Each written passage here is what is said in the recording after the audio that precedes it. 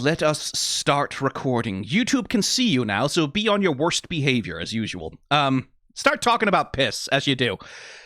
Hello, welcome to Has Been Hotel finale of Season 2 reaction, which is a 40-minute episode, which means we're probably going to be here for about 6 to 8 hours, so strap in. It's not going to be 6 to 8 hours. It's going to be a few hours. It's going to be some. It's going to be a number of hours.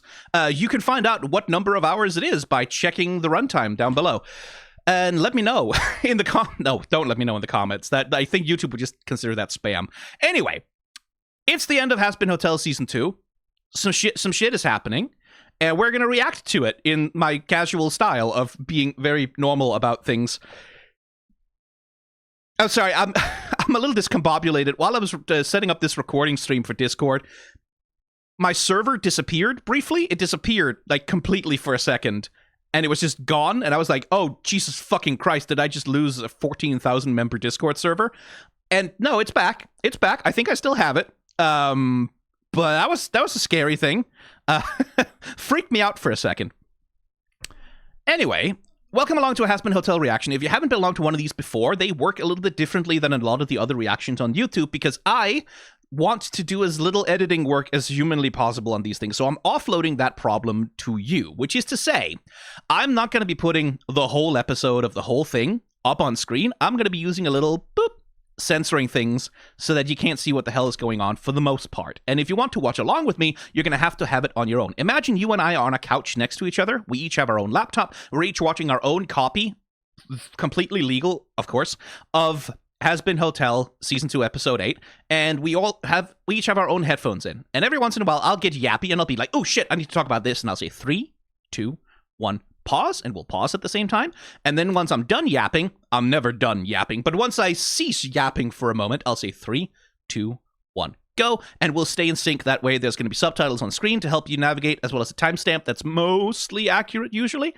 And that'll be how you stay in sync with me, and I don't have to edit the whole video to get everything out of it every single time and dodge 5 billion copyright claims from Amazon, usually. That's the way it works on this channel, because this is the lazy, chill hangout channel where I just do whatever the hell I want, and whatever the hell I want includes yapping for God knows how many hours about animation and music. Hi, Hermes. What?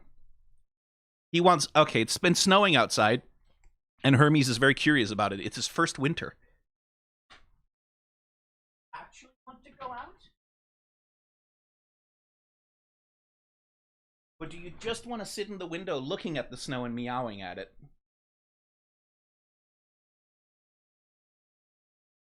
Little uncertain so far. He's kind of looking at it.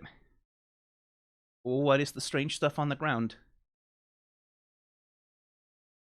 Are you gonna go out, or are you gonna come back to me and meow because you're upset your paws are wet? I can't do anything about your paws being wet, little boy. He has this habit, every time he's been outside and the ground is wet, he will immediately jump up on my chest and start basically wiping his feet on me. Because I'm big and warm, and he likes to have his paws warmed. Are you actually going? Could you make a decision? Okay, well, he'll just be in the window, I guess.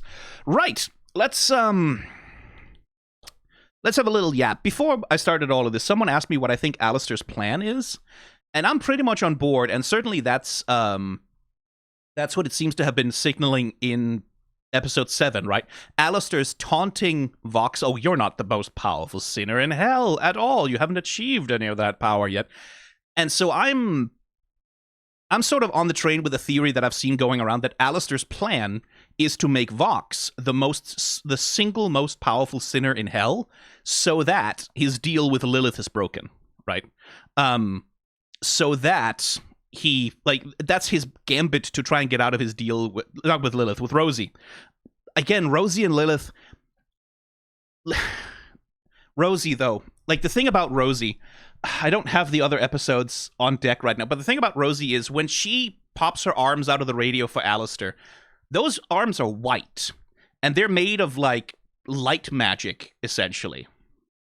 And it's like, okay, that's ghostly, but that also doesn't look that demonic, right? Like, that doesn't look super demon-like. That's more almost more angelic like is sort of what it seemed like to me. It had an aesthetic that you could, in theory, associate with heaven.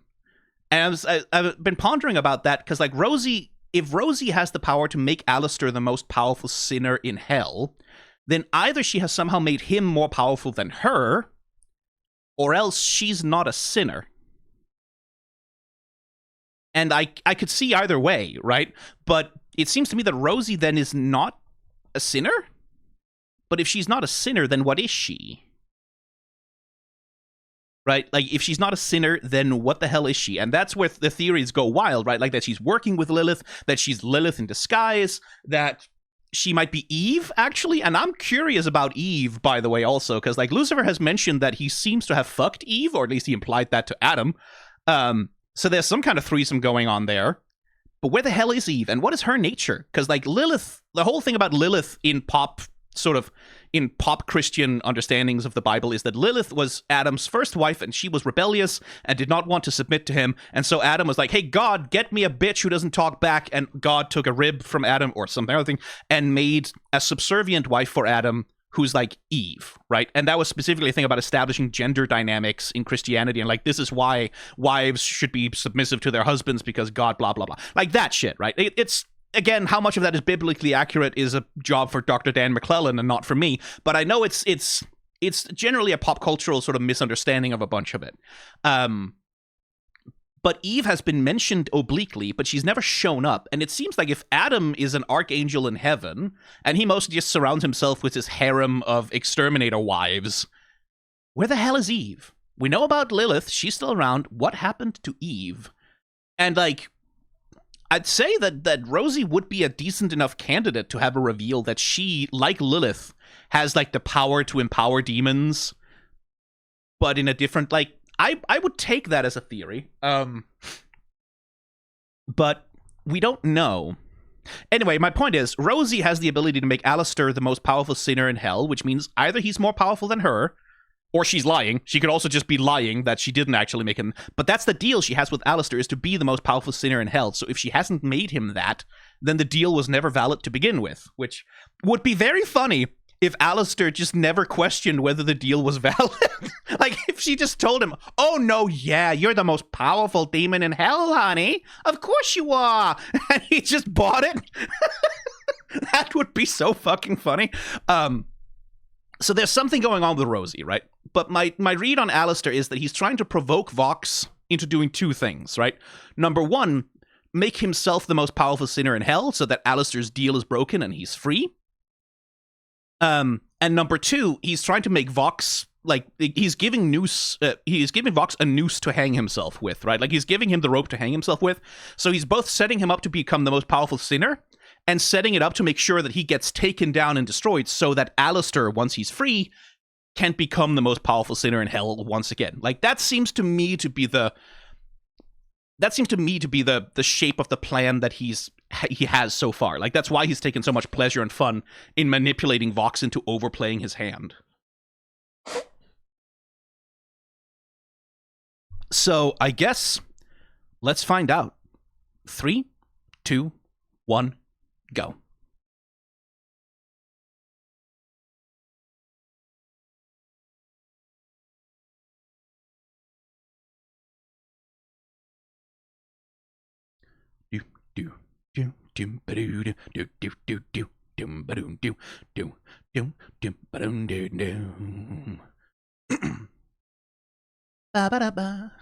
I do want them to get a new intro theme or outro theme at some point. Or a new intro, specifically. I want them to have an anime opening. Let Niffty sing it.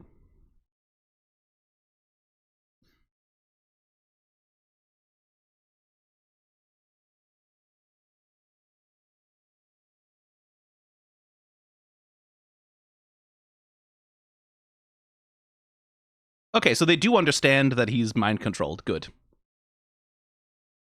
I do like that they have that faith in him.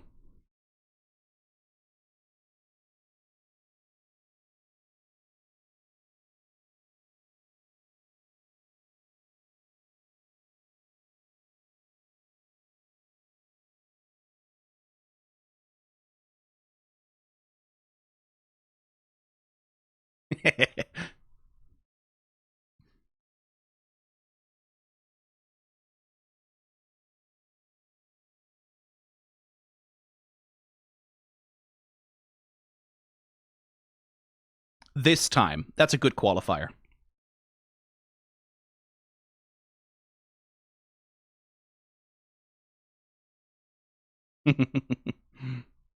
Cute little sequence. Ooh.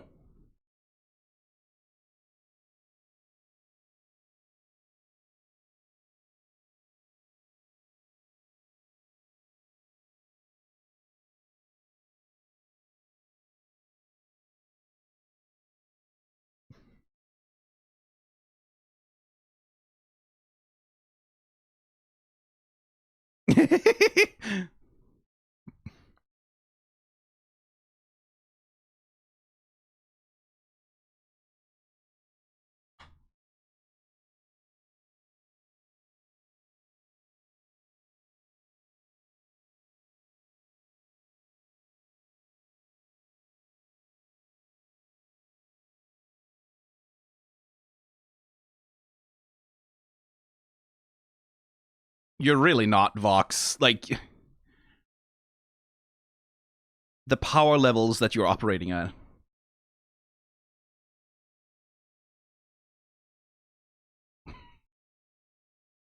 Next to Val?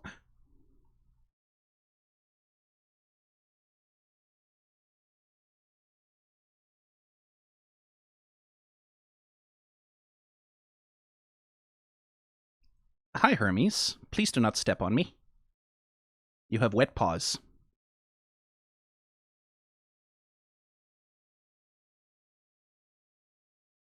Ooh, Carmilla. Yes, hello, you have very wet paws, I know. Ow, ow, ow, ow. Don't do that. Oh, give me a full look at that fit. Come on.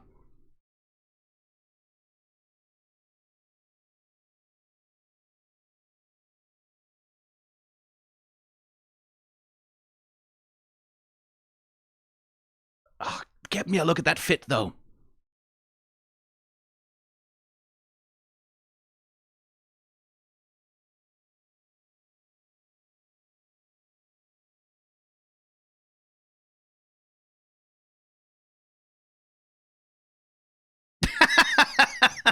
Okay, Emily.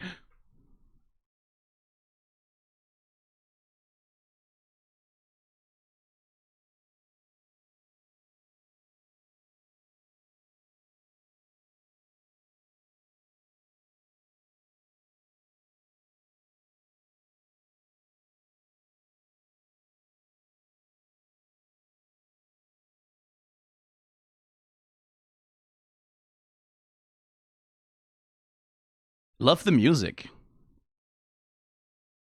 Well, isn't the shark also a camera? I hate being right. Hey, Angel.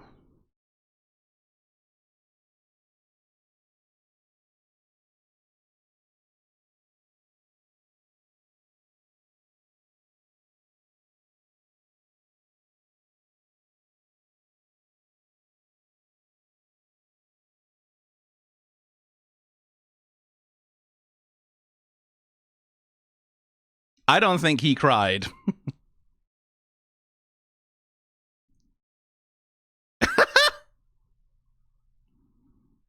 Ooh, the serpent around her arm.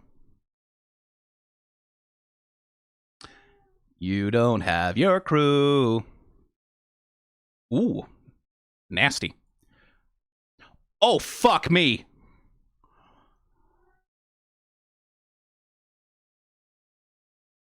Okay, 3, 2, 1, pause. I need to close my window because it's getting cold in here, and the cat is done being outside.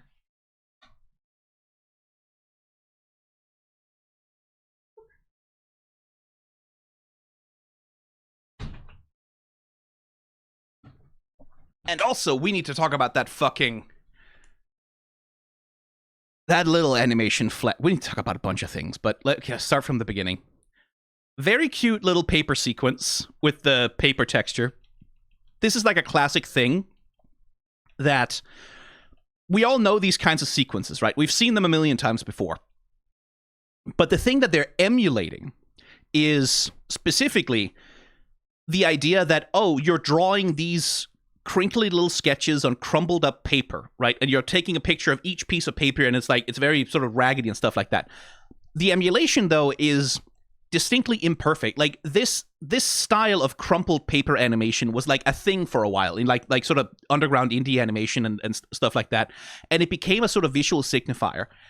And the way that it has filtered out is that now, in high quality productions, you sort of emulate the crinkled paper look by having a bunch of paper textures and just kind of cycling them in the background. But the characters aren't really drawn on the paper, right? Like, it's not emulating the look of characters crudely drawn on paper, so much as you have this cycling background that runs, sometimes overlays a little bit with the texture of the characters themselves. Doesn't seem to be doing that so much here. And you sort of emulate the look of those scrappy little paper presentations without really committing to the physical element of it.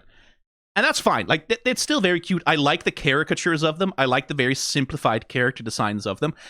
Also because this is something that demonstrates, like, the strength of Hazbin Hotel's character design in a lot of ways, is that even though the characters are kind of wild, when you reduce them down to these hyper-simplified shapes, you can see how each of them have, like, very strongly recognizable features and silhouettes, right? Husk doesn't really need the pattern on his wings to be recognizable, for example, right? They are very recognizable just on the strength of their most identifiable character traits. So it is, like, as far as silhouette design goes, as far as character design goes, the fact that you can recognize Angel, that you can recognize Husk and Cherry like this, Pensious, like, it is good character design. It's effective, right? Like, it's effective and it's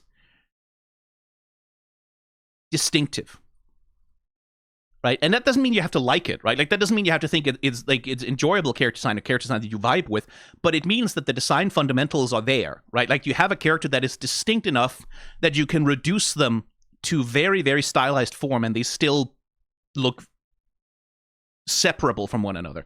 It's similar to another test you can do with a character, which is if you take off the character's costume. Let me see if I can find a lineup of everyone. Yeah, like, if you take off the character's costume, and by costume I mean their clothes, and I mean also stuff like get rid of their eye color, get rid of their hair, get rid of like scars and things like that. If you take off all of that and you can still see the characters being distinct from one another, that is also an indication of strong character design. If they still, even without all of their costuming, all of their accessories, have silhouettes that are distinct from one another and that are recognizable, that's a good sign that a character design is strong, right? Like, that it is strongly differentiated and strongly recognizable. And again, it's the thing that anime style things often suffer from, is that weakness of silhouette, because so much anime character design is costume design, right?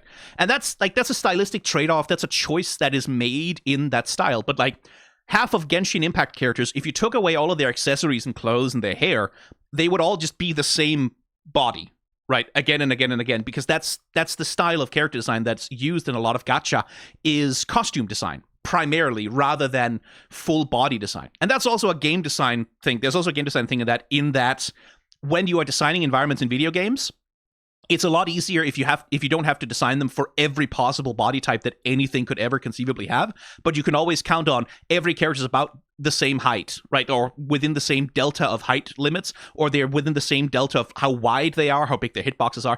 There are game design reasons for that as well, but especially in anime style productions, like, there's a tendency for characters to be more costume than person, right? And that's something that Hazbin Hotel generally avoids. That even though, like, you have your Vox Pensious, like, you have your Vox and your Alastor, you have the Hazbin Hotel sexy man, right? Like, you have that style of character design that recurs a bunch. But even then, if you took away the costumes and the accessories of like Vox and Alastor, you could still tell them apart just on the shape of their bodies, because Alastor has the giant fucking TV head, right? So there are elements there that work quite well. in the character design. Anyway, what was it talking about? Right, we wanted to get to the shark bit. We wanted to get to that.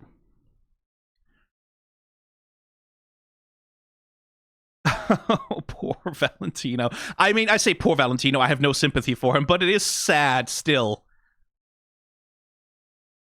I really need a full body shot of whatever the fuck Carmilla is wearing.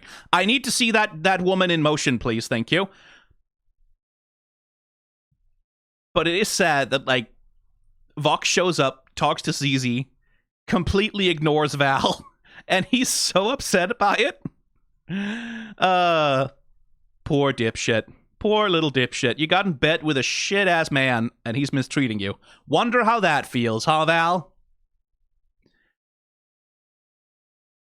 I do really like Charlie's Gala outfit here. I like the serpent coiling around the arm. I think that's very good. There's a real half and half thing going on with Vaggie as well, where, like, the right side of her is where, like, that's where she has her hair, that's where she has, like, all of these details, and then the left side is much more bare. That's interesting. I guess visually indicating the fact that she's sort of half and half of two worlds?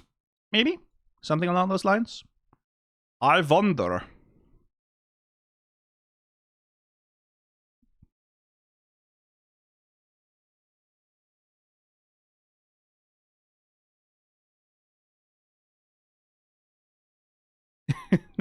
Alastor just ignoring her. Not even interested. Like, you're not material to my plans right now. I'm happy to be away from the hotel for a while.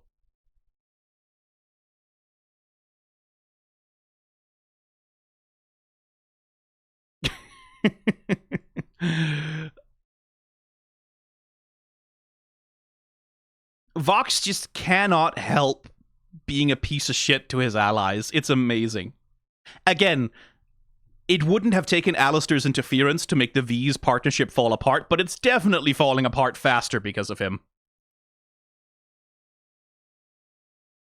And again, Vox is engaging in a dominance ritual, right? The whole point of this for him is to mock Charlie, is to assert dominance over her, is to force her to, like, look at all of the worst shit he has done for her, done to her, and laugh at her in her face, right? It's all about asserting control. It's all about saying, I'm better than you, I'm better than you, I beat you, I'm better than you, I'm superior to you. That's the whole point of this whole exercise he's doing. That's why he gets so distracted, is because this is him just serving his id, right? All about serving his ego.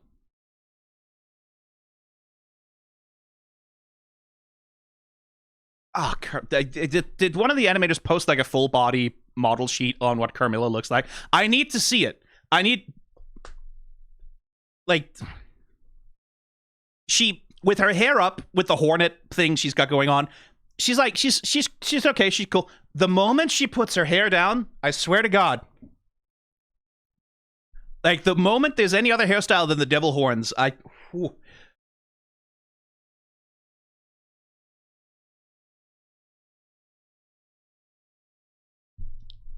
Thank God we're in hell, or these thoughts would be sinful.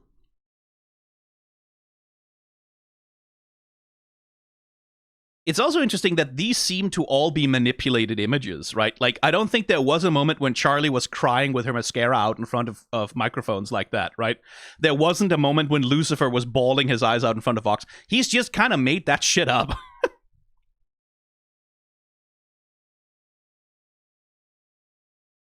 It's also very interesting that Emily, like, she's doing the funny bit, but she can zoom in with her hands? Like, girl, what? Teach me that trick.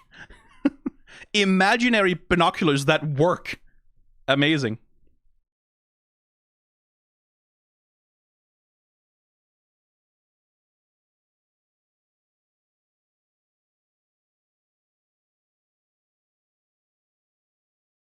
Okay, the shark is mostly not animated. It's just kind of moving across. That's fine. It's a fish. It's how they move.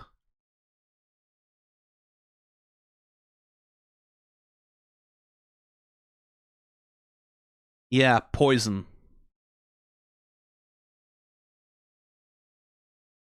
Angel is back to his own colors. He's not wearing the Vox Tech outfit any longer. But it's pretty clear that Val has, like, been here. And I don't think we need to imagine what he has been doing to Angel either. And it's poison, right? Like, it's much in the same way that Husk relapsed into his addictions. Angel is being forced to relapse into all of his. And there's that thorny question, right? Like, we know Angel is only talking the way that he was on stage because of the mind control. I wonder how much of this is stuff Valentino forced him to do and stuff that Angel wanted to do just to deal with the knowledge of what he's been made to do. I suspect we will find out later in the episode, but it is notable to me that he has his own colors back, but the outfit looks like something that would be picked out by Valentino for him more than something he'd pick out for himself. It's a grim fucking scene, man.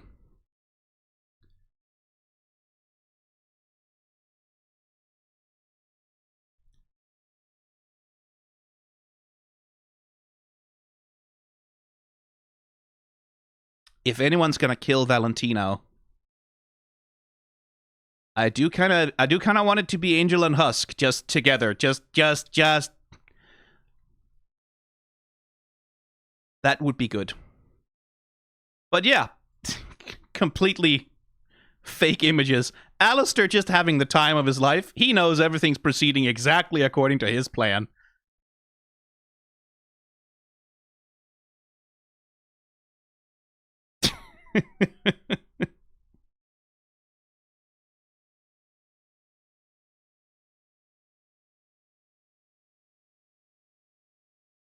I really like this gesture from Charlie.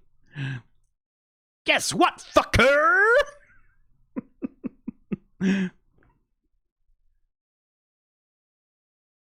Fucker!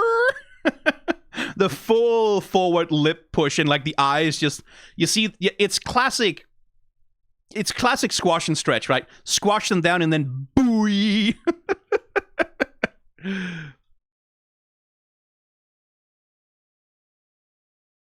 A lovely bit of smearing. Nice settling.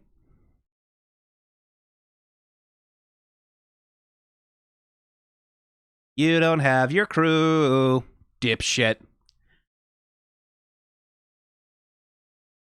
But this sequence, though.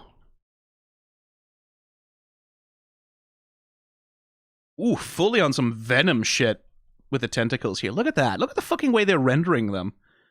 Look at that jagged.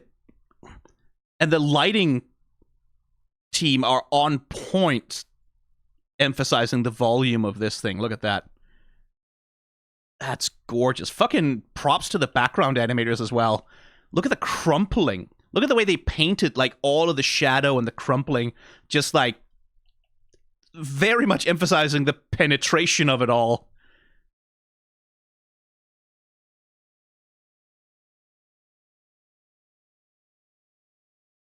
There's going to be someone feeling funny feelings about this, and I can't say I blame them.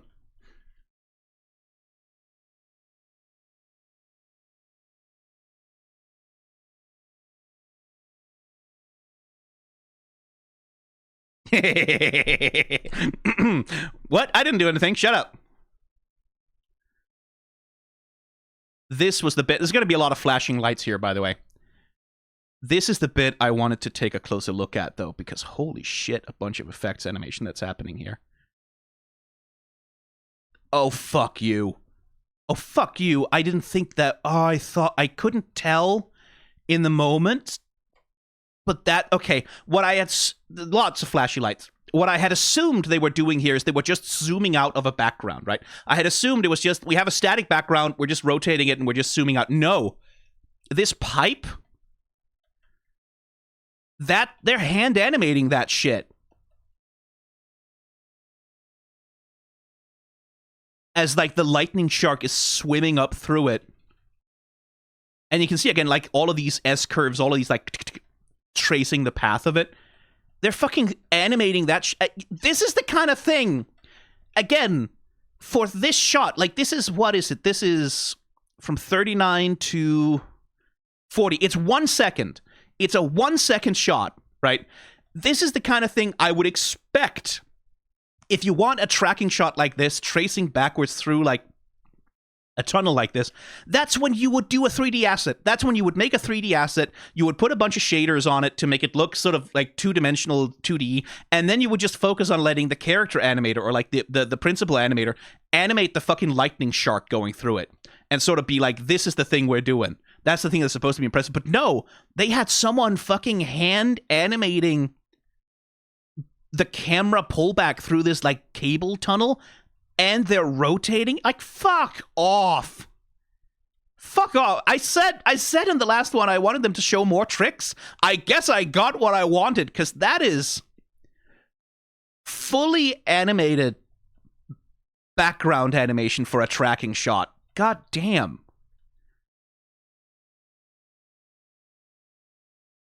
So he's gonna possess the shark, right? Basically. And, like, just the effects animation on this fucking thing, by the way. Because, like, you have to have it be crackling, right? Like, it has to be, like, crackling with lightning. It has to be, right?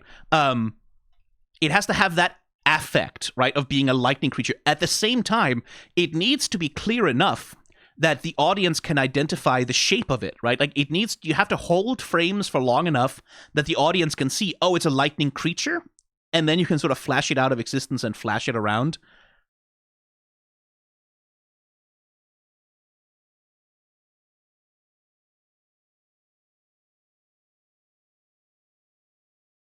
Fuck me, that's impressive. I need to see that in full motion. Hang on. I'm gonna risk it.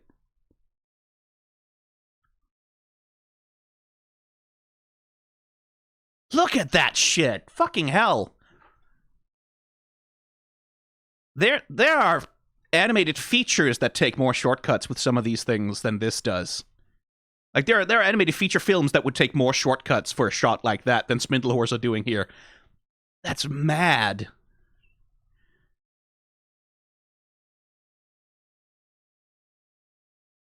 That's really cool. Override Vox Victory ha ha ha ha ha .slideshow. Charlie presentation final V7 final for real. Said yeah, no, if you work in animation production, you know that one. You know these fucking, you know the pain. Like, everyone I've ever known who's worked at a game studio as a producer, they know the pain of trying to get their fucking reports, like the animators, like the developers, to name their files in a useful fucking way. To not name them final for real V7 or whatever, but to actually give them version names. This is the fight, this is the battle, this is the epic conflict between good and evil that happens internally at every studio I have ever known about. Is producers and archivists and the people who have to handle, like, the data management on a company desperately trying to get the creative motherfuckers to stop naming their files VIP version 7 VIP number 5. Because it is hell on data organization. Like, just name it with a timestamp, please. No, because maybe it's just a sketch. It's like Doodle final version V7 number 82 or whatever. Like, I named it Aftergevap because I just I didn't know it was going to be important. I just key smashed it.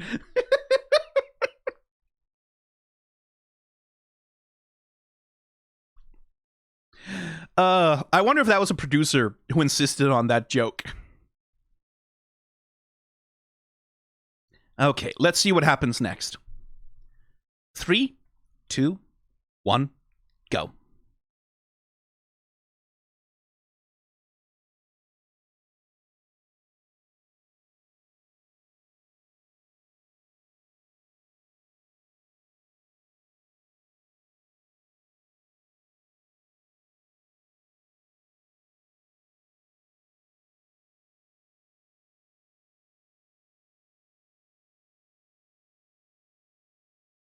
Oh, the Egg Boys.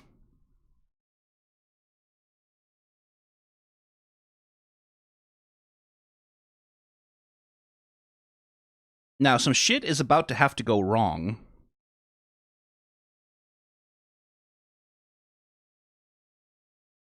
We need an all is lost moment. Hey, Luce! You still don't know her name!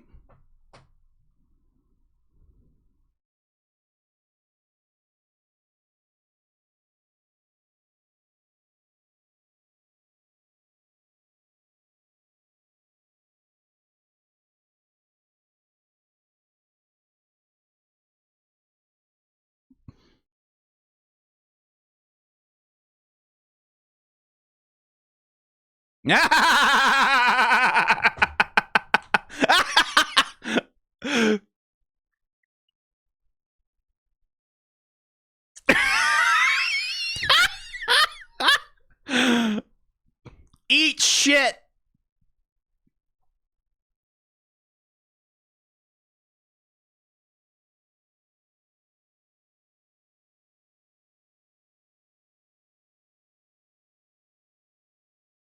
Ah, oh, Velvette.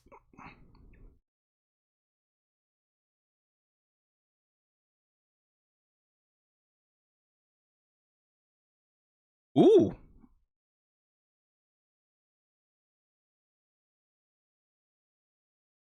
Oh, fuck yes! Press the button, Baxter. 3, 2, 1, pause. Yeah.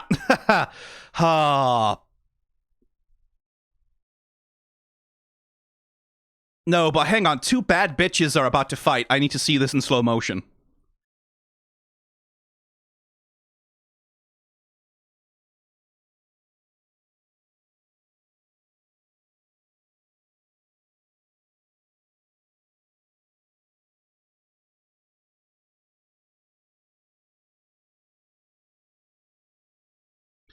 Huh.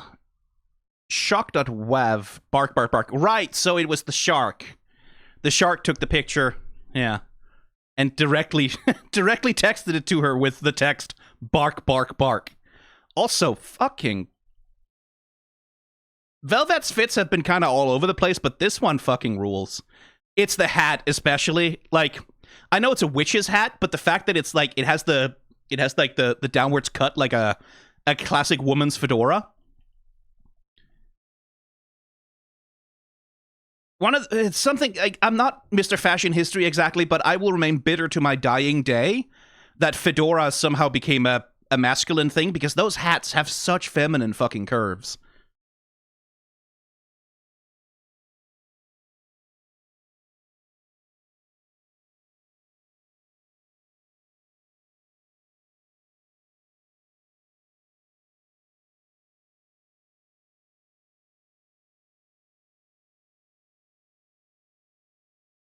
A witch hat with like a fedora swish on it. And then, I guess, a witch's broom kind of vibe. Niffty just being chat here for a moment.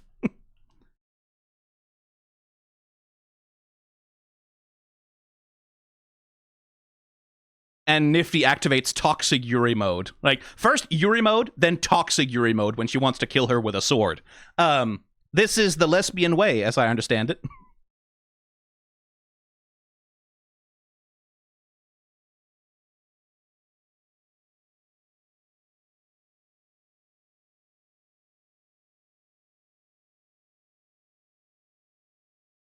Oh, we're fully doing, like, fighting game shock animations also. Lots of doubling to emphasize the speed.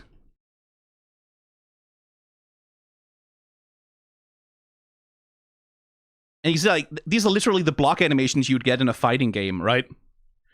Block and parry animations. I do wish a little bit for this shot specifically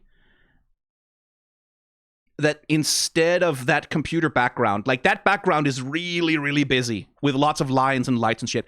I wish they'd either faded it, maybe blurred it or something so that the action would be a little bit clearer.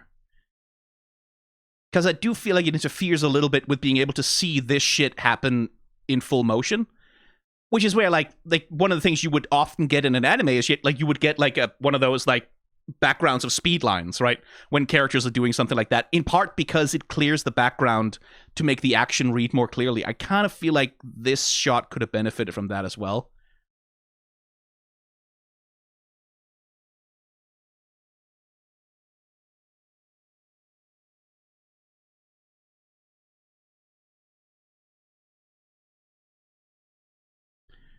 She's fully fucking... It is fully fucking Hornet's Needle that she's using. Ugh. I want more of that fight. I really do. Also, I cannot get over how fucking funny it is to press the mute button on the TV head.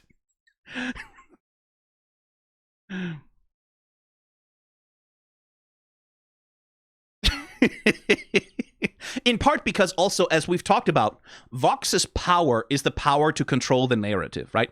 Vox's power is the power to control information, to speak, to use his voice, to communicate. So this is like, again, this is the ultimate own, right? Like, this is the ultimate negation of his power, his capacity.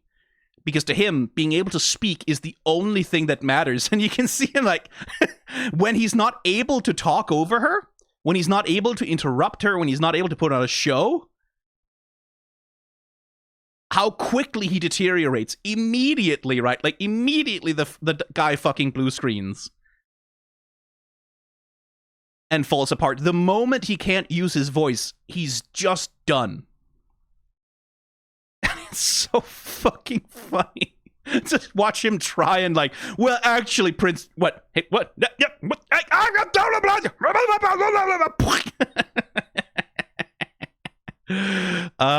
Eat shit, TV man. That's so fucking good. Oh, let's see what happens. Like, because, well, obviously Baxter needs to press that button at some point. 3, 2, 1, go.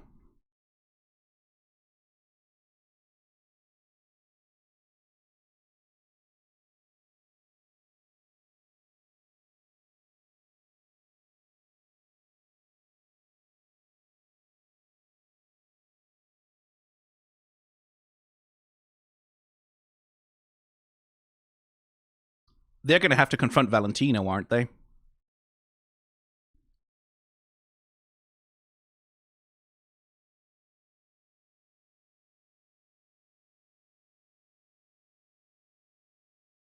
Well, yeah, I mean...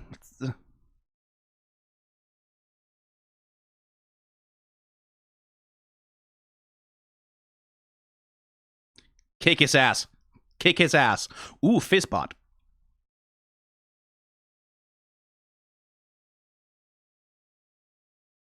Oh, it has a combat mode.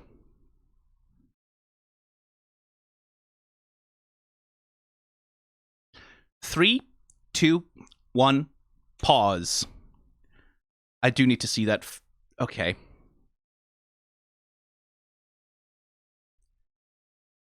Again, characters interacting with each other, always a more difficult thing to manage.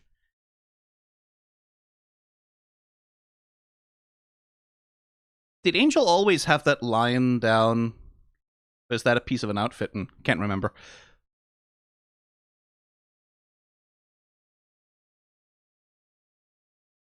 This bit here. Like, look at the way he disentangles himself, right?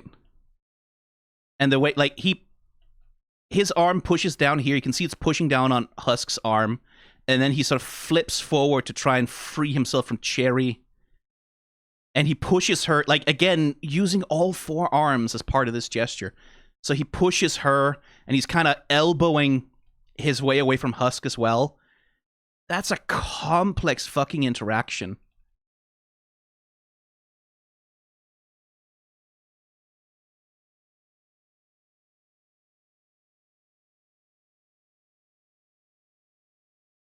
Right? And using all 4 arms to really... He's, like, spreading out, trying to get space. That's really good character animation.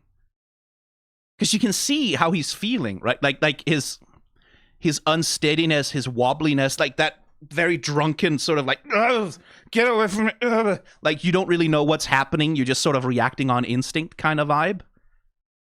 And clearly there's still some mind control bullshit, a lot of drugs in his system. Something happening here. But, like, this is really, really good character animation for Angel.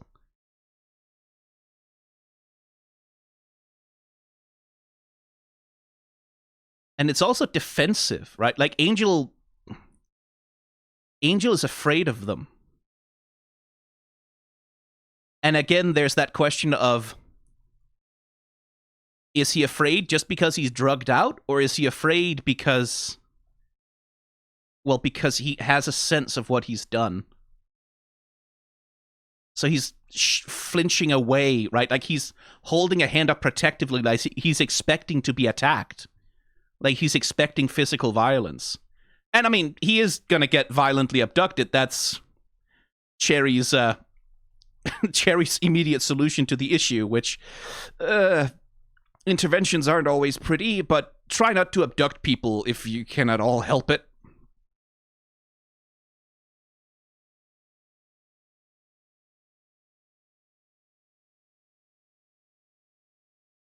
And here comes King Dipshit of Fuck Mountain. I like the walk cycle on that Fizzbot. Again, good job from the compositor to make this work.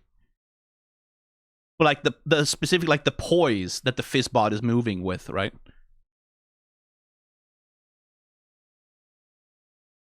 Also, any opportunity to see Fizz in some action shots, even if it's not really him. And this is another thing that confirms, like, I think Val's relationship to Angel is very interesting. In the way that abusive relationships often can be, right? Interesting as fiction, horrifying as any kind of reality. Because Val is definitely possessive of Angel Dust, right? And when Vox is using Angel Dust, when Vox is like using and abusing Angel Dust, I think Val feels jealousy there as well, because this is his property. This is his toy, right? He feels a very specific kind of ownership over Val as a thing which belongs to me, right? And one thing I'm curious about with Valentino is whether or not he understands that as love. Because that's a pretty common thing with people who like have abusive patterns of behavior, is they understand the abuse that they do as an expression of love, and they will express that, like, I only do this because I love you, right? Like, in their heads somehow they justify the cruelty that they do as expressions of affection, or expression of, like, you need me to do this to you because otherwise, like, I need to teach you, like, that kind of rhetoric is often the justification that people who fall into abusive behavior patterns use to justify what they do to people. And that seems to be an element, certainly, of how Valentino thinks of Angel, because, like, it seems to me that Valentino is like, I'm fucking done, I quit, I'm leaving, right? And so he's coming to retrieve his toy. He's coming to take his things and go home, right? And we know Valentino from season 1 that when he's upset, right? When he's upset about something, when something isn't going his way, when he is angry, Angel is the thing that he takes that anger out on, right? And I say the thing because that's what he is in Valentino's head. He's a thing. He's an object. He's something I can use when I am pissed. I can displace my anger and take it out on him, make it all his fault. And that's a way that I handle, like, my upset, is by projecting it onto someone else and then punishing them for it. Making it someone else's fault. Someone who's less powerful than me, someone I can just abuse as it pleases me, because they can do nothing in return. And so, like, I wonder if Valentino's coming here to collect Angel and take him home, or if he's just coming here to abuse him straight up in order to let off steam from being slighted by Vox. Either way, it's bad.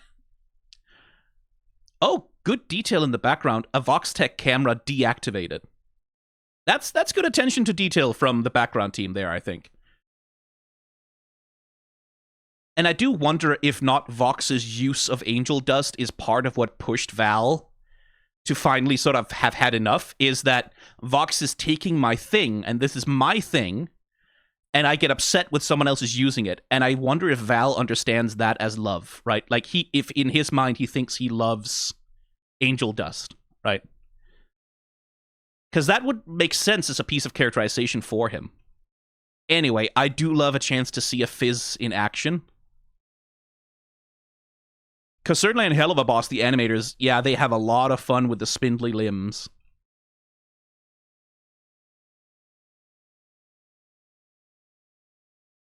Because it's like the spindly limbs of a Fizzbot is just an excuse to fucking do rubber hose animation. Like, you can just animate shit like it's the 1920s. But there's really good sense of weight and speed, like the snappiness, right? Yeah, you can see these little rhythm tensions, right? Like that we go here, then we hold for a couple of frames there, and then we snap to the other side. That's like 1, 2, and then we hold for a bit, and then we snap quickly in front. So there's this rhythm of like zoosh, zoosh, zoosh, zoosh, that I think is very well managed.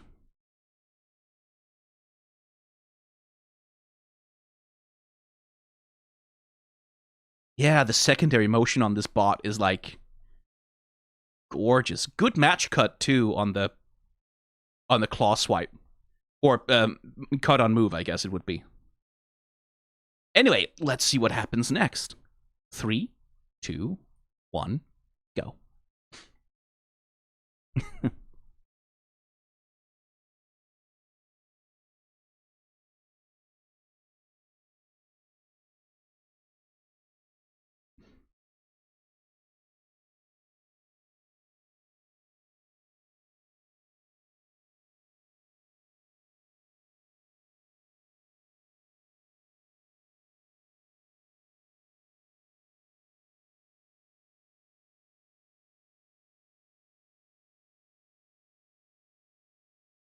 Yes, you, CZ. It's not gonna play well on this stage.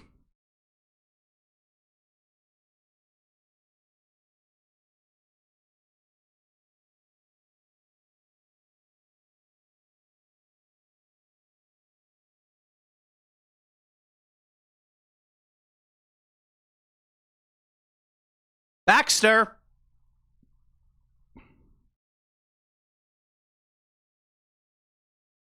Oh, I need to see this in slow motion again. This whole fight scene.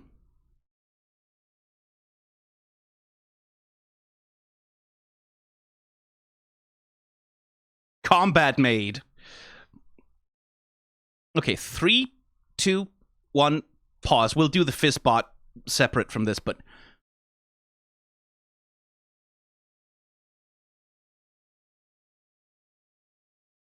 Okay, so he doesn't have control over ZZ.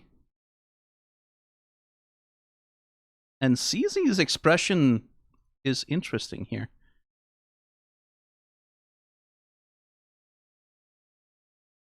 You can fit so much goodness inside of this bad boy. Bad girl, I guess. Good girl. Again, he can't help but imitate Alastor, can he? He has to do the little owl head turn. Sad. Very sad.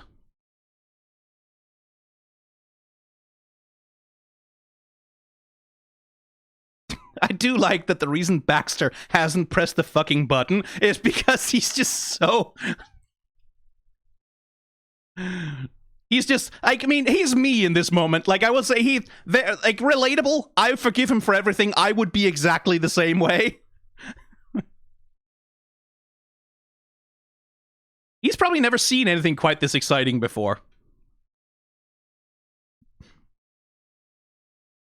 I will also say, for the power scalers out there, isn't it interesting that Niffty can go toe-to-toe with a fucking overlord?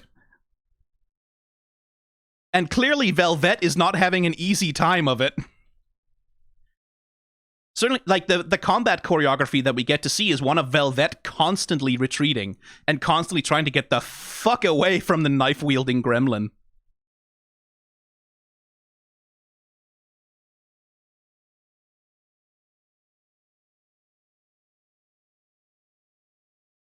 Oh, I like that. She slashes, gets blocked, then she jumps on the broom. That's really cool. The animator here, like part of Velvette's character design, I wonder if Velvette's character design here was specifically created for the combat scene here, because the animator is getting a lot of mileage out of her hair. Right? You can see how much like the weight and flow of that is used to like react to Niffty's blow here. It sort of emphasizes that hit reaction, and then how much of it is used when she's making moves.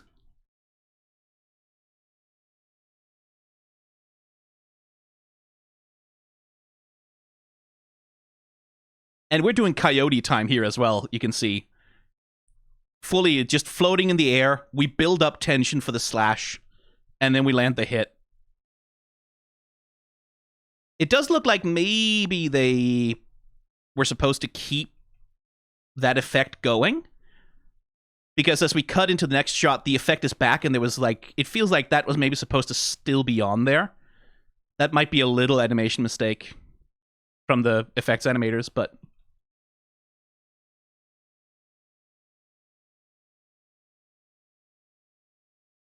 I mean, you could make a Has-Been Hotel fighting game, couldn't you?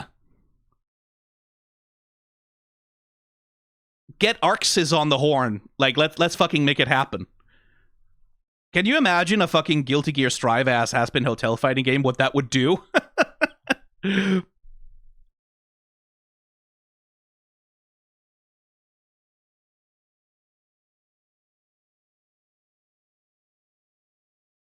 you imagine seeing that shit at EVO?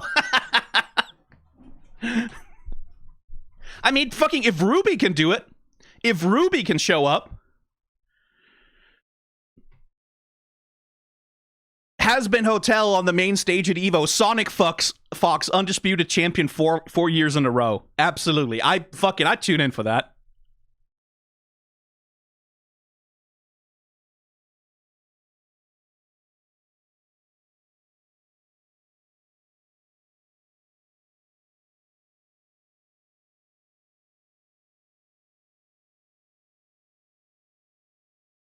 Props to the animator here, by the way.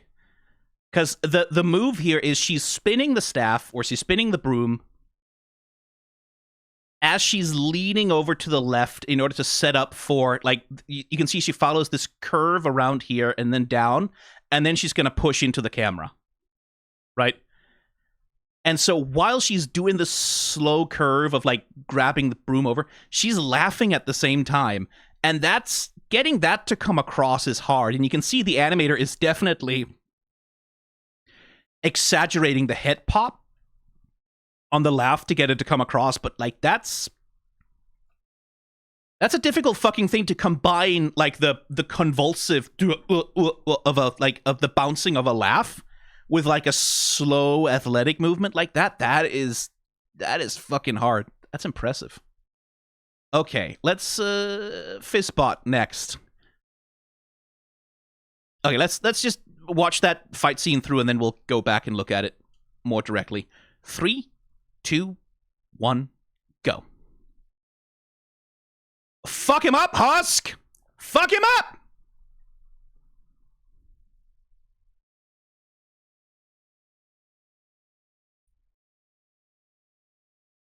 Oh my god. Husk's moves in a fighting game would be so cool.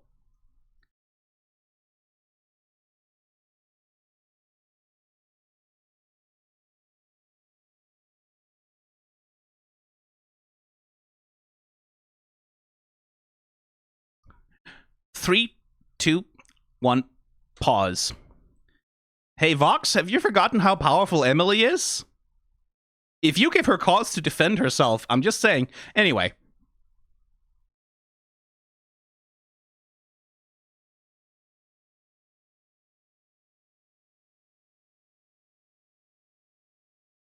I love a good Fizzbot.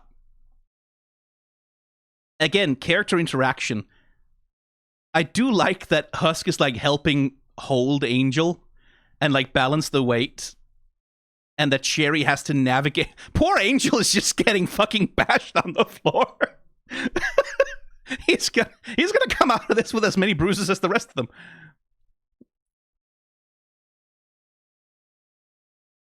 And again, I cannot emphasize enough how important the compositors are to making a shot with multiple characters moving through a space like this work and keeping them all... Like, I wonder if one animator... I would be very curious to know this. I know some of the board animators on Has-Been sometimes watch my videos. Did one animator handle the animation on all three of these, or was it like a collaborative effort? I would love to know the process of putting together this specific shot. Because Fizzbots just get to have so much fun with all the spinning. Because I do definitely feel that with this and with Husk's fight with Valentino, there's some stylistic things that feel similar.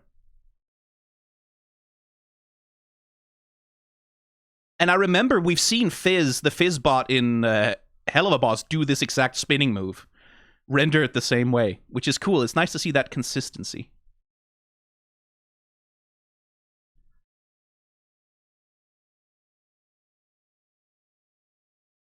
I've got a knife!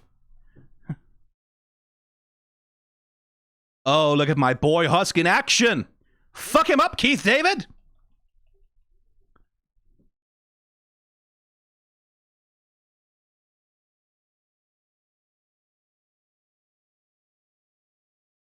Excellent use of color smears here as well. Fully Sonic spinning. Someone put Sonic the Hedgehog sound effects over this for a shitpost. And look at the way they're using Husk's tail and the way... This is fully a Sonic pose, by the way. This is fully a fucking Sonic Adventure 2-ass pose right there. Like, with the rings and everything, it's Sonic. Husk the cat. Oh, this fight scene would go hard with some Sonic music over it, wouldn't it?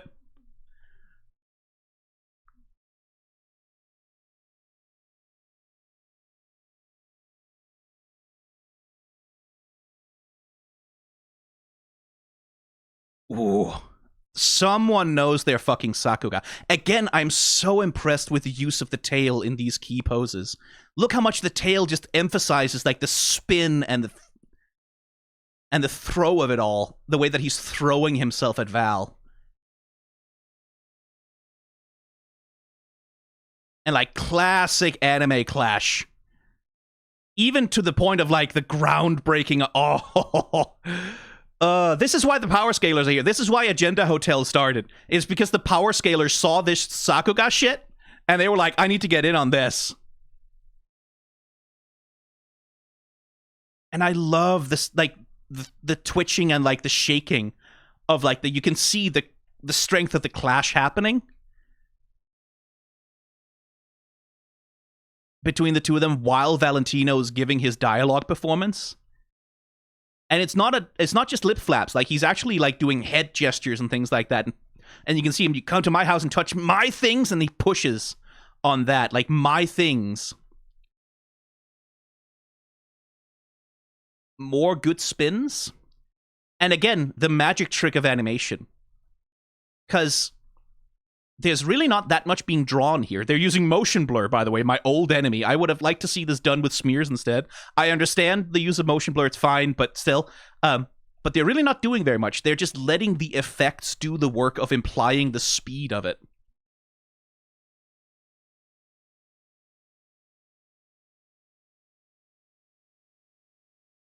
Beautiful arcs.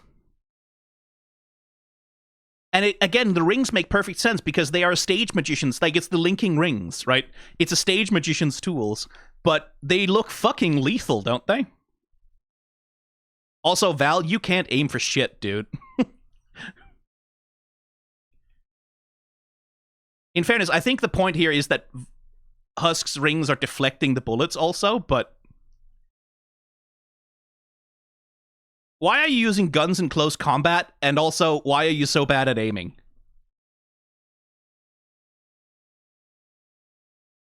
All the props to the effects animators here as well.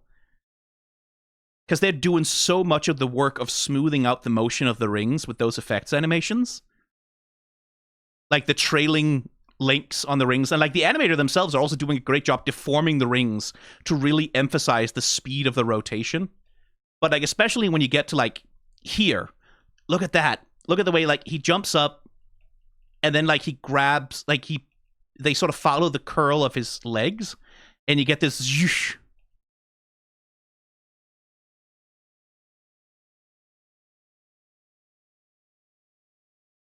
Fuck me, this looks cool. Again, fighting game cannot happen fast enough.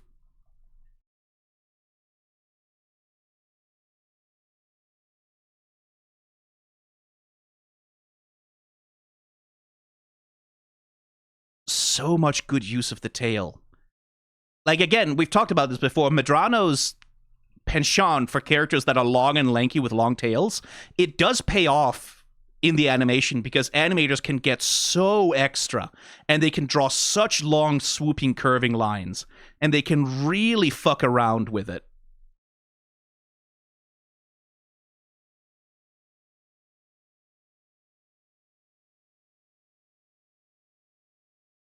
And here again, we see that classic anime attention and release thing. We get the hit, we stay on it, we stay on it, we stay on it, and then snap, right?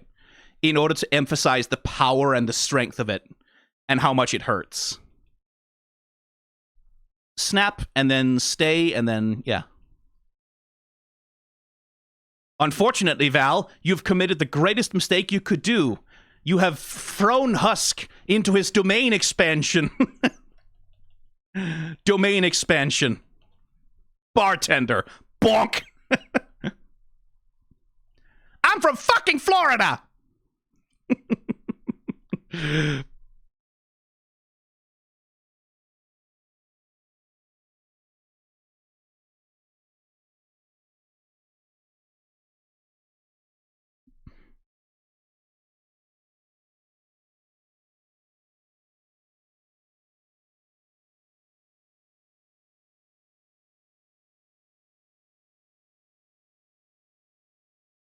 Yeah, tough to fight while you're holding on to the sack. And again, it's Angel who takes... Angel smacked into the wall, and he gets smacked by Cherry. Poor Angel, man. He's taking all the damage. Oh, poor kid. But once again, the Fizzbot has made a crucial mistake. Activate Australian combat mode. Gloss him!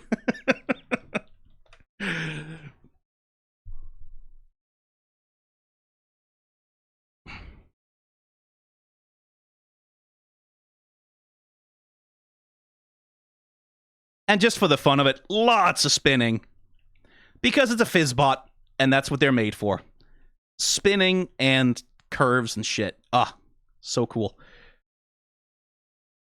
Again, animators showing off a little bit here. He kind of just needed to grab her, right? But Emily tries to take off and jump away, and then she gets snared, and then bonk. And it really is Vox overplaying his hand again, because like Emily could destroy him with a thought, right? Like, in terms of the power levels we have established. His only advantage is that she doesn't want to. And that's also, by the way, that is Vox's only advantage against Charlie, is that she doesn't want to kill him. As we saw at the end of Season 1, if Charlie ever gets mad enough to get violent for real, shit is probably gonna get really ugly really fast. But Vox knows that because they don't want to, he has the control, right?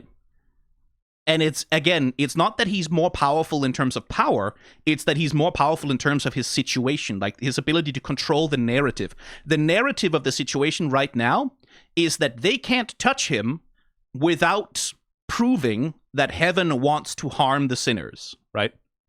That's all his power is. It's the narrative, right? His power is not any actual real physical strength that is meaningful against the two of them.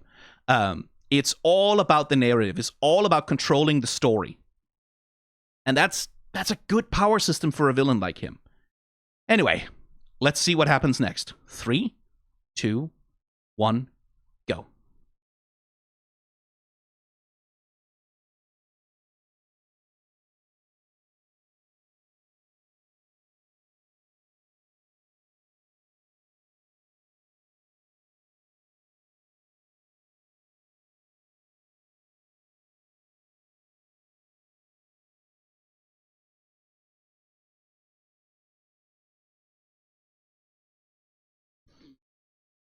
Uh-oh.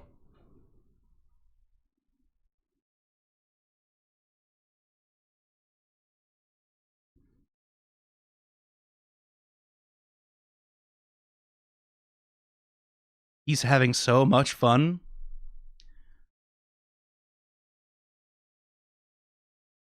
Oh, motherfucker! Clever boy.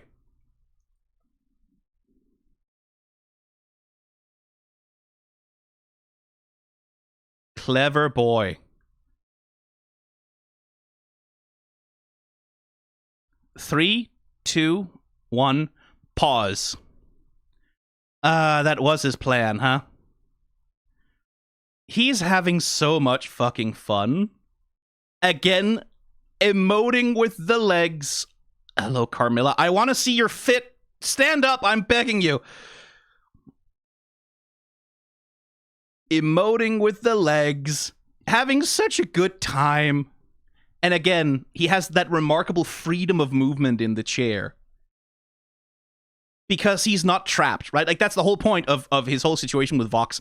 I'm not trapped here with Vox. Vox has trapped himself with me, right? And I get to fuck with him all I want forever. And the animator is really having fun, like, showing how much of a good time Alastor is having in this moment. Lots of good secondary action on this, like the movement of the bindings. The little shimmy he does with his shoulders when he says, "Stroke my friend's ego, he needs it." Like, that little shimmy of the shoulders there. And also, like, Alastor's body language, right? Alastor's body language is that, like, it is all comfort.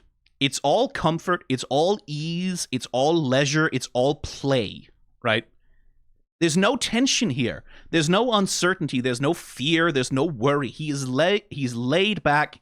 He's relaxed. He's measured.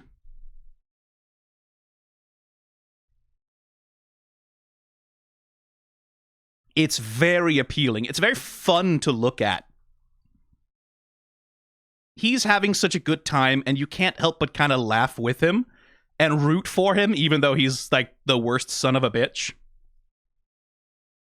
What a time to call in your favor, Alastor. You're not going to get another one from her, you know?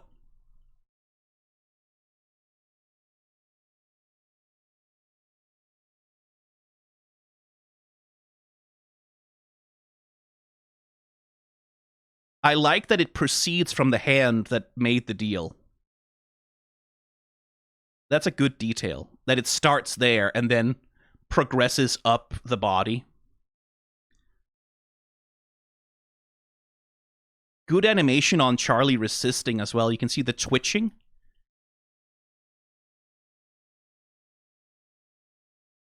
That's well done.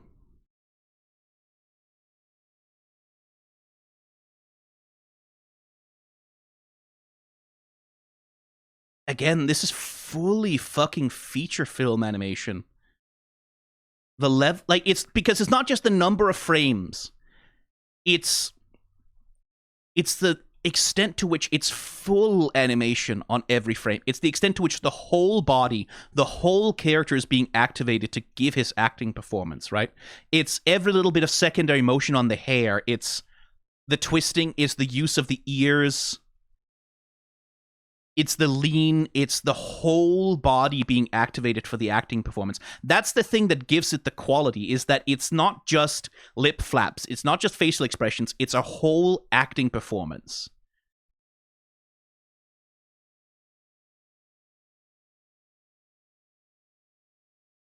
Ah, that's really good. It's just you cannot help but be charmed by it. You cannot help be like, oh, it's going to be so good when he wins, even though objectively it's going to be really bad when he wins. Let's see how this plays out. 3, 2, 1, go.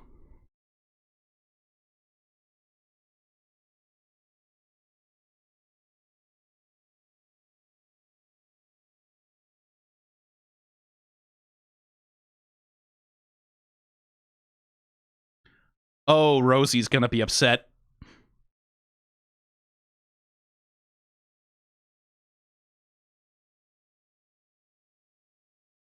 Lucifer, take it seriously.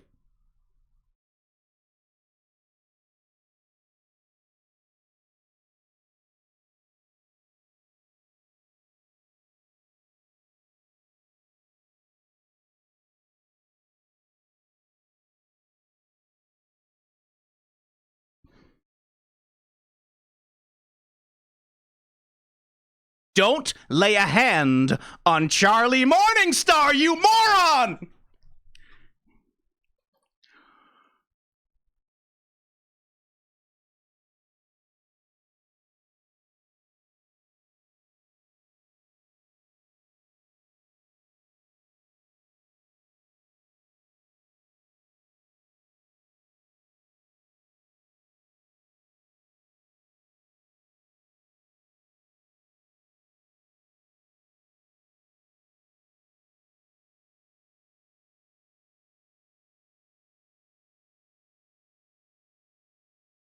That's steals, man.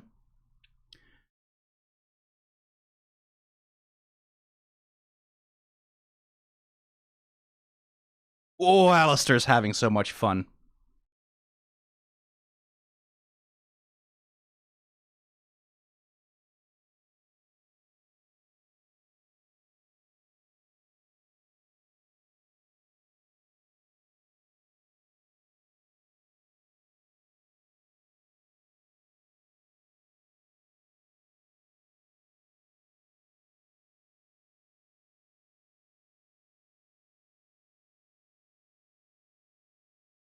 Oh, give it to me. Give me the sakuga. 3, 2, 1, pause. I am so hard for this. I will not apologize. I am. But we have some other things we need to see first.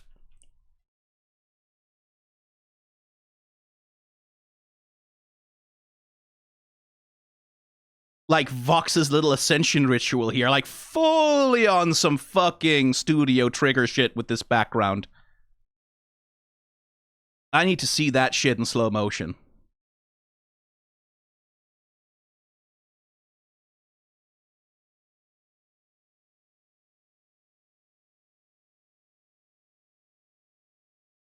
That's like the background work here is being very effectively used.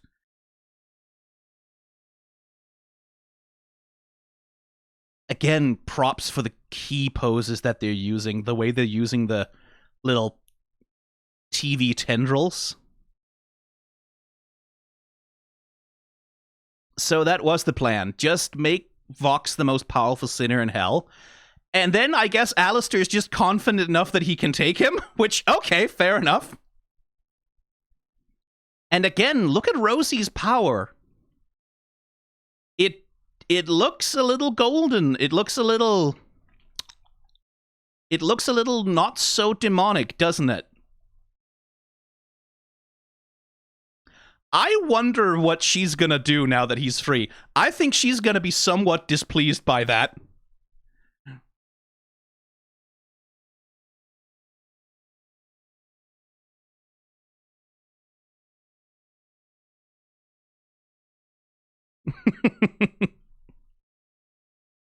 Good smear, or squash and stretch here.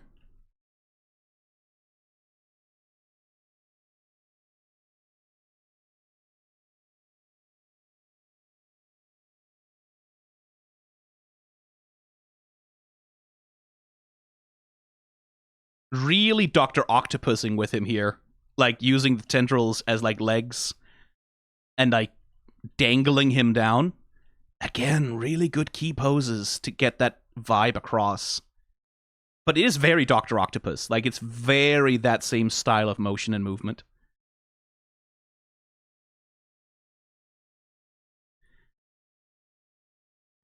Man, fuck, they put the animation budget in the final ep. I mean, they would. Like, that's the sensible place to put it. You put your animation budget in the finale, but I cannot emphasize enough how much they put the animation budget in the finale. Look at this fucking little dialogue scene.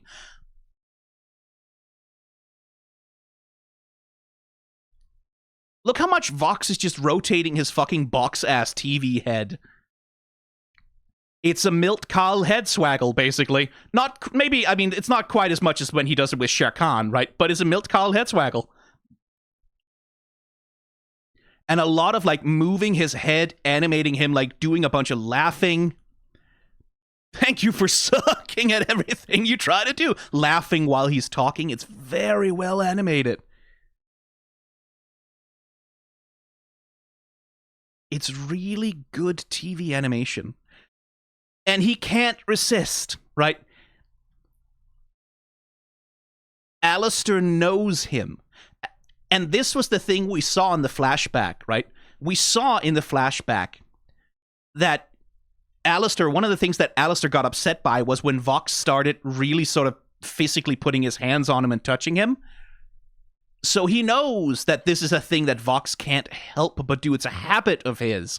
And when Vox feels most powerful, when he feels completely invulnerable, total victory, he has no reason to suspect that anything could possibly go wrong. That's when he'll forget to think for a second, right? Because Alastor makes him stupid.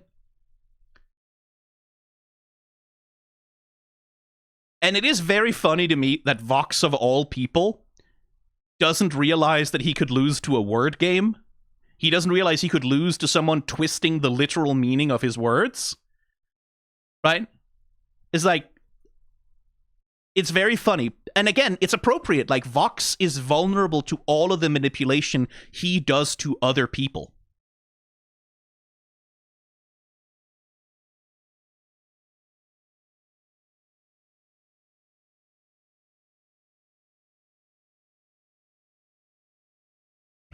He's having a good time. Alastor is just having the best time this season. He's just having, like, he starts in such a low place, right? Like, he's wounded, he's kind of feels like he's dying, he cannot stand being at the hotel anymore, everything sucks, and then he just takes a vacation. For the whole rest of the season, he's just in the Vees tower, he's having girl chat with Velvette, they're doing each other's hair and makeup, he's like chatting with Val, and he's fucking with Vox the whole time, wrapping that man around his little finger. He's having such a good time this entire season. And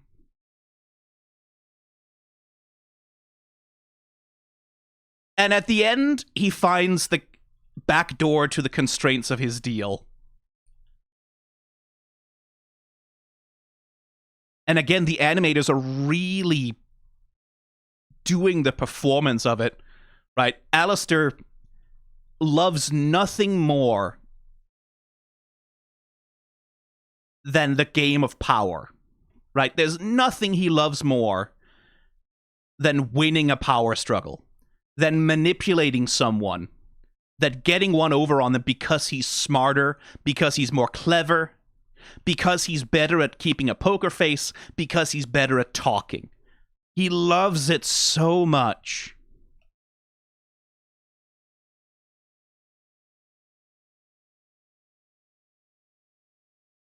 Right? This is his pleasure, right? Like, this is the shit he lives for. This is what he said. Like, I want to keep having my fun, right? For him, it's fun. It's all about the thrill of power. And that's one of the differences, again, between him and Vox, is Vox isn't there just for the thrill of power. Like, he has this deep void inside of himself that he's trying to fill. He has this deep insecurity. For Alastor, it's not so much that it's an insecurity, it's more, it feels to me like this, the thrill of power like this, is the only thing that makes him feel alive, right? Like, it's the only thing he lives for, it's the only thing that gives him joy, right? It's the love of the game. You fucking creep. It's also like, arson, murder, and jaywalking, right? Like, yeah, he's a murderer, he's a cult leader, he's a serial assaulter, whatever, but he touched my shoulders, the fucking creep. That's the grudge. That's why Alastor hates him. It's because he keeps touching me. He's so handsy. You're cringe. You're cringe, Vox. You're cringe.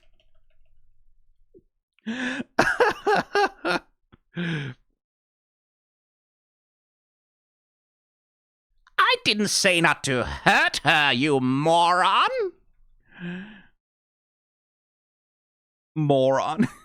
The little owl head tilt on moron. The fucking forward push on the lips. Bratty little bastard.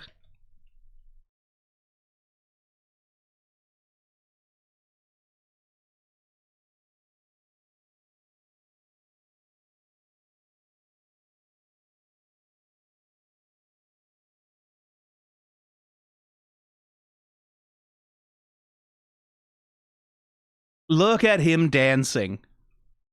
Look at him having the best time.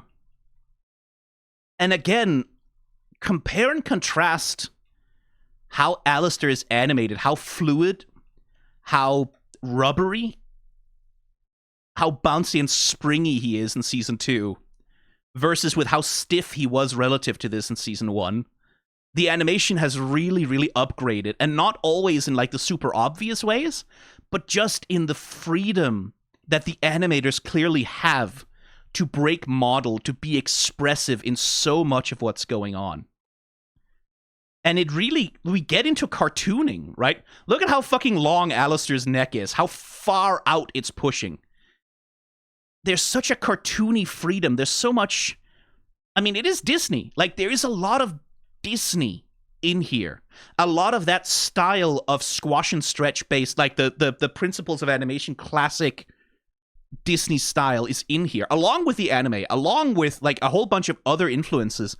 That Disney style of classic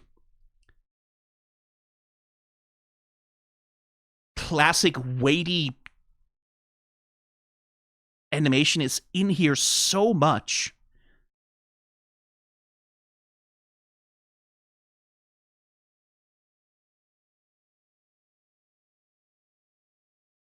I feel a real nostalgia. I really do.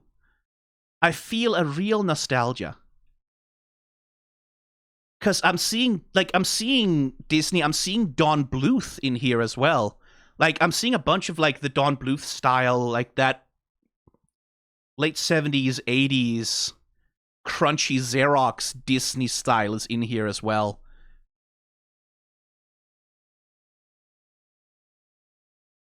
And it's a little bit like, you know, after Princess and the Frog, we all kind of resigned ourselves that Disney was never going to make a traditionally animated feature again, right?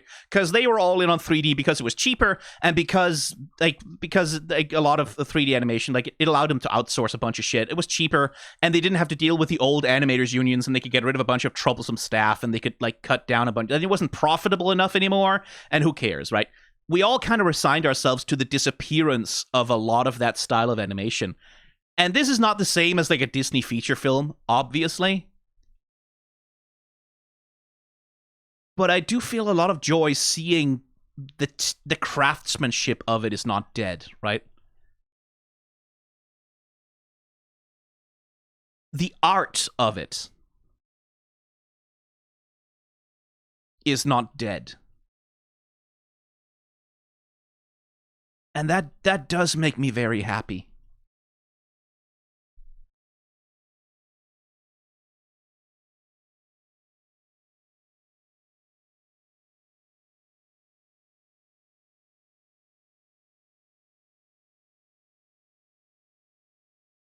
Here's a good little dialogue touch, by the way. Is like, as Alastor is laying out just how much Vox helped him break his chains, he does the little, I'm twisting you around my finger, right? Literally, visually indicating, I manipulated you the whole time, and you helped me break my chains. And he demonstrates by literally breaking one of the things that Vox used to bind him with. That's good staging.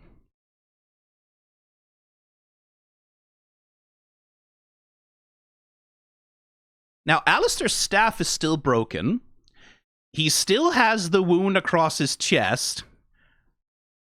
So how much is he planning to kill Vox himself right now? And how much is he planning for someone else to, like, to manipulate someone else to step in and do the job for him? By the way, that's a funny little X on your forehead there. I think I noticed that back when you showed your demon form previously as well. The little headshot. Ooh, look at those deep shadows.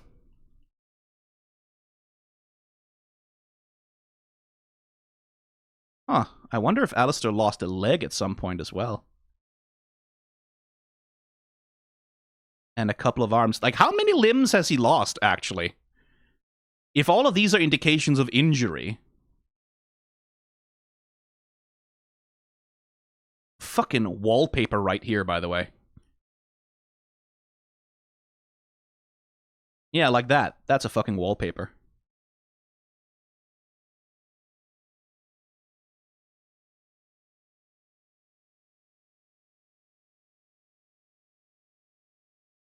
Okay. Let's let them have it out. 3, 2, 1, go.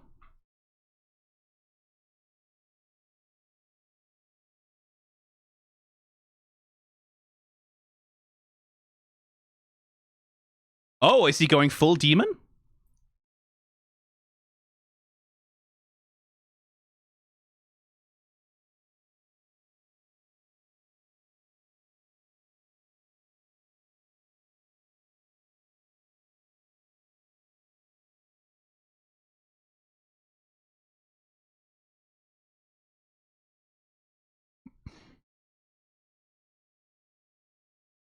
Well, he doesn't have to beat you, he just has to distract you. Which I suspect is more the thing he's trying to do, is just keep him busy. Get trucked! Truck-coon!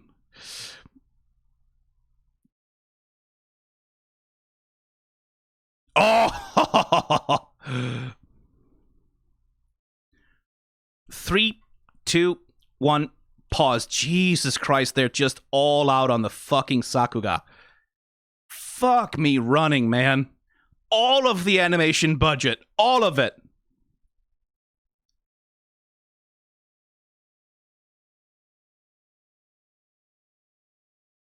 I do wonder about Alastor. Like, because if, like, this is clearly an indication of his wound from Adam.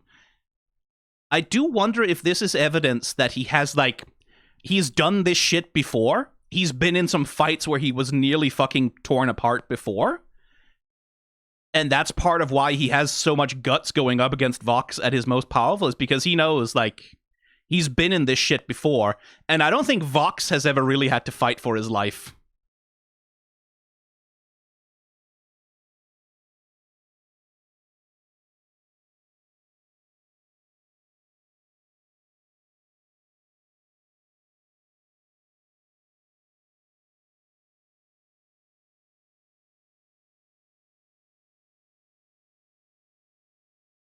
Ooh, getting Bloodborne with it.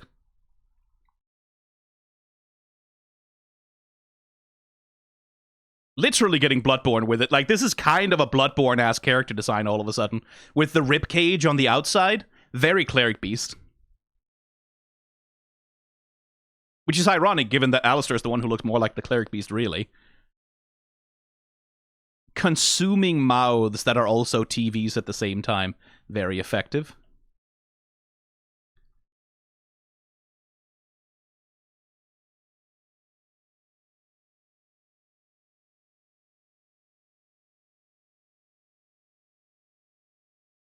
Yoink!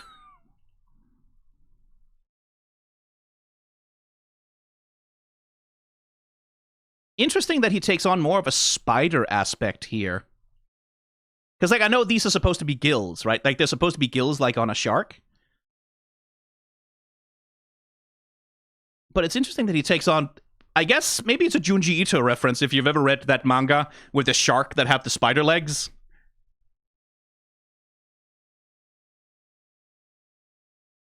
Background character design alerts. Oh, look, it's all the people who thought that Alastor was on Fraud Watch.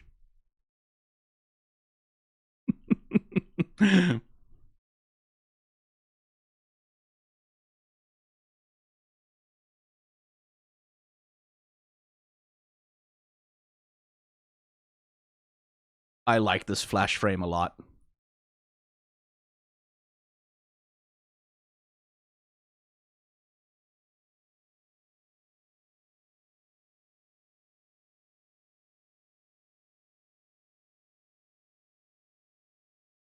Ooh, the sakuga.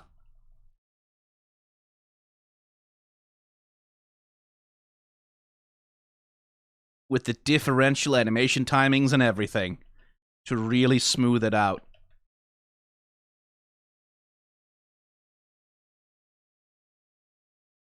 Again, I cannot give enough credit to the compositors who are working on this for getting this shit to work with all of the fucking lighting conditions that there are. One of the reasons, by the way, one of the reasons why you watch a lot of Marvel movies and things like that, one of the reasons why they often look so gray and so desaturated and so like colorless, it is compositing that's part of the reason. It's part of the way that they shoot those movies for VFX, where VFX artists are often given incredibly gray and desaturated material to work with, because that's sort of that allows greater freedom in like the green screen editing and things like that. Like there's a lot of that shit in there, and that's the kind of thing like that's the importance that compositing can have. It can make the difference. Like if you plan correctly, if you work with your compositors right, if you give your compositors like good opportunities to do amazing color work, then you can get amazing color work out of them. This is, of course, the difference between live action with VFX versus animation is huge. In animation, you have a lot more color freedom, but that's part of it. Like, compositors are important in every kind of filmmaking.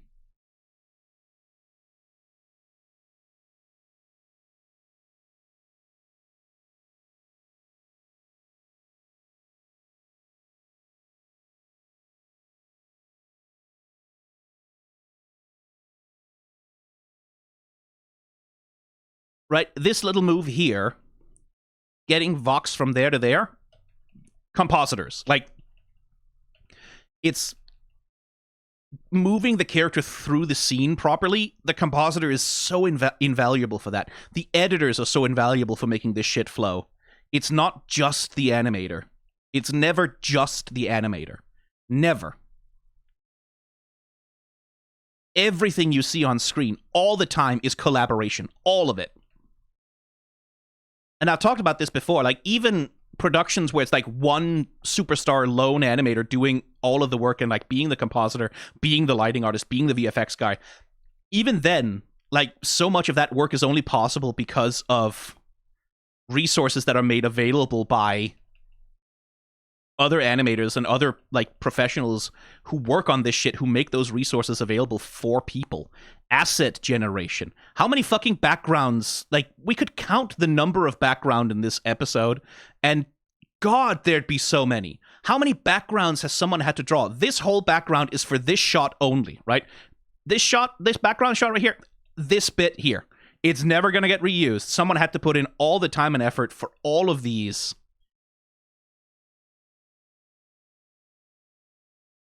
It's just, there's so much work.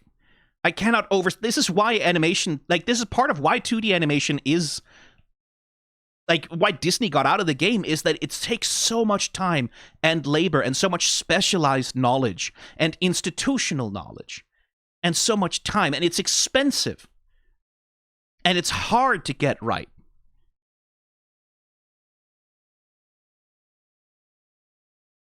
But when they do,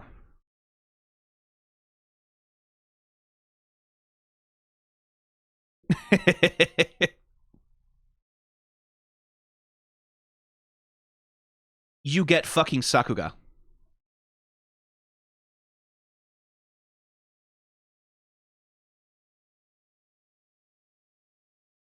What, Hermes? What? What do you want? Puddles? Oh, I think he's hungry. It's dinner time soon, which means it's dinner time now. God, imagine having to animate this version of Vox, by the way, with that many, the tentacles and the TV mouths and his fucking weird face and like 9 legs and giant arms and oh my god.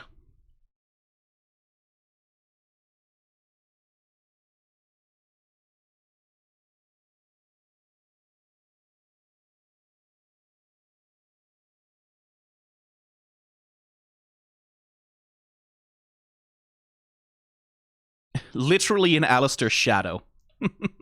And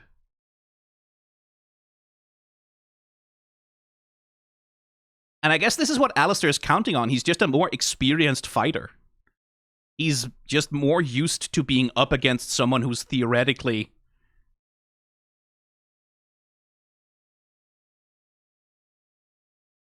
a whole theater just dedicated to that.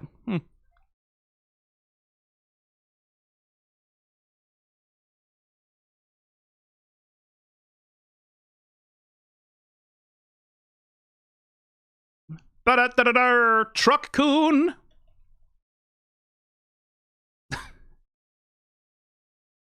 Someone do an edit where it cuts to black and then he's in an isekai. Or Skyrim.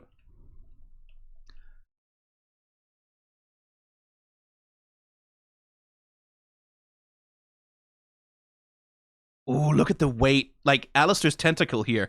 It's not just that he wraps it around. You can see this, like, it snaps here, and then as the tension mounts over on the right side here, the whole pillar buckles under it, so you really get a sense of, like, weight and power as Alastor is attaching himself here to do the fucking Spider-Man jump.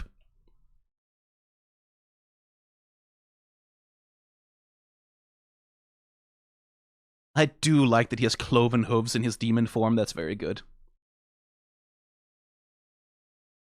And classic anime flash, boosh.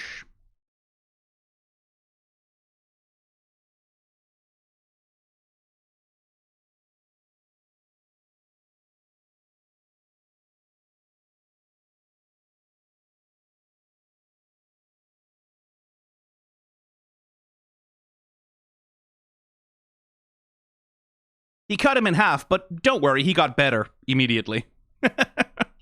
I wonder if that's an inconsistency or they just forgot to show him being put back together explicitly. Okay, let's watch the Husk Cherry fight, and then we'll come back and watch that from the start also. Whew. 3, 2, 1, go.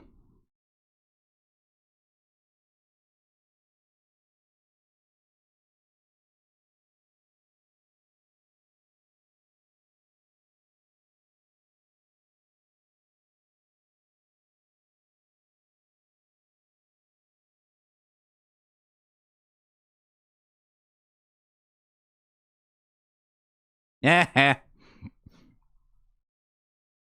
Beat his ass, beat his ass, beat his ass, beat his ass!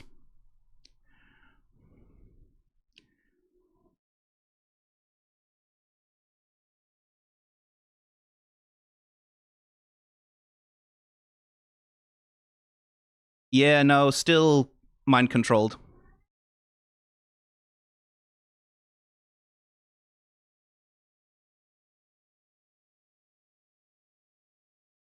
Ooh, maybe don't do that, Angie.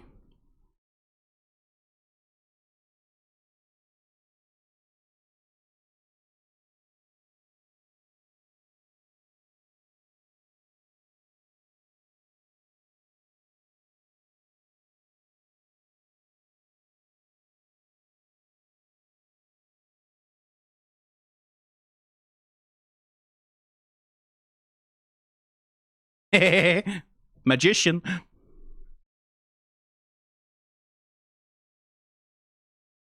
Eat shit! Shibari, motherfucker. 3, 2, 1, pause. What? He wants outside in the snow again. Okay. What do you want? Oh.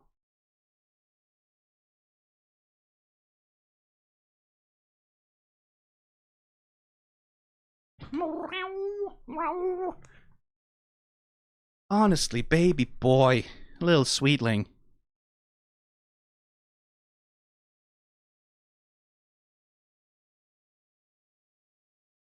So Alastor's just going to rip him apart piece by piece, basically, is the plan. I have to imagine that that's not going to beat him, though. Like, Vox has to have some kind of ace up his sleeve. Just from a story structural standpoint, there has to be some kind of ace up his sleeve. There has to be something else he's got.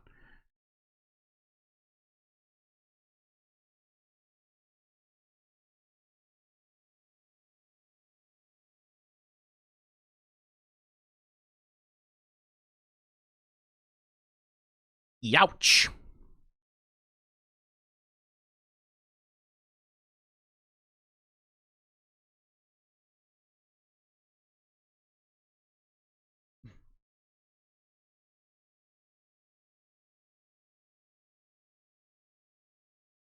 Good key posing again.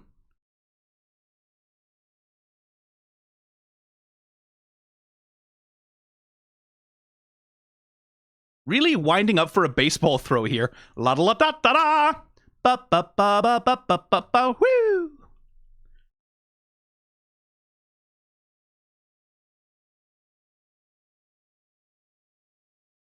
What? Oh, is it already too cold? Already came back inside. You know it's too cold out there. You know it's too cold. Why were you howling to go out? What? Boy. Boy, okay. Well, don't nip my elbows. I'm...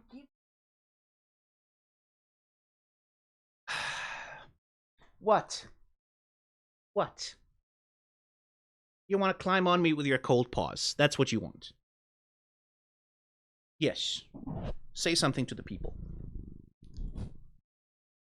There we go.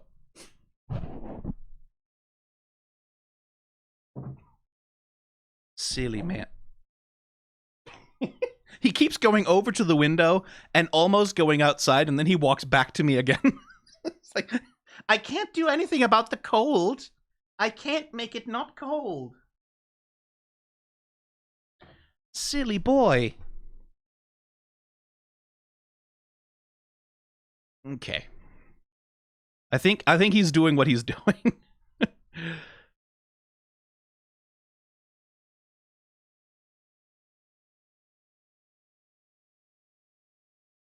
Is it just me, or did he just unload a full round of bullets that hadn't been fired in order to load another full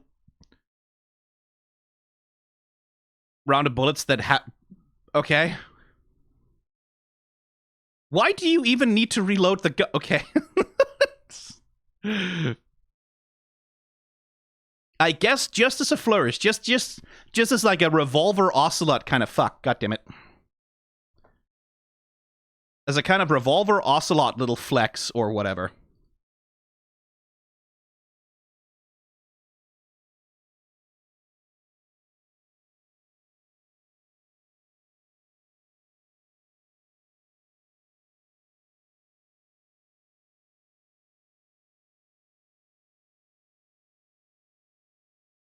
I like that. I like that they just appear. Ace of Hearts. Queen of Spades. Was that Husk on there? And then the King, and here comes the Jack. And that's Husk's card. More than the rest of them.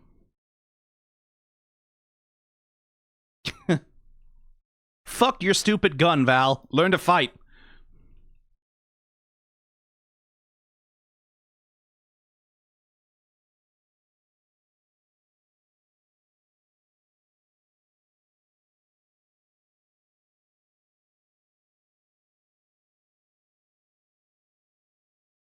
I do like that he catches the knife, but it does cut him, right? Like that it's not painless.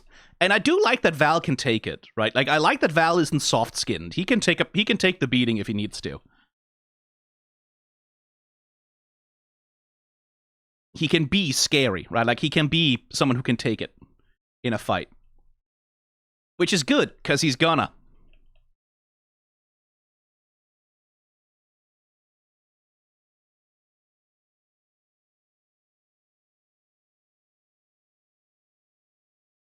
Do a good effects animation on that hit. You can see how they're using the hair to really sell the swipe. As she, like, socks him. Hi, baby. Yes, I know. I know. Not on the keyboard, though. Not on the keyboard. Hi. You want to cuddle, or do you want to mess around? He can't quite decide. You want to cuddle? You're purring a little bit. No, you don't want to cuddle. Okay. He wants attention, is what he wants. Oh, yes, I know. Oh, precious baby boy. Oh, the precious baby boy. Are you happy now? Are you happy? Oh, you're purring. Yeah, you're purring. Oh, you look very satisfied that I have to use one of my hands to pet you constantly so you don't annoy me. I know. You win. I am your bitch. It's true. I will do anything for you. Oh, he looks so smug. He looks so smug.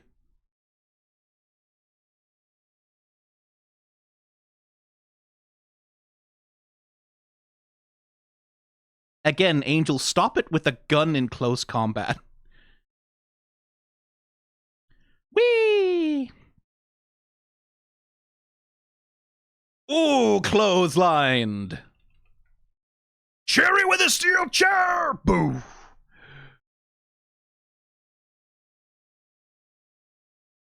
I love seeing Valentino get his ass kicked. And his face, also. It's like, I'm not necessarily an advocate for retributive justice, but I am an advocate for catharsis in fiction. Literally Bakugo punching him with a explosion punch.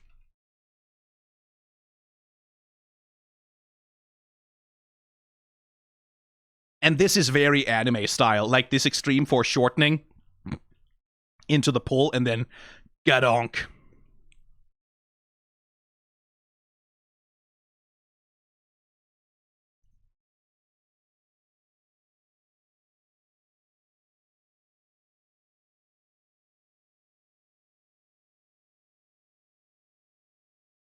About to stuff a bomb in his mouth. I do like that. And then you can see the mood shift, right? For most of the fight scene, we've had this flat lighting, right? We're just operating on like flat lighting, very expressive, very animated. But then the moment the mood shifts, all of a sudden, we get these dramatic shadows, right? Because it's not a triumphant fight scene anymore. Now it's a drama. Because Angel is still attached to that fucking soul contract and stuck with those drugs and all that mind control in him.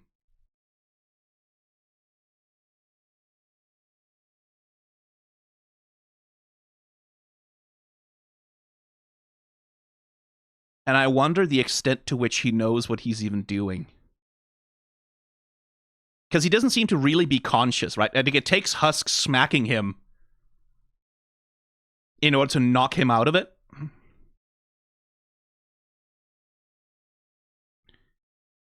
Yeah, let's not fixate too much on the choking bit there, because that's... And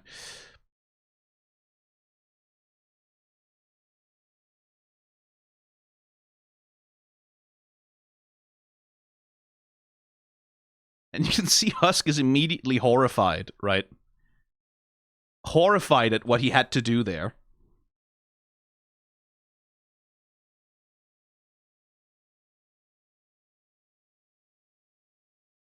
And Angel is not any happier about what he was forced to do. Again, good attention to detail. Deactivated camera.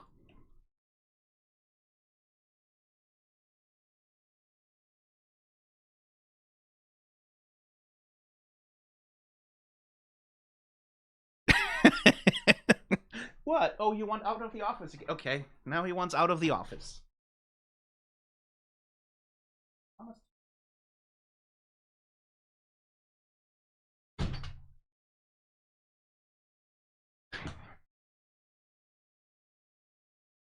Hermes is a black and white cat, much like Husk, so it is appropriate. I really do like this, though. Like, motherfucker, you cornered a magician. Of course he has a trick.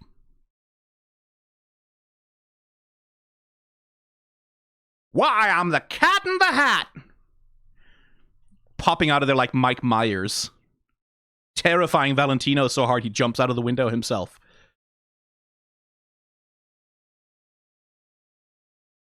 Smile, and then...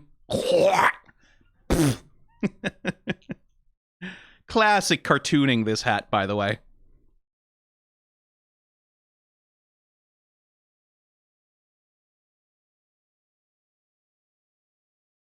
Ooh, roll the 1.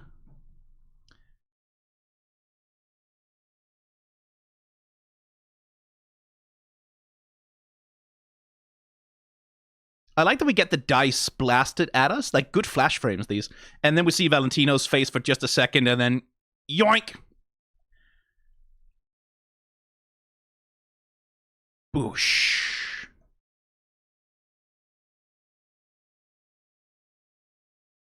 Yeah, get animation smeared, loser! Fucking good smoke clouds, too. This is something I... like, throughout all these fight scenes, they're doing some good voluminous smoke clouds for this.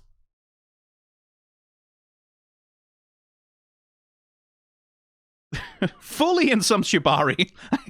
Maybe not safe, but, you know.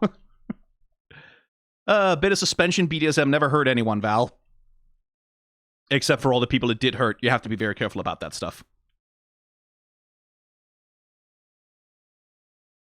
And I guess now Alastor's play is just ripping shit out of Vox. Okay. But what does Vox have up his sleeve? He has something. Let's find out. 3, 2, 1, go. Oh, right, the shark. Directive father. Daddy injured.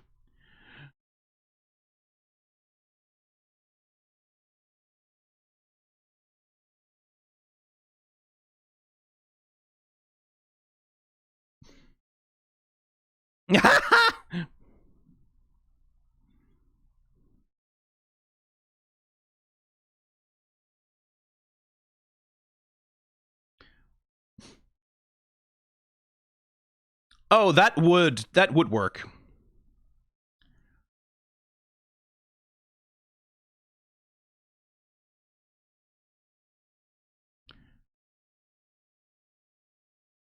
Whoa!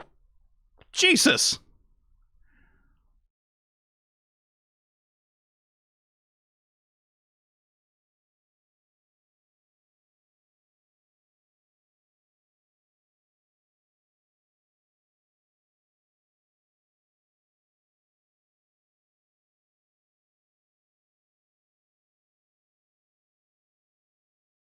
Oh, man, I need to... oh, my... okay.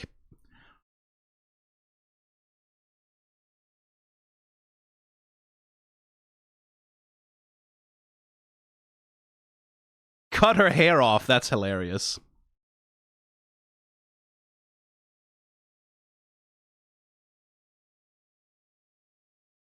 Oh! Wig snatched. Oh, shit. 3, 2, 1, pause. Fuck me! There's so much!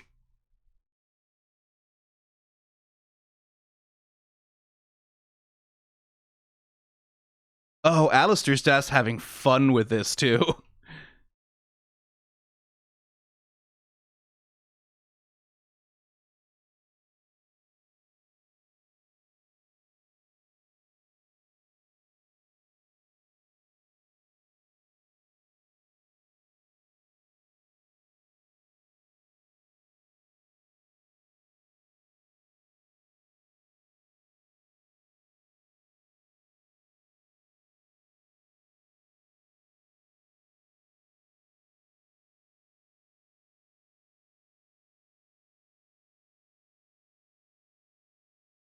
Directive father. Daddy. Status.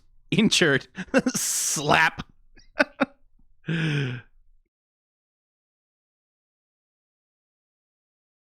And Alastor still cannot be identified on camera, but he can be identified enough to...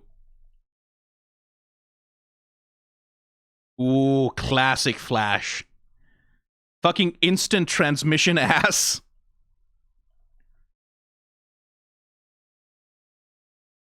And that's when he knew he fucked up. literally with the blink blink.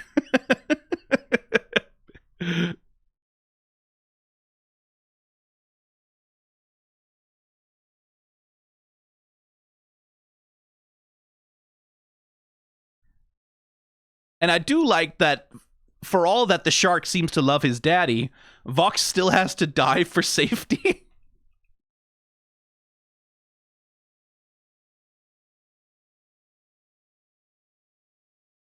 Because it's not a very controlled weapon, that thing. Whereas Alastor gets away a little more elegantly all around.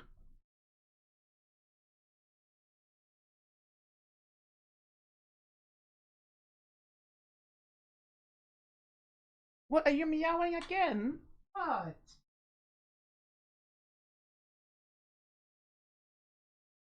Hang on, I need to go see what he wants. Probably food, but you know.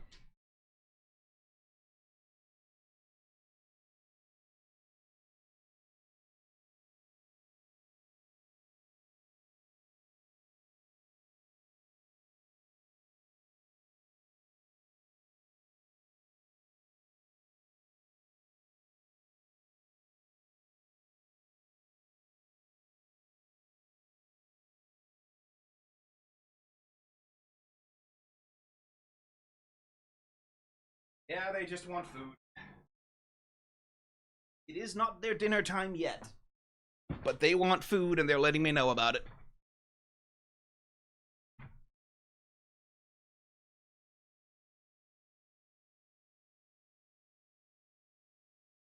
The animation on that shark is fantastic, too. The way that it's diving in and out. And, like, tearing up the whole fucking building as it goes. Yoink!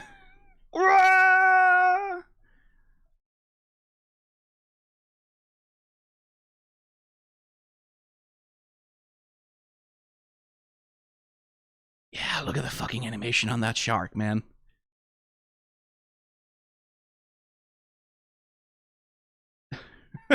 Fully on some Sonic the Hedgehog shit here.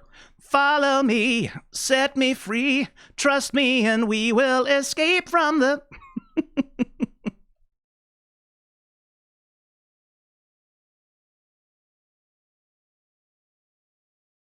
Differentiated animation timings once again. Nice animation on Lucifer as usual. Whoever's animating him is just having a good time. They're just playing.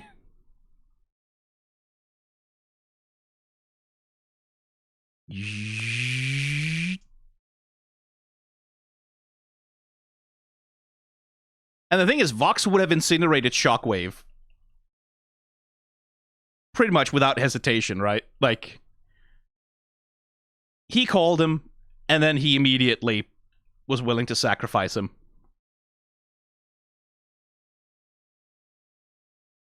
This was unexpectedly brutal, by the way. Just fully seeing a guy vaporized. Yeesh. The effects animation on this is astonishing.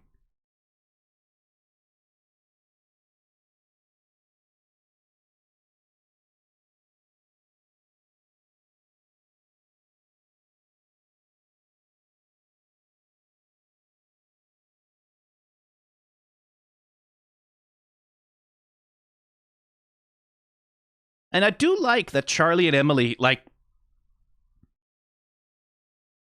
they get to do something active that isn't doing violence, but doing the heroic thing, right? Like, the thing which is what heroes do. I like that. I like that that's what they get to do.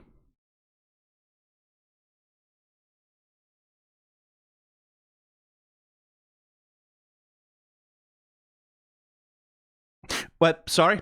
Did someone say something? I saw Carmilla and I blacked out for a second.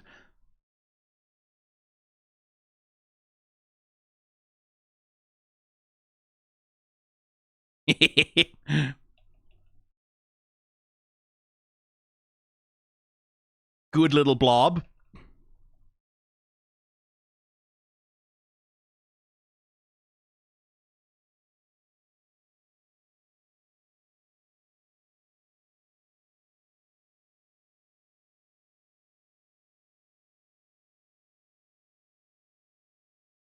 And good smears, too.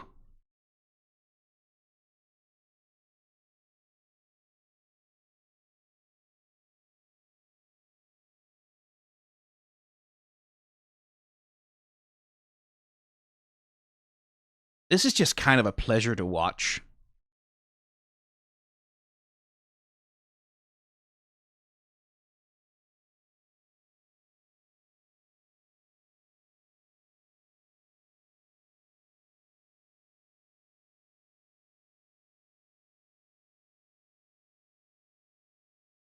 Yes, hello, hi, are you meowing again? It's not dinner time yet. Well, it's getting there, but it's not yet. Did little skitter bug.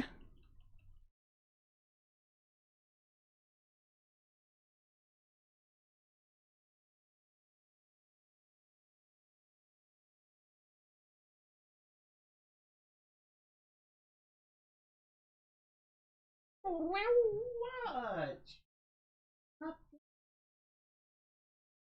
I know you're hungry. It's not dinner time. Daddy's watching his stories.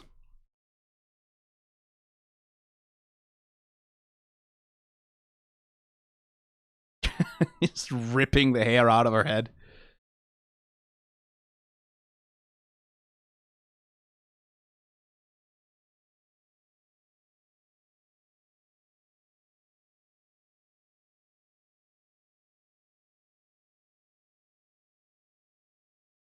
I like the wind up on that. Like the way they contra it. Like she does this big kick to the left and she counters that swing by swinging her arm to the right, like to keep the balance.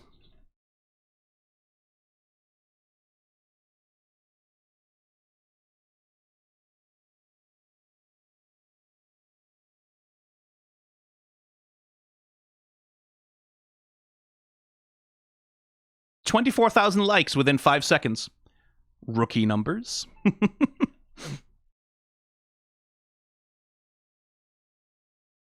Again, Niffty's walk is consistent. Skitter, skitter, skitter. Scuttle, scuttle, scuttle.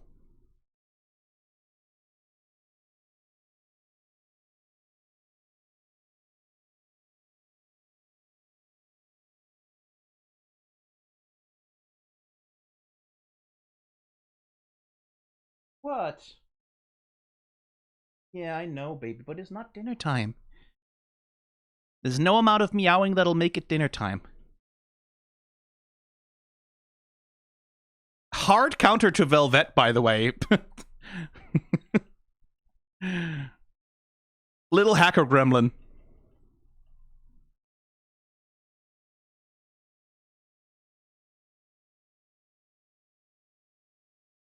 Oh, good detail. She actually has the little plug points for the hair.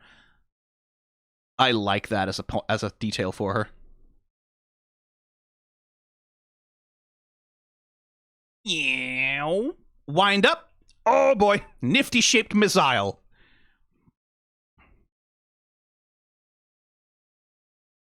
Niffty from the top rope.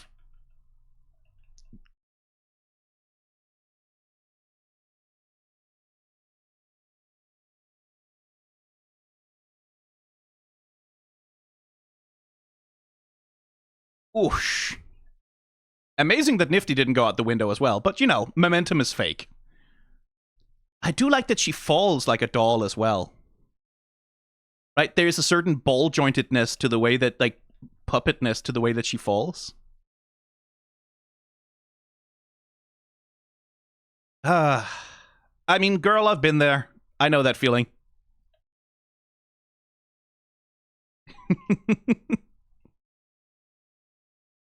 and Niffty being able to swap on a dime, right, from bye-bye. And you just know, like, if they ever meet again, Nifty's gonna, like, Niffty would flirt with her instantly, right? Immediately, like, oh, hey, lady, wanna fight again? Sadly, Niffty is straight. Well, you know. Doesn't mean you can't enjoy a little bit of violence with your girlfriends. A little bit of recreational half murder. 3, 2, 1, go.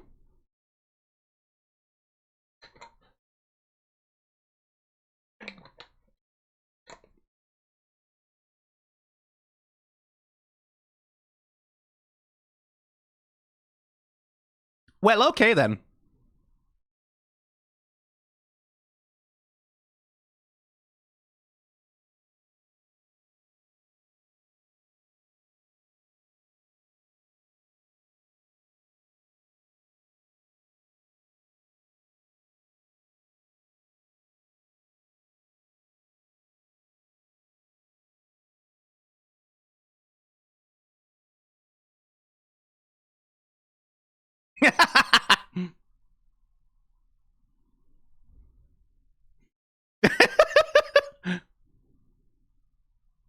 Don't find it sexy, Val.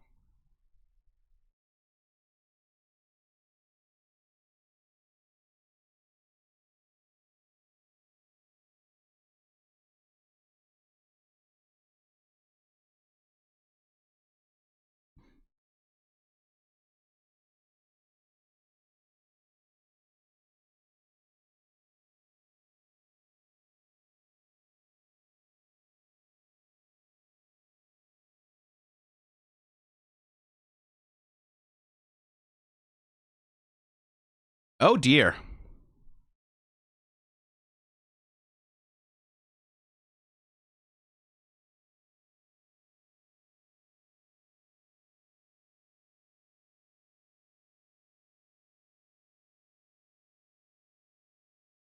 Emily, oh no.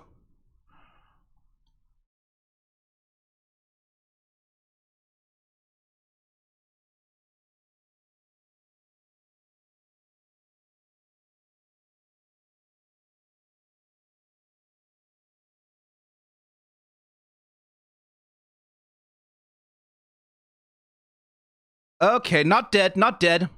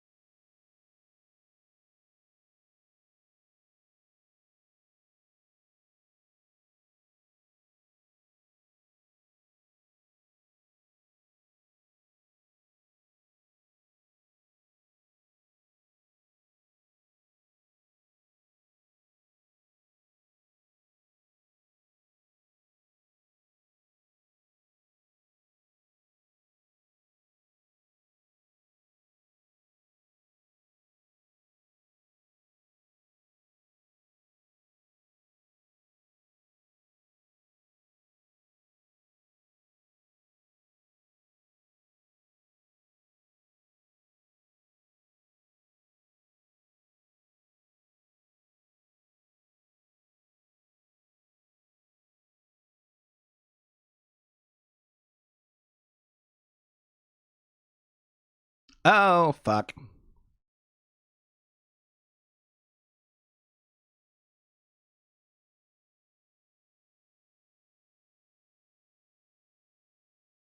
No, she can't. Emily, no. Baby girl.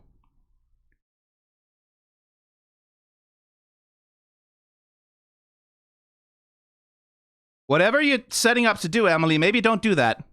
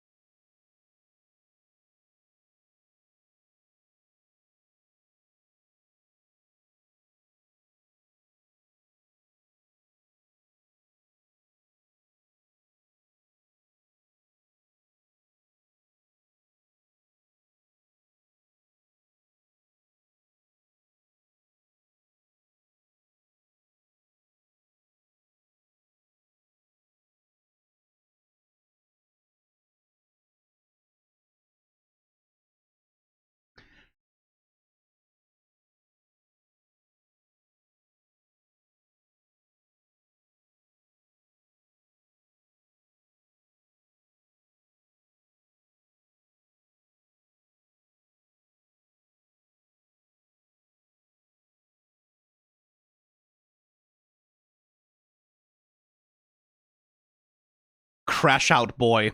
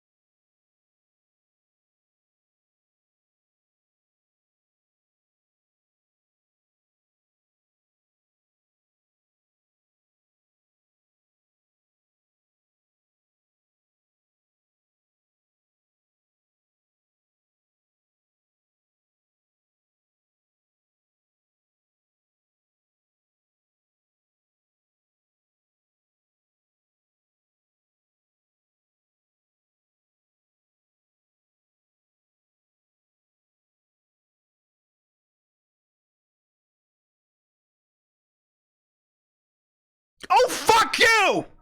God, fuck you!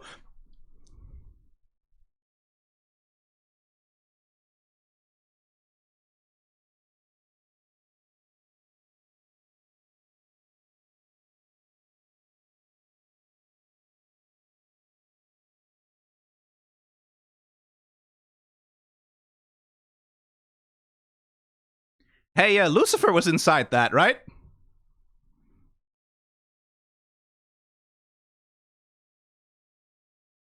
Oh, there he is. Okay, good.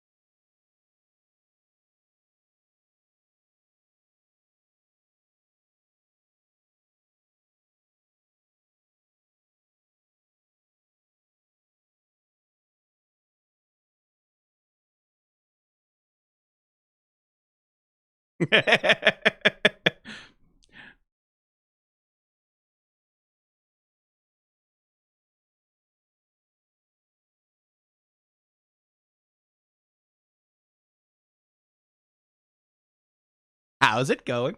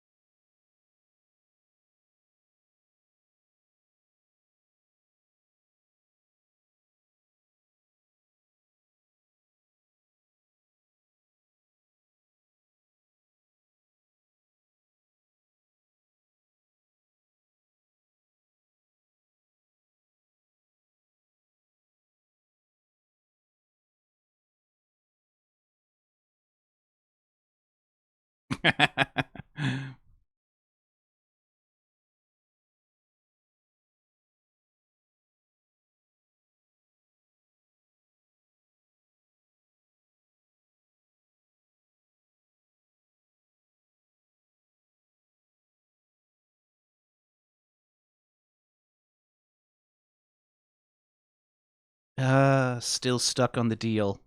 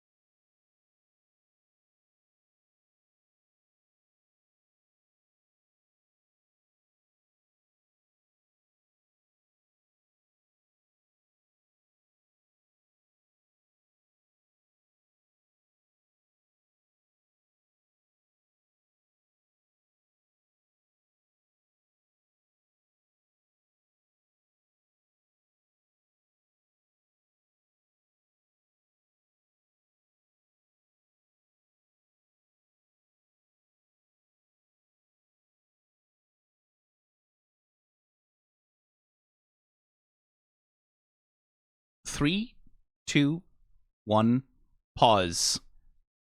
Okay, then.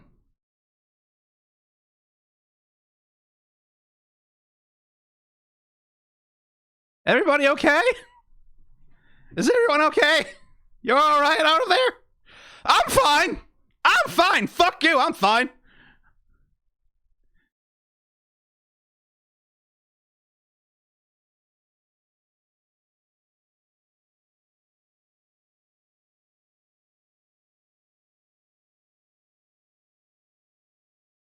There's a fucking lot.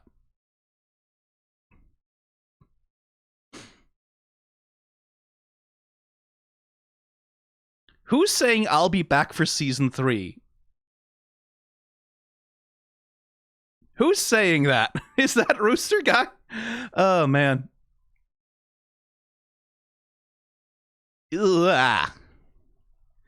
Angelic Steel, huh? I wonder if after this Lucifer is finally going to be capable of taking anything seriously. I'm not so sure.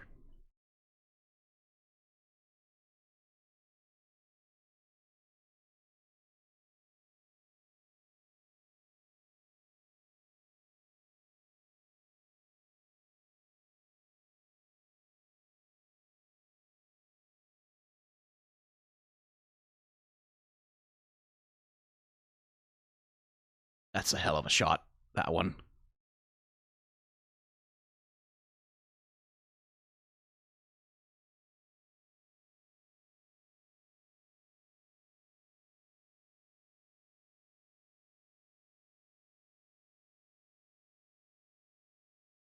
Nice shield slide.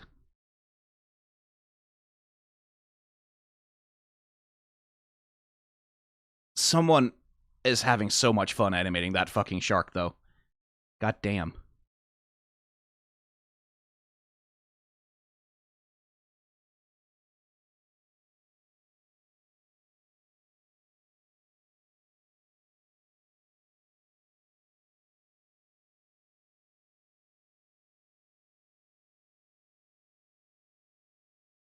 Yoink, and then... Oof.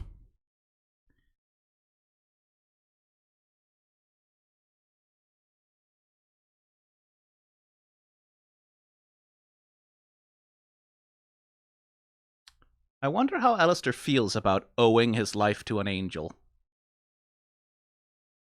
I wonder if he considers that a debt.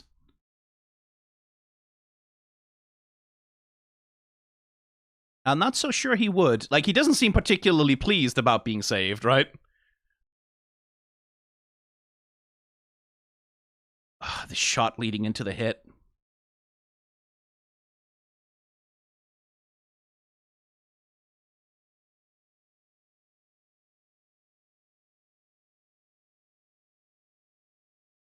Like that turn with the wings.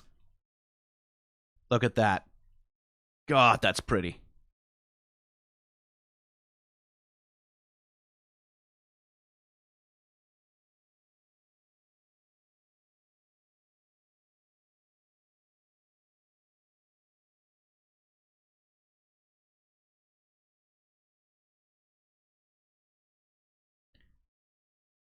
That was a nasty bite, huh, Alastor?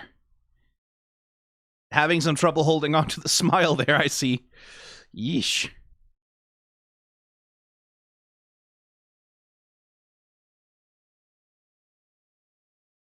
Just bringing his dick around for one last blast of piss. Oh, dear.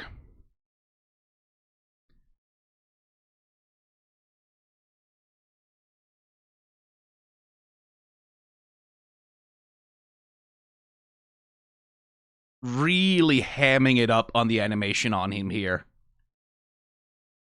Like the way that he's half stumbling. And his tentacles have gone limp. You can even see it in his antenna here. That they're sort of drooping and hanging.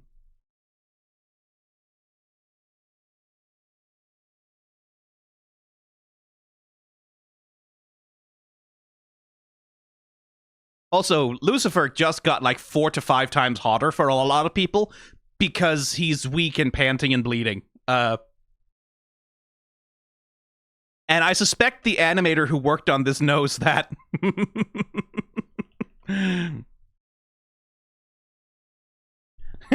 Oh, is chat feeling called out? I saw you people reacting to Alastor being hurt and bleeding on the ground. This show knows the freaks that watch it.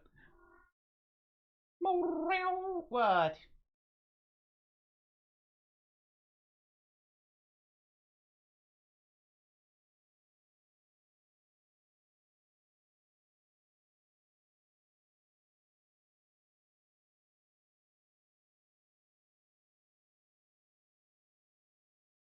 Really, really good character animation on Vox here as well. Like, again, it's the droopiness of him. Vox is usually very sharp, right? Like, he's usually very sharp, very poised, very posed.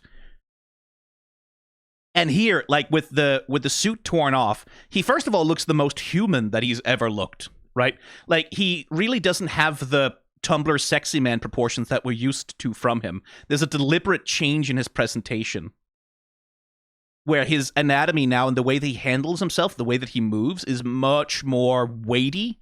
It's much heavier. And it's, again, not realistic in its proportions, but the way that he handles his body is much more tactile, right? And it gives him that uncanny sense, almost, right? Like, he almost feels out of place in the show a little bit, because he's all of a sudden having this very different performance style. And it's much more sort of Smeagol Gollum, a little bit, like cobbling stuff together, like like it has that element of, and the fact that they're fucking doing it with the fucking TV head too.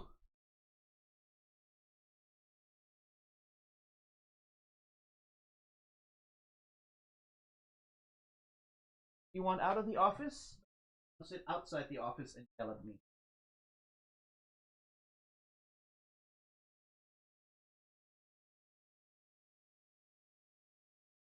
You have to go bother your mama. Want in or out? Up your mind. Out. For now, he'll be back.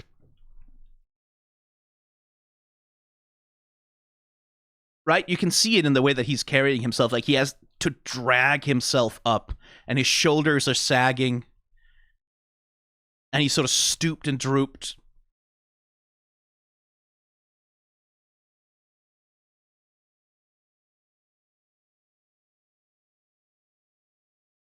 And he's like, they're shouting like a doom preacher on a street corner, right?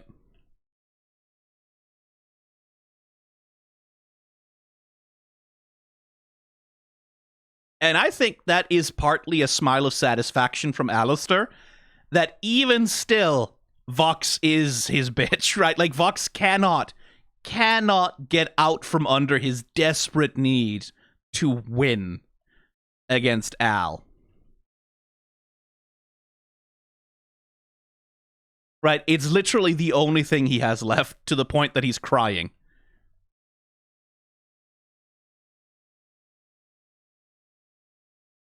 Lose your marbles in Act 3, as someone points out in chat. Yep.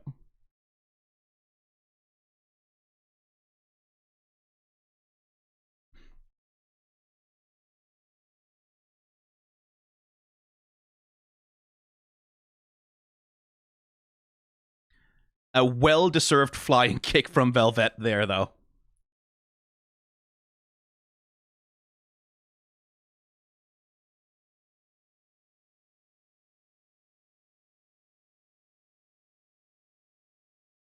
Again, really good animation on the TV head.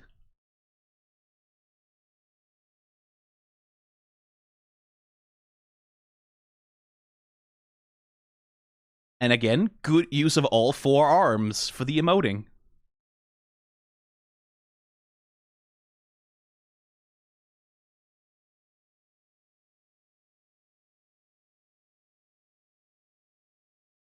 And again with the spinny shot.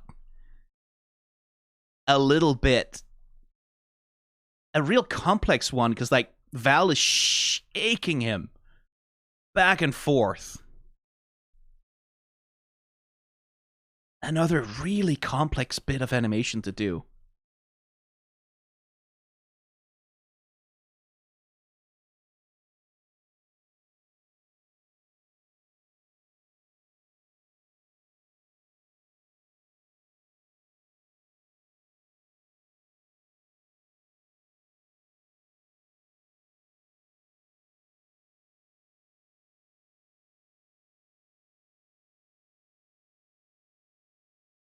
Animation you can hear.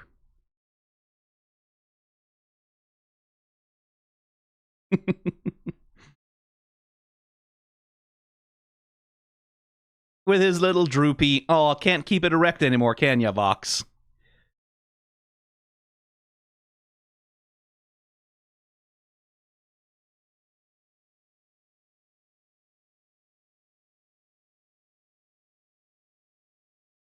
And there's the cult leader, right? Like, that thing of...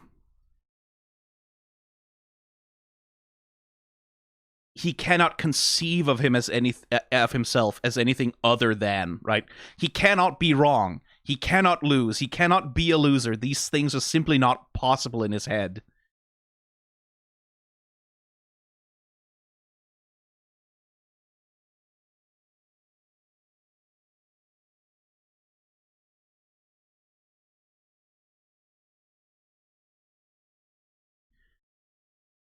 You see, the joke is that Vox is losing his head, right? He's losing his head in the sense of he's going crazy, so he's losing his head. So he's losing his head. Jeez, Val, I've heard about being desperate for a blowjob, but that's not how you get someone to give you head.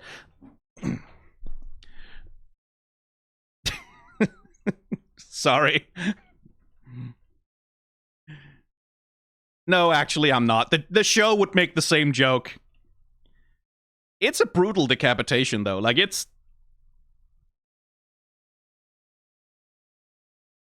it's not gentle, is it?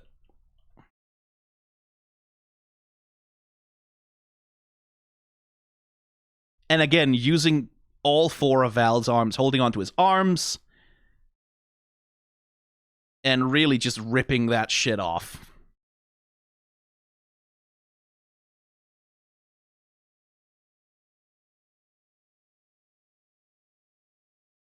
And then landing the perfect pose.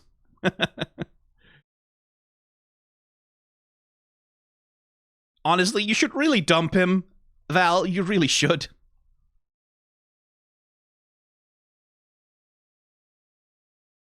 Yeesh. Youch. I hope it never heals.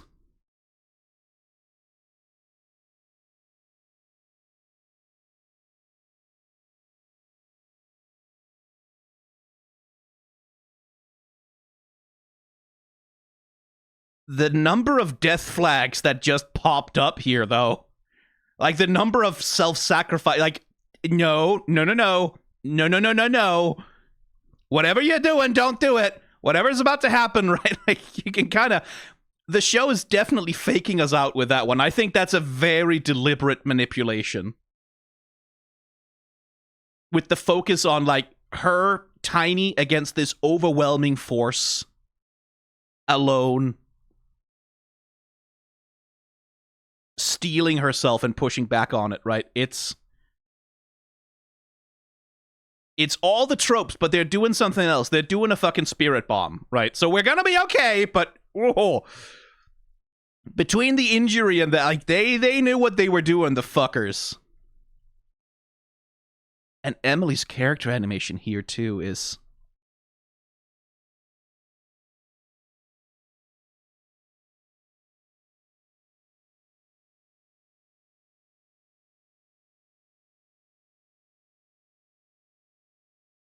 Like, the little... You can see the little decisions being made, right? In the eyebrows and the flicker of the eyes.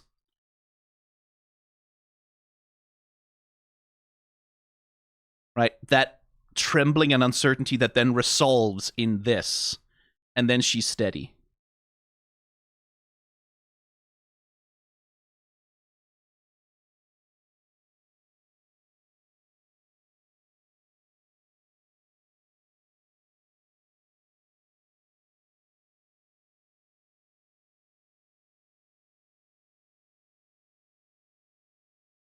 Look at that.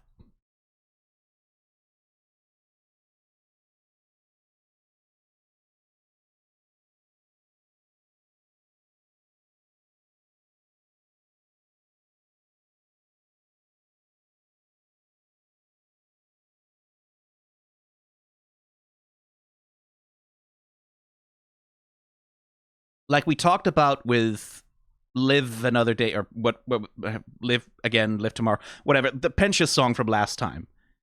This is one of those, like, you're either in or you're out, right? Like, Live to Live. You're either in or out. You either commit to this shit here. Like, will you commit to this program? Kill James Bond fans in the chat.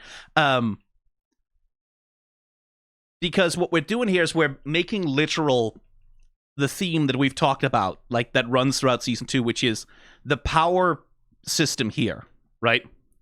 The power system here, the power that has been the source of all real strength throughout season 2 is words, right? It's talking, it's language. And Vox being able to force the rest of hell to sing in unison with him is the source of all his power, right? That's where he gets all of his strength.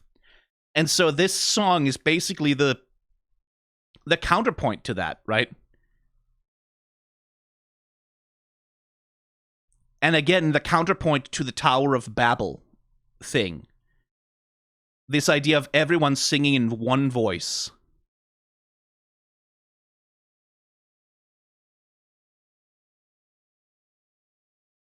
And that is the power that overcomes everything, right? Voices joined in harmony. And the fucking harmonies in this thing.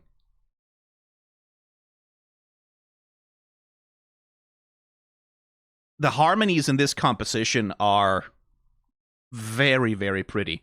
I need to see some fucking music experts breaking down the harmonic interplay that they're working with here, because, like, the big choral swell that this song is building to.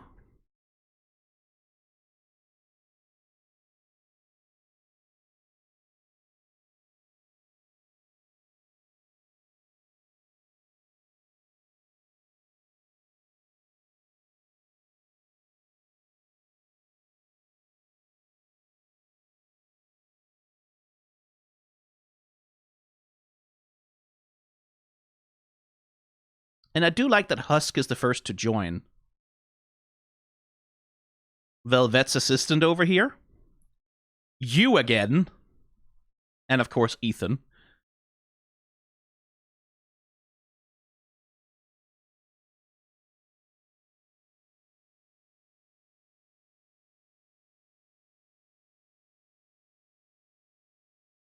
Oh, this fucking sequence here. And another thing, like, again, as we've talked about, like, Lilith's power, was joining, like, using song to empower all the demons and sinners of hell, right? That is her strength. That is what she can do. That makes her special. That makes her unique, right? Is she has the power to empower others by lifting their voices in song. And this kind of seems to be exactly what Charlie is doing, which again, I feel is probably, again, the repudiation of what Vox was doing, right? Charlie is doing exactly as Lilith would do. I think that's the point of what's being said here.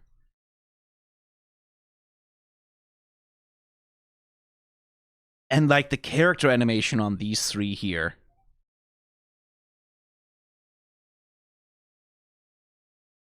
Like, look at that. Look at how fucking smooth that shit is.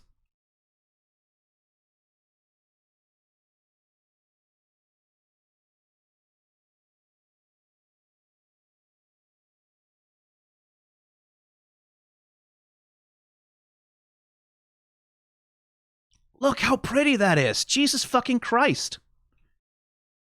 And again, it's because it's full animation. It's because we're not cutting any corners. We're not doing limited animation. We're not, like, and again, lots of tools help you reduce the workload of copying the frames that many times, but it is full animation. The whole character is in every move, right? As Husk is singing, you can see the chest here. His chest is rising and falling with the intake of air and breath, right? As Emily is singing, you can see that her injured wing is, like, reacting to the motions of her body. Charlie's hair, right? Like, their arms switch a little bit up and down, like, as they move their weight. Everything is moving. It is full animation in the truest sense of the word.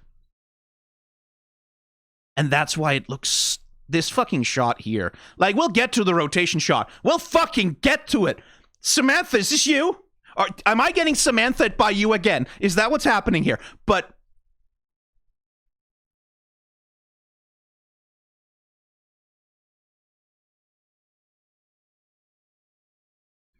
this is fully fucking Disney feature animation level.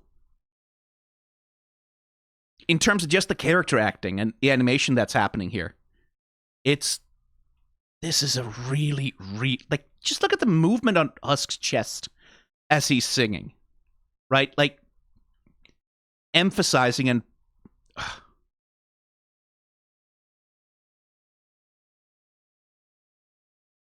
And I'm interested in, like, the shapes of the powers that they have, right?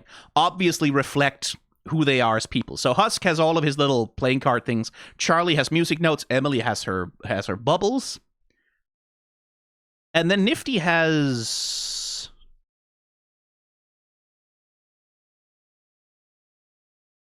stitches, I guess.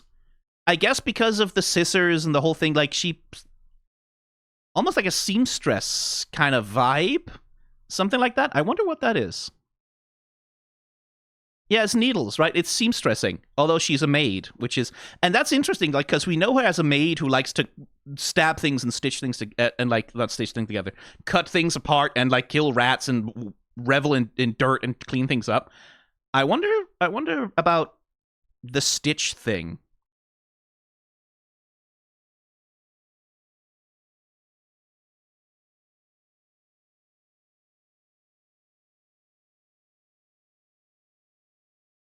Hey, dipshit.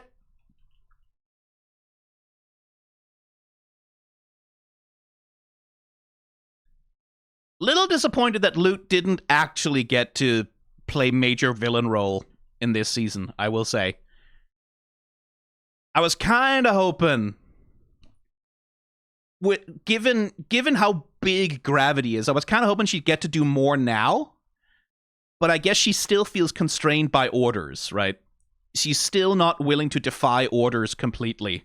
She still needs the authorization. She has this...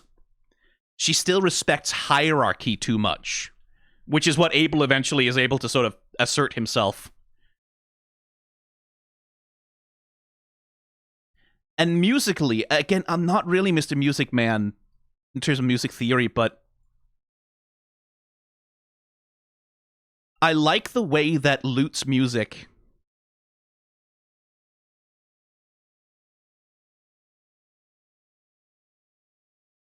I like the way that her music interferes with and interrupts. Right? That it's so dissonant with everything else that's happening.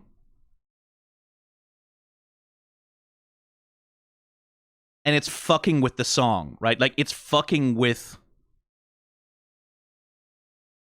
the harmony that's being set here.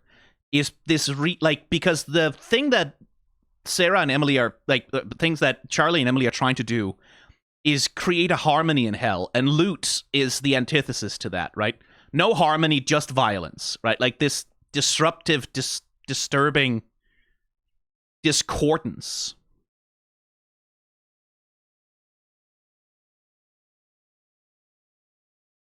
As Crash Out Boy tries to intervene.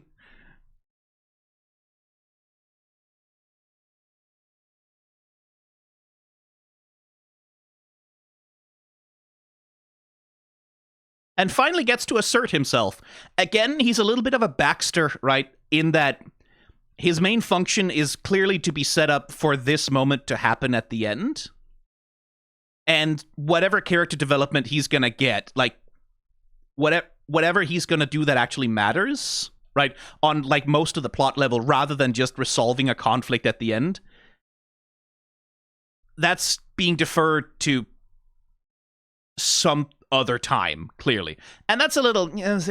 I don't 100% know that I feel like this moment needed to happen here. And again, it's one of those things of, like, 2 more seasons, like, the 2 more episodes per season, right? Like, if there could have been a little more room for Abel to have his character moment in a way that's not solely dependent on this. If Lute could have had a bit more of a character moment that's not solely dependent on this. It does feel a little bit like we have to get this done in season 2. It has to go somewhere, so we're putting it here. It feels a little bit that, which I'm not overly fond of.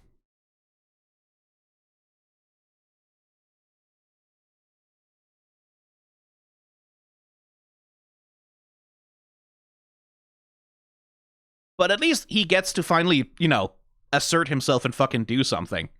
Even if it takes a little bit, even if it's a little bit sort of in the middle of a more important moment. But hey, Mr. Fallout Boy gets to sing a big song. Or part of a big song. While a fucking Dragon Ball anime fight is happening in the background. Fully with the, like, air clashes.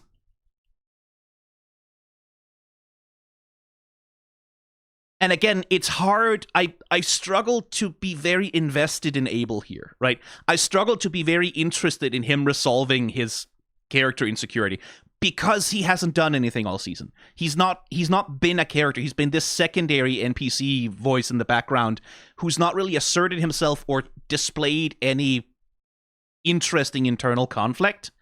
And again, it's that thing of, like, you can criticize the show all you want for it should have more episodes, but it's also... there's a limit to what Spindlehorse can do about it, because it's A24 and Amazon, right? So the criticism that's more interesting, I think, is thinking about, okay, how else could they have done this, right? How else could you have given Abel, within the confines of the season that exists, the 8 episodes that there are, how else could you have established him a little bit more as a character worth caring about? Because they tried their best, right? Like, but he really only shows up as, like, a secondary character in No One Like You, and as a bit of a background goober in a few scenes in Heaven.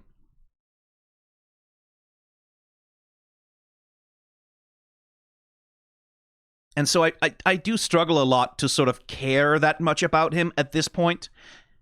And hopefully that's something that, like, the next couple of seasons will play with, right? Like, we'll explore him, give him some opportunities to retroactively make this moment interesting.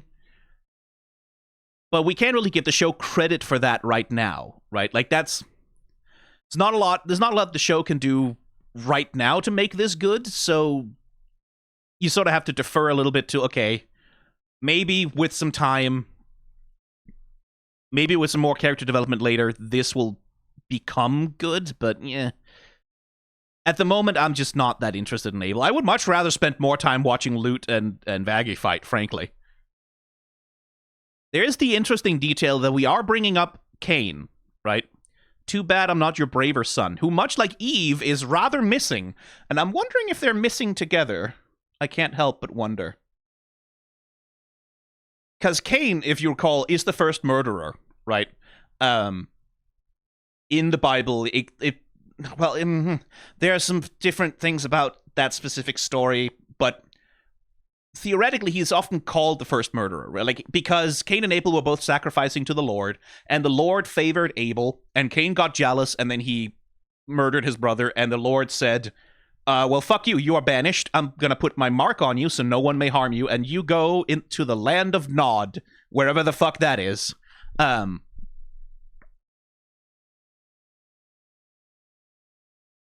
it's sort of the first fratricide, essentially.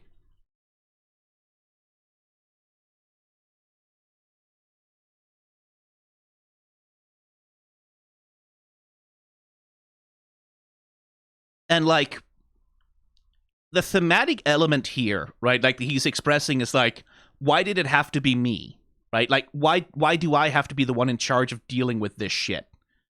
Like, why am I the one who has to make these decisions, even though I'm a coward, even though I don't really believe in myself, even though no one really likes me, even though no one's willing to believe in me? Why do I have to be the one to do this?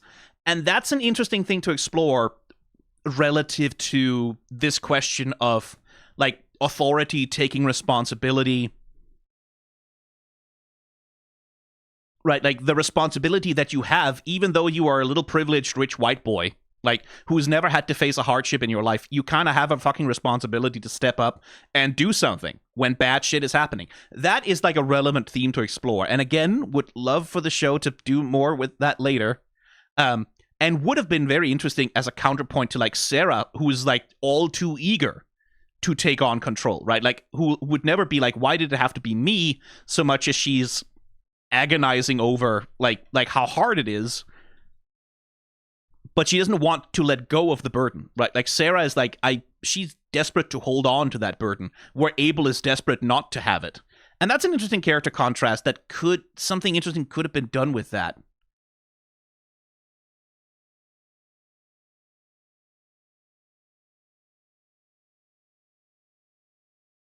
And I do like that.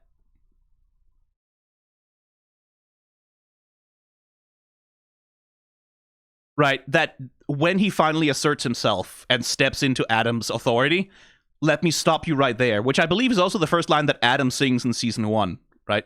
Let me stop you right there, save us all precious time. That's like, that's poetry, it rhymes.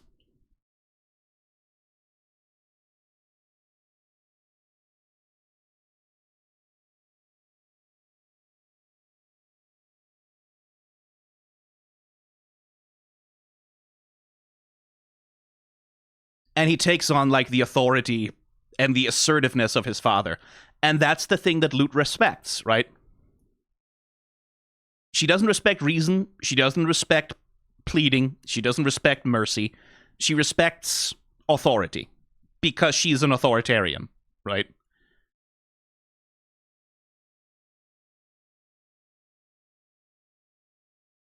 Hierarchy, authority, these are the only things that she's willing to stop for. For how long? Who knows? I don't think it's gonna work forever unless Abel can really find a way to embody Adam's authoritative qualities without, the rest of him. And again, it does feel like this moment should have been its own episode, kind of, or been the climax of an episode that's more centered on them rather than being here, but it kind of has to be here because there's nowhere else for it to go. And you kind of can't, and it's the other thing, is like, theoretically, the way to do this is to basically take Lute and Abel out of season 2 and put them in a season where there's more room for them. But what season is going to have more room for them, right? Like, it is that catch-22 of, like, it has to be now, And there isn't room for any more, so we have to do it the fucking way, like, whichever fucking way is available.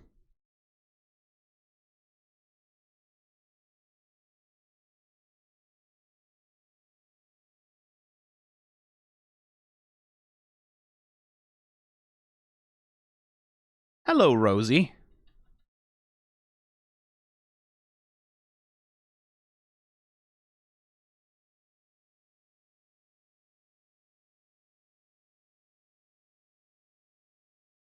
Alastor still having a wonderful time. He seems to have healed up okay after getting chomped in. Well, maybe not completely, but he's not bleeding on the ground anymore. Nice little staff spin.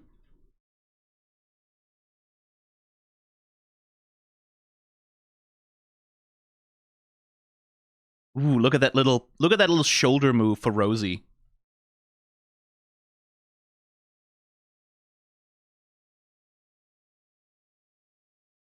That's nice.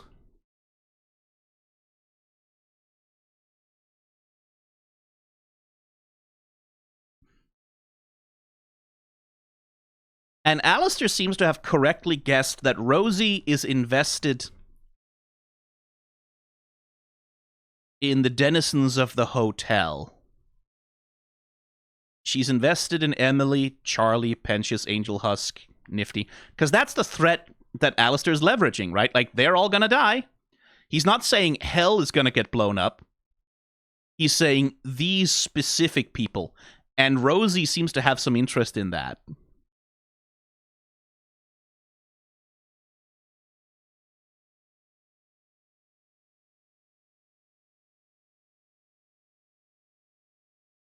And there's a real game respect game situation here.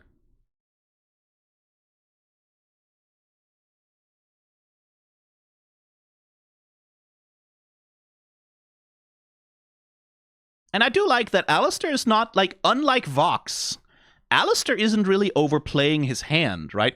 All he's asking is for the staff to be restored, right? He's not asking Rosie to enter a soul contract with him, it seems. He just wants the staff repaired. Because he knows that that's an acceptable price for Rosie, right?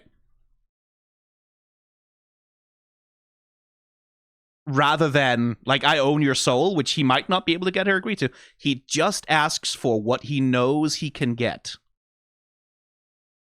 Which, again, is a difference between him and Vox. Like, Vox would push it further and further and further. He would go way too far, as he always does. He's always too greedy.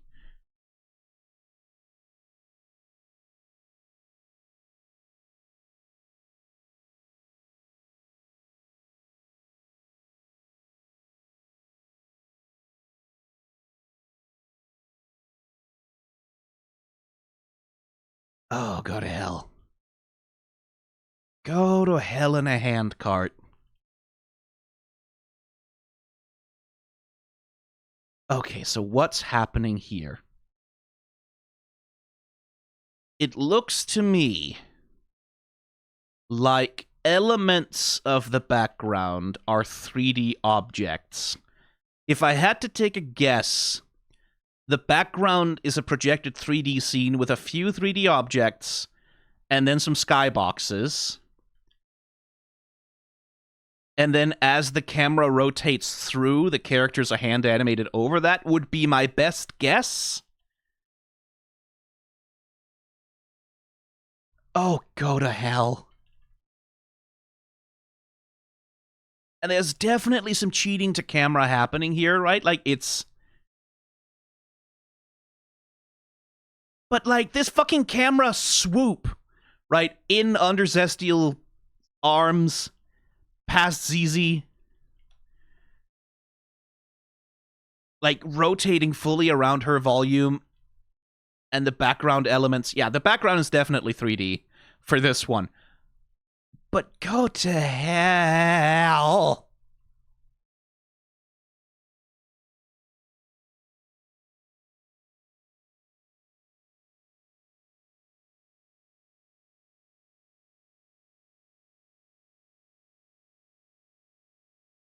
fucking look at this. And then swooping back under and around.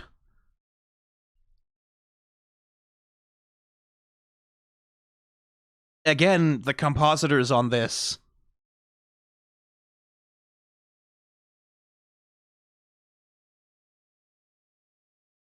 What a fucking job they've done.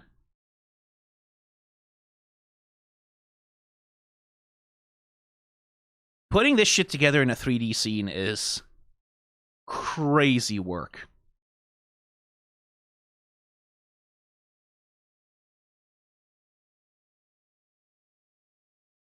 Because it's one thing to rotate around one character, right?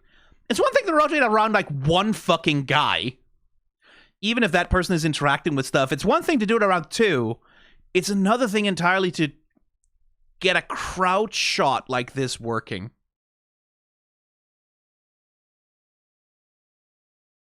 You have gotta be fucking kidding me.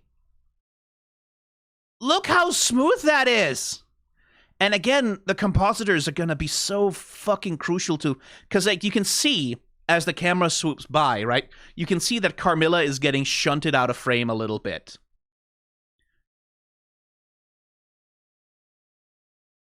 And, like, that they're moving the assets in such a way that they sort of get out of the way so we can emulate the idea of, like, a full 3D camera motion.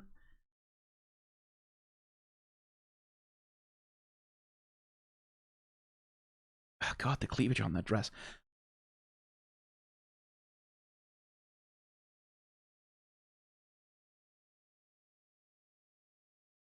And pushing in, like, between ZZ and Cestial to dive down behind and then swing back around like... Fuck off, man.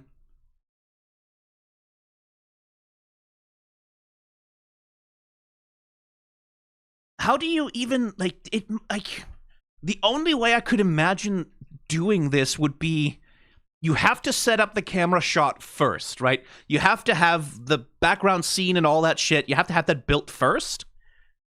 And then the animator has to work over top of that background move. Because they have to animate to the camera motion. You cannot, like, there's...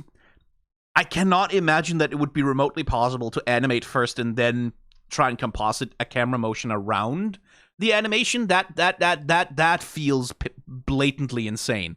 And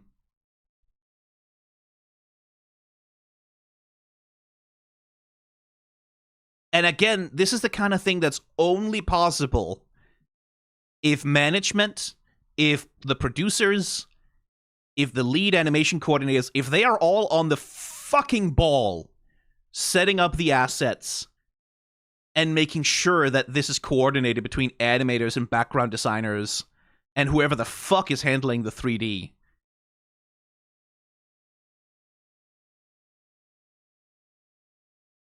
I'm genuinely astonished at how smooth this is.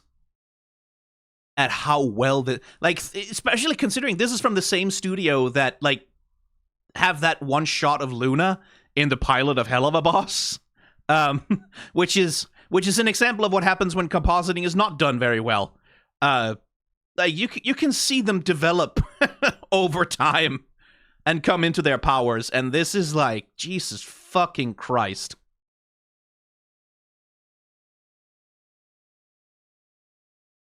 Take a look at this, Valentino. This is what a fucking money shot looks like. Because that shot is where all of the money went.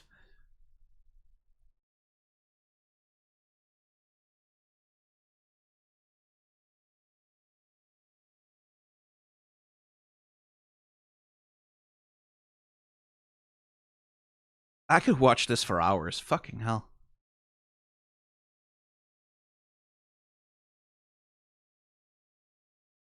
Yeah, because they're cheating to camera a bunch. Like, there's a bunch of little things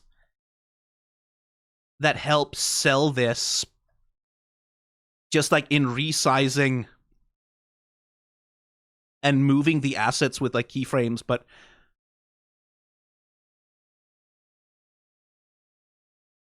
But there is also so much subtle rotation work being done. Especially on Alastor and Rosie. Like, holy fucking shit.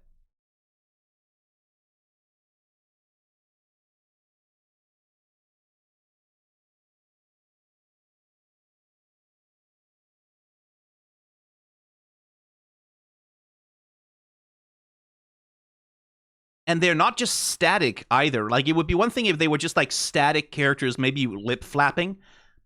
But there are also elements of motion. Like, you can see Zestiel moving his wings here, right?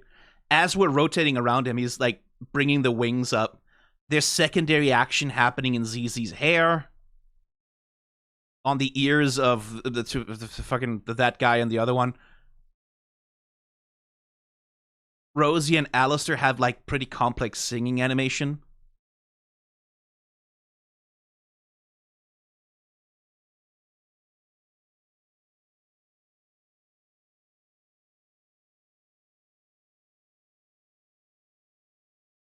Get to fuck.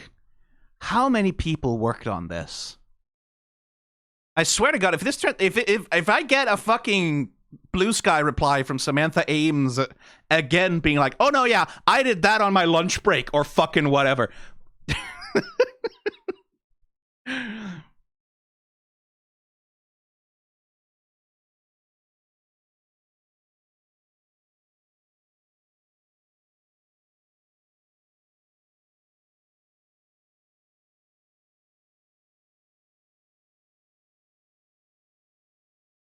Fucking hell.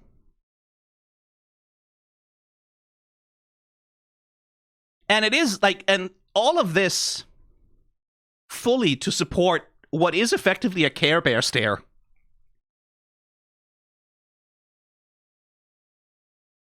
Like, they Care Bear stare the gun until it explodes, right? Until the gun goes away.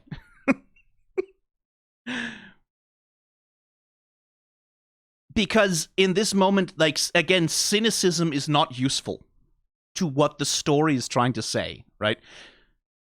This is where the thing, like I've seen people sort of casually compare Has Been Hotel to South Park, but South Park would never, ever do this.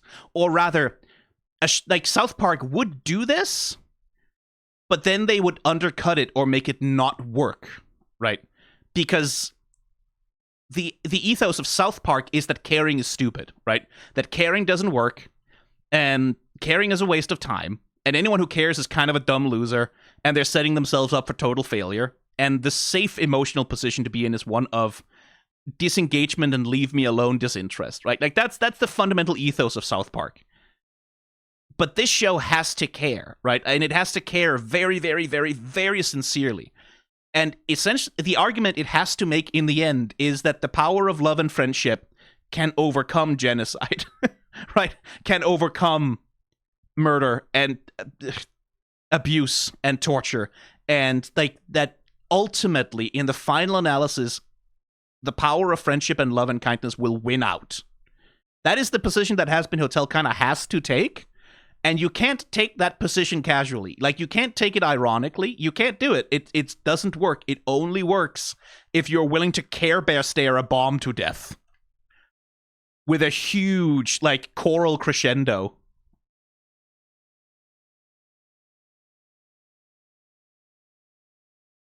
You have to be this fucking earnest in order to make it work. And that's the difference. That's why the show works at all, is because it is willing to commit to that.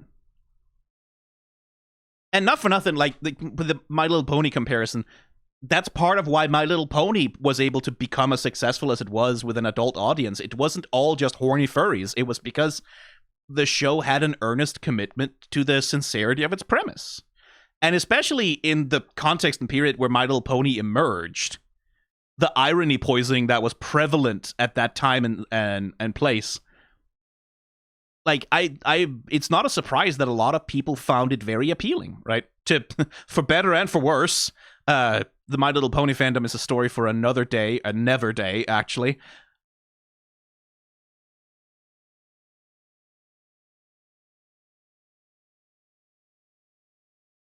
But it's not surprising to me because, like, cynicism can be useful. I'm often a cynic. I'm often very cynical.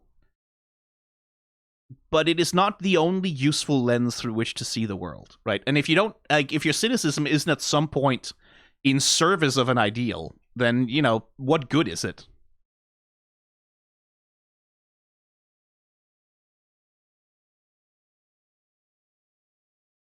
Cynicism should be in service to something, not just in service to, you know, it shouldn't just be a get out of jail free card that exempts you from having to give a shit about anything. Because down that road lay the most insufferable people on planet Earth, Trey Stone and Matt Parker. I have beef with those two, but it's, again, story for another time.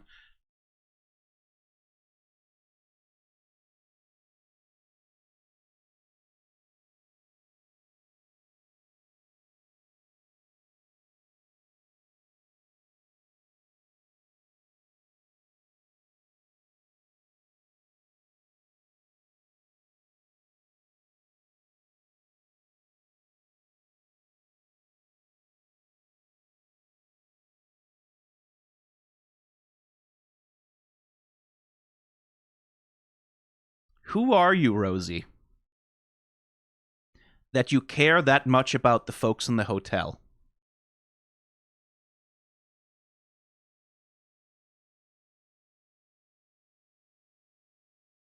She's Rosie Quartz.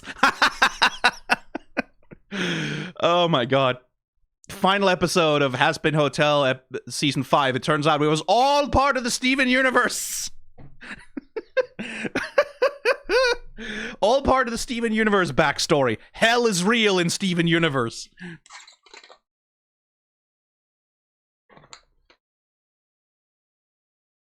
Oh, that would be funny.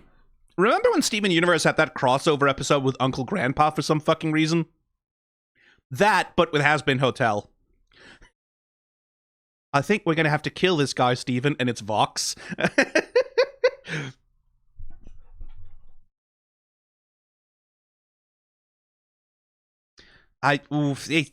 Could you not have a song for Carmilla where she gets to dance in that outfit? Okay, sure. Okay, well, I mean, I guess the season is a 4 out of 10 then. If Carmilla had danced in that outfit and sang a song, then, 10 out of 10, but oh well, they can't all be perfect.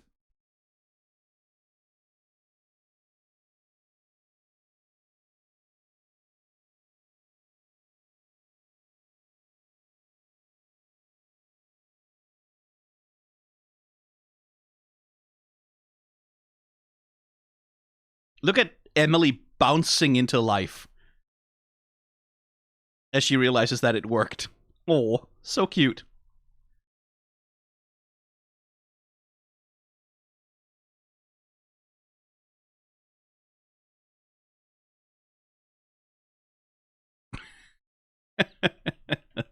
uh, uh, covered in blood, smoking from being burnt. The sexiest man in hell.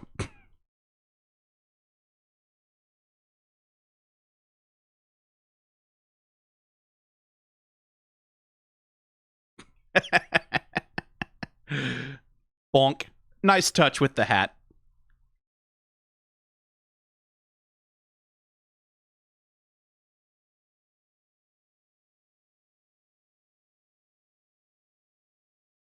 And Charlie is back to... That's a profile picture. Charlie is now back to, like, that hyperactive bounciness that she had in episode 1 also, in episode 2.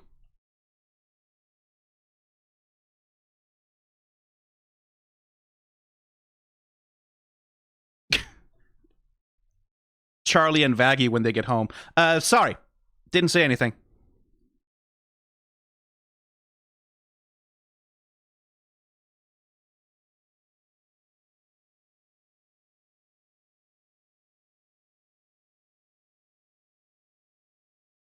She's back to, like, basically the emotional state she...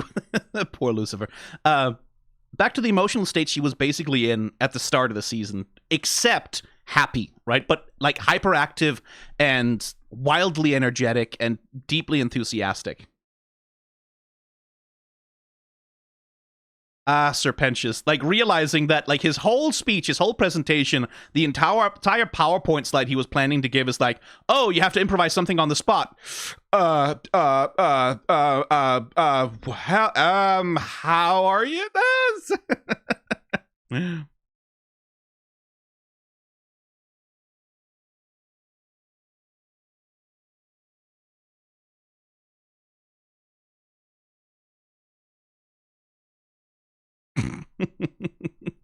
I wonder if everyone else can see the hearts in his eyes.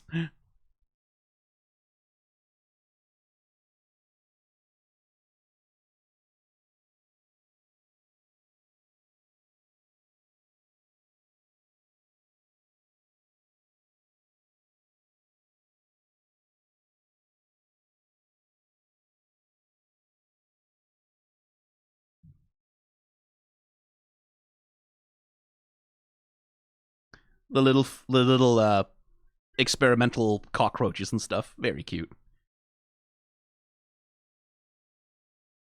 Who is it that's walking past there? Just a sinner, I guess? I do like this ship, by the way.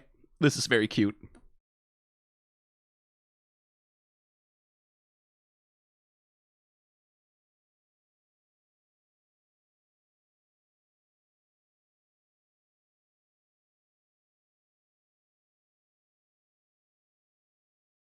It's just looking up at her like a cat that's done something naughty and doesn't care.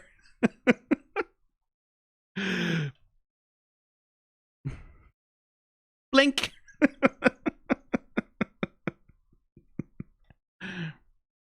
Hey, look, Sarah, the worst thing you could possibly imagine happened, and yet it turned out okay.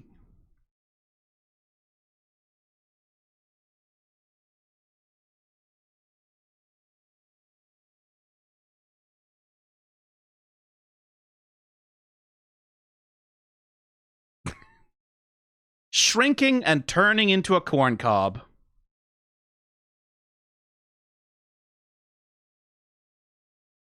You really could just get rid of him, you know?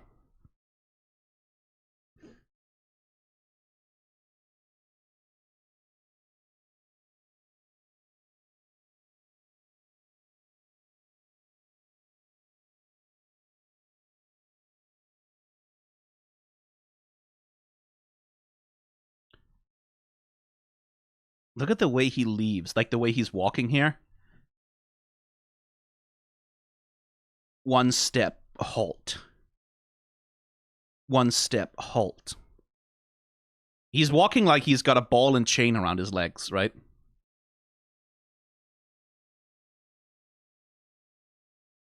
Which, in a very literal sense, he does.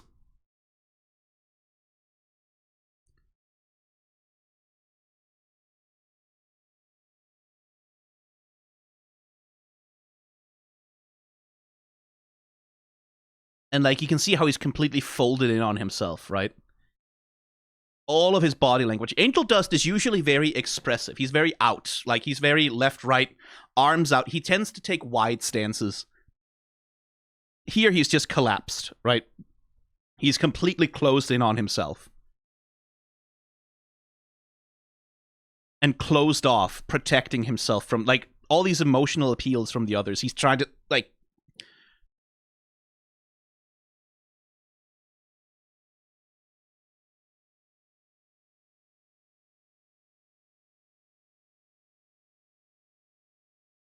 And yeah, it's because Angel knows what he's been doing now. Which, you know...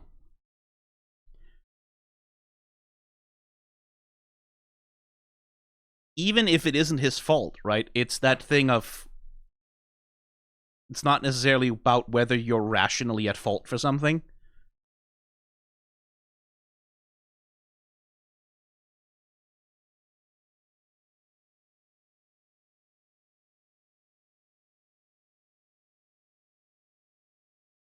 And, like, even being at the hotel right now, even being around the others, even being present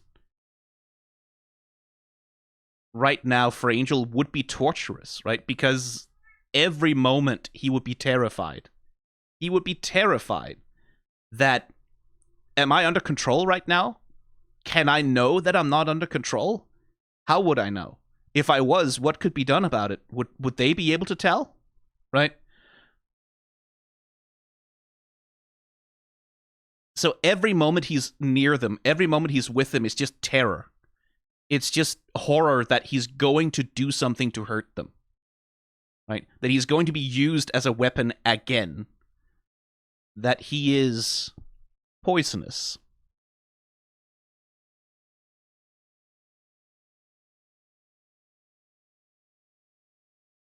And there's trouble because of the soul contract, right? Because Vox is still in play, that piece of shit.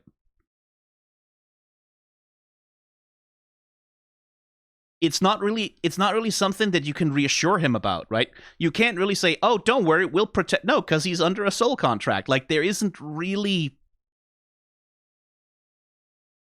lot you can really say to make it better, right? Short of get Val to release the fucking contract.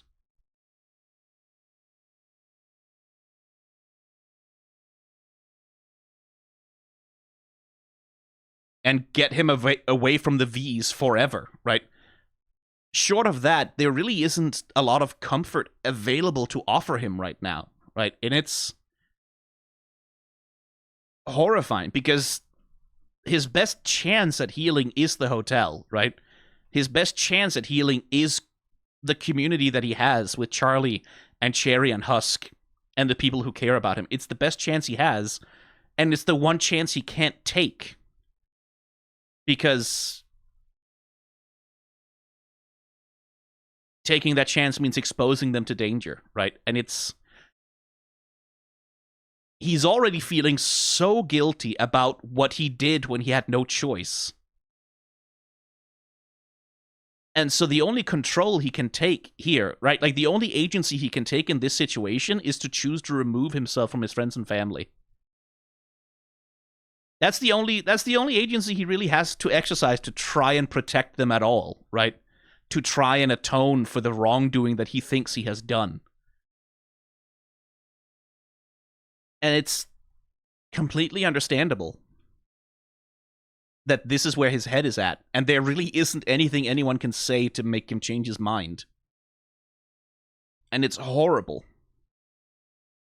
And as I've said, I think having 2 seasons of Angel primarily having a character conflict that revolves around being an abuse victim of Val and of Vox's, it'd be nice if season 3 we kill Valentino or get Angel out of his soul contract, and then we can give him new conflicts. That would be good. Not that he has to have sunshine and rainbows forever. That would be good, but just that it would be nice if we sort of moved on to a new set of conflicts at some point soon, just because as I talked about, he is the only sex worker character in the show, and sex worker characters whose stories revolve around being abuse victims are a dime a dozen a lot of the time, and often considered unhelpful when it comes to dealing with the actual problems of violence and abuse in sex work. Which, again, as I'll remind you, one of the biggest threats that most sex workers face in most places is from the state.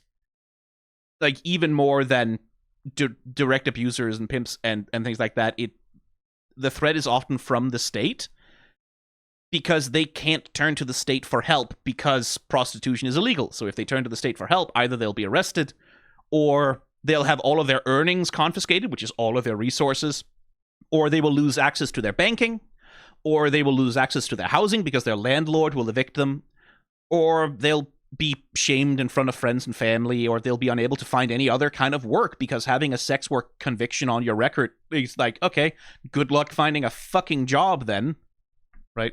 It's a valid kind of story to tell. It would also be nice if other stories were told more often. And it's not Has-Been Hotel's job to provide positive representation for all sex workers everywhere. It's just one of those intractable structural issues, right? That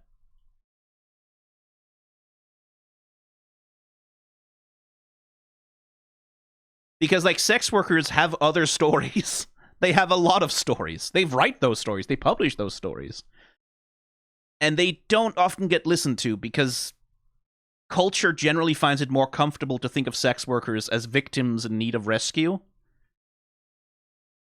or as immoral whores that need to be punished for their, like, moral failures, right? Like, there are certain roles, you know, in that way, and it's a social problem. It's a broad problem. It's not Hazbin Hotel's fault, and it's not their job to solve it. It's just one of those things of like, be nice if going forward, once Valentino gets horribly killed in season 3, then we can move on to other things.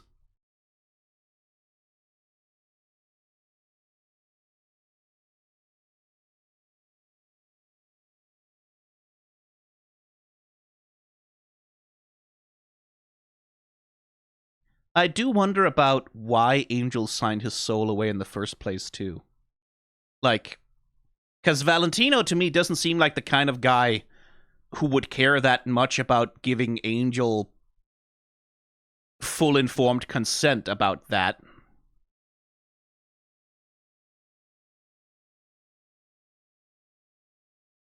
Like, I think Angel's soul contract was probably reached under less than honest circumstances.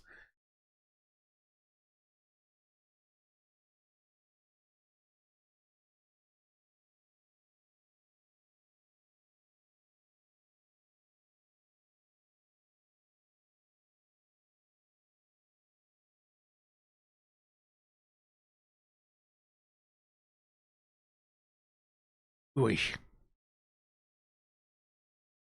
Like, it's the little... It's the grab, and then the other hand on top. And it's not... He's not holding on to him, right? Like, he's not grabbing Angel by the wrist and, like, holding on and preventing him from going. He's just holding. It's very gentle. It's not restraining him. It's just making contact. And clearly that contact was also more than Angel could handle, right? Like, that's... He's tried to hold on to this anger, right? This aggression, and then tiredness, and then Husk touches him, and grief comes out.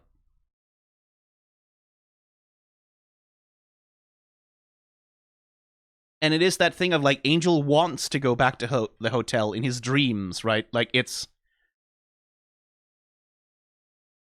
But in his mind, it's just not possible. He's not a safe person, right? And the horrible thing about soul contracts is, like, it's not... You can't say that he's wrong. You can't say for sure that Val and Vox wouldn't use him again in the same way. And it's awful. Also, Keith David, who gave you permission to talk like that?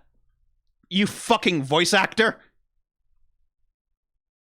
Who gave you permission to say it like that?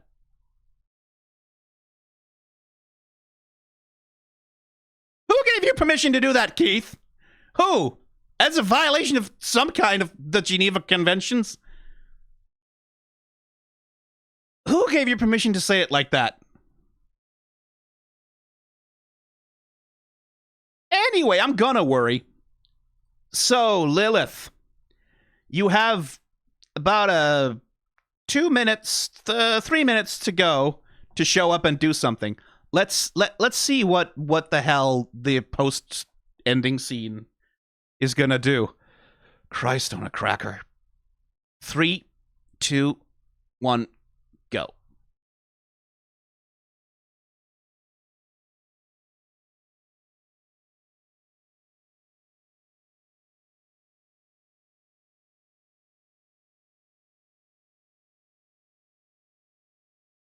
Background character alert.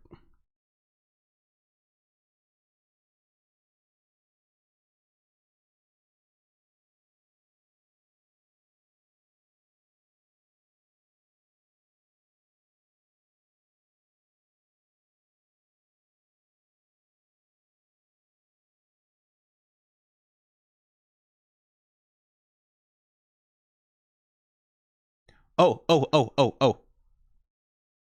Hey! Yeah, he would be. Oh, the radio apples always win.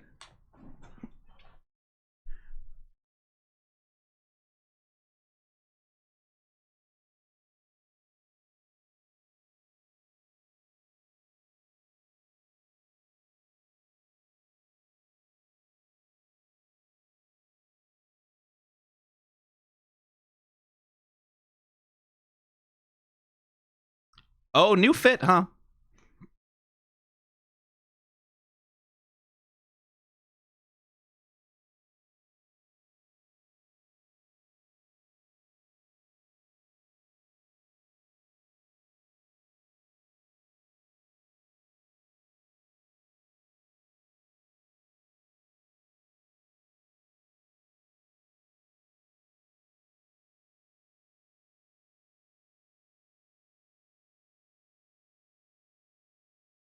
Listen, they can have a conjugal visit. Come on.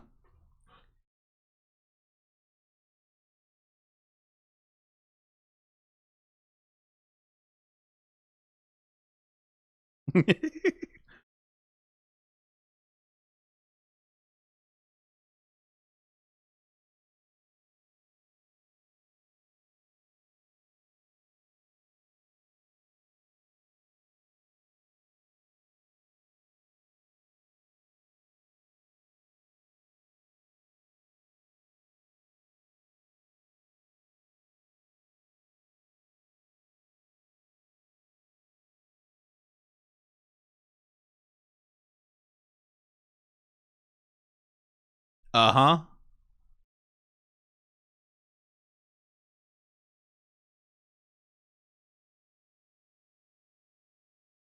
Oh, yeah. Okay. All right. All right. Okay. All right. All right.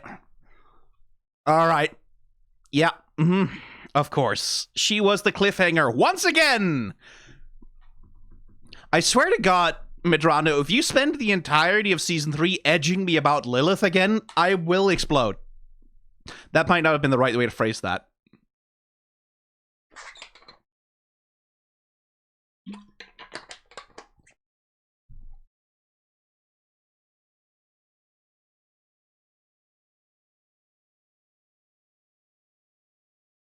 So this is a mirror, right, of a previous scene where Charlie was trying to contact Lilith. And it's a very different framing of her. Like, because previously she looked very small and alone. And here they're framing her much more, like, you can see she's large in frame. She has, like, presence. She's comfortable. So it's clearly meant to be an intentional mirror of that.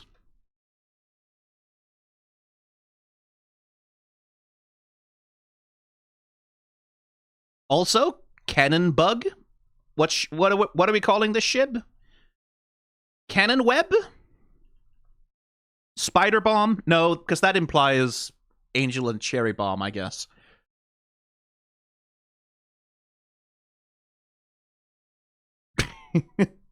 But hey, like, you get a little bit of yaoi in the last minute. So many background characters.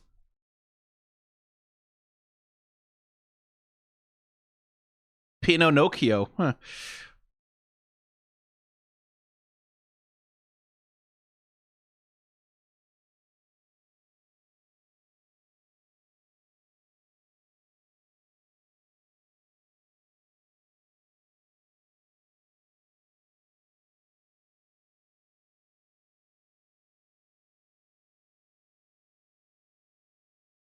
Yeah, Vaggy.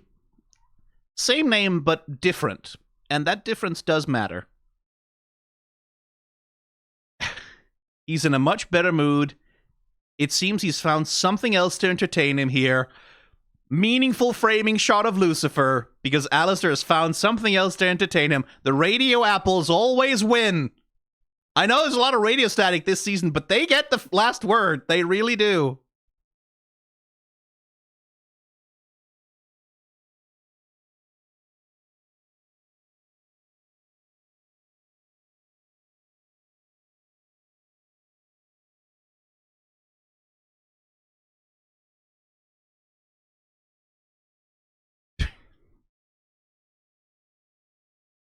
Very much, again, editing, so that's Valentino alone.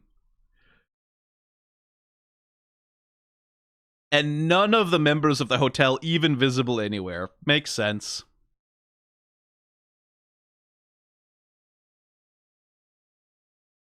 And he got a new fit, I guess.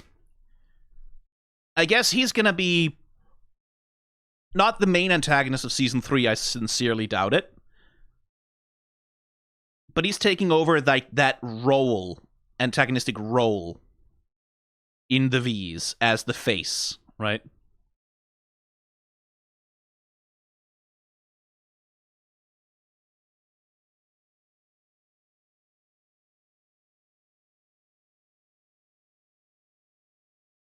But it's still a Voxtech microphone. So where is Vox now, I wonder? Kept in a basement, maybe. Being forced to play Coco Melon videos for children 24/7.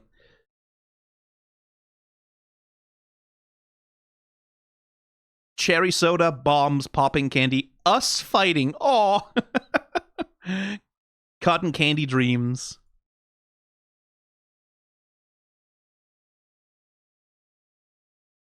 Oh, cool! Prosthetic wing. I like that.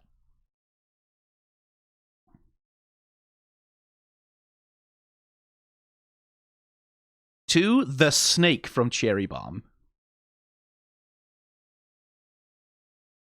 More profile picture alerts.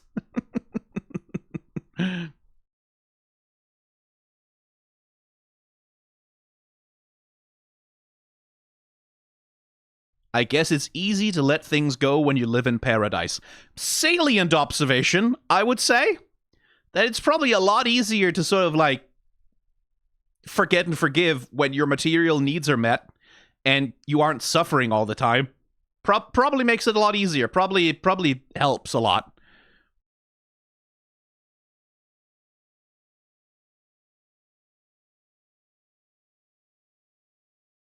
Also, what's in there, Pentious? Like that he has to like whoa.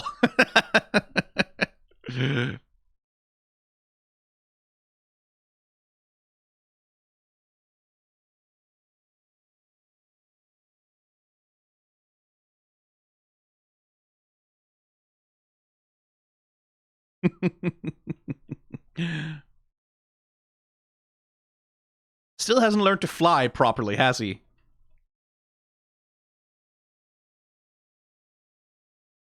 Lovely slithering motion. She's so mad.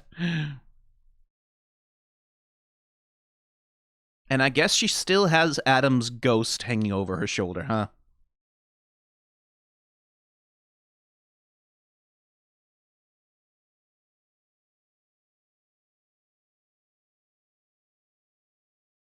Yeah, time to become a character, Abel. Season 3 time, baby boy. Time to develop a personality and a conflict and something worth caring about. Because I'm afraid you were mostly a plot device in this one.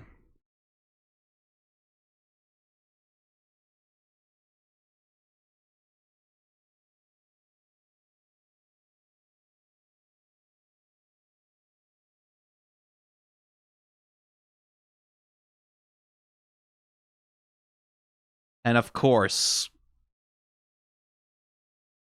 we don't get to see what's on the screen, right? Like, we don't get to know. Because we've had it once before that Charlie picked up the phone and thought it was her mom. We've seen that once before. Are we fake? I swear to God, if season 3 opens with a fake out where it's like, oh, actually, no, that was just, I don't fucking know, someone calling her like with a spam call. I am swimming to the Spindlehorse studio and I'm throwing rocks at the window. I'm just saying.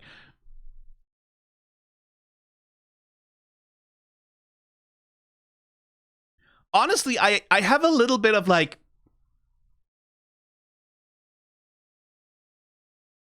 they kind of didn't really need to show Lilith at the end of season 1. And they kind of didn't need to have the scene of her... Well, no. The scene of her refusing Charlie's call, I think, was probably good. I think it's good to establish that Lilith is actively refusing to take Charlie's calls for the entire season. That's probably a good thing to establish. But I think, all in all, they could probably have gotten away with never, ever showing her up until this point. Like, they could probably have gotten away with just having the posters and having people reference her and talk about her and talk about Lilith's dream and Lilith's whatever and, like, all the things she did, but never showing her, never giving us anything. They probably could have gotten away with that, and I would have been less frustrated here by the end. That Lilith just spent the entire season spooking around in the background without becoming a main element. Ugh. I'll get over it. I'll get over it in 2 years when season 3 drops or whatever. You can only haunt the narrative for so long before you have to, you know, show up and shake your arms and go, ooh.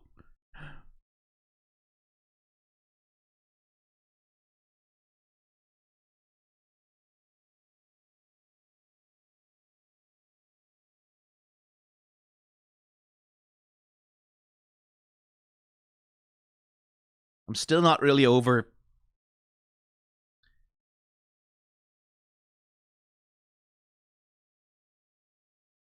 the way that Husk collapses. You can see how much of the energy just falls out of him.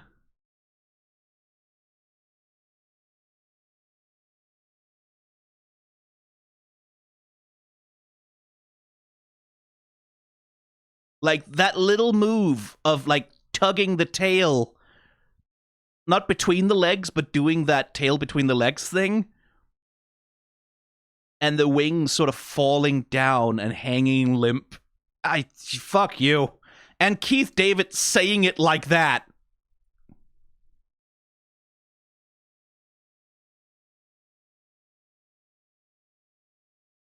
Like, yeah, fuck you. What the fuck are you doing?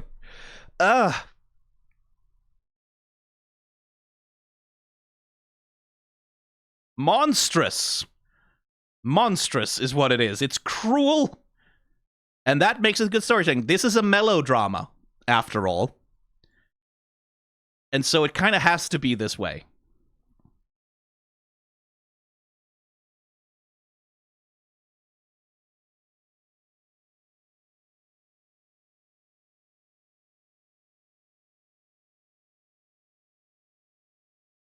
And again, I'm thinking, like, this has to be set up for season 3 being, in large part, like Husk's B-plot, Husk and Cherry's B-plot in season 3 would have to be getting Angel out of that fucking contract, right? Like, that has to be, like, a main objective. Because, like, my expectation would be that season 3, some new main conflict is going to arise, right? Like, some new main thing is going to be happening. Bad thing. Maybe not the apocalypse this time. We 2 apocalypses are probably enough. But some new bad thing is going to be happening. And the B-plot is going to be trying to get Angel out of his soul contract with Val somehow. And presumably the Vees still using the fact that they have Angel as their leverage over the hotel. Right? You can't make a move against us, because if you do, we will punish Angel Dust. Right? He's a hostage, essentially. So season 3 has to at least have a B-plot that's about Husk and Cherry Bomb trying to find some fucking way to get him free, right?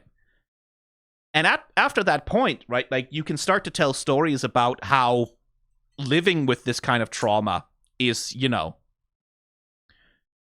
what that looks like and what recovery from it looks like, right?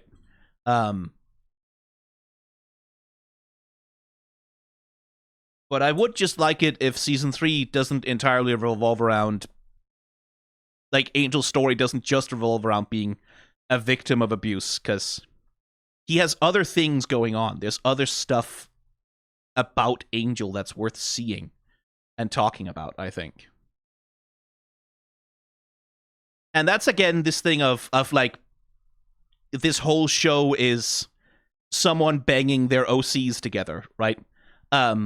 And a major feature of your smacking your OCs together and playing with them like dolls is, a lot of the time, that means just making them suffer. Right? Making them suffer just the worst. Right?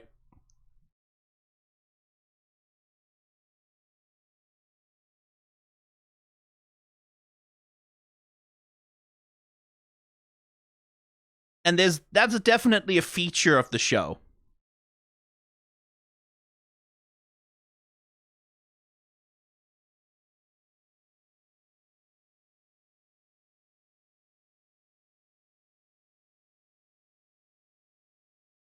And it is an interesting, like, Abel could definitely become an interesting character if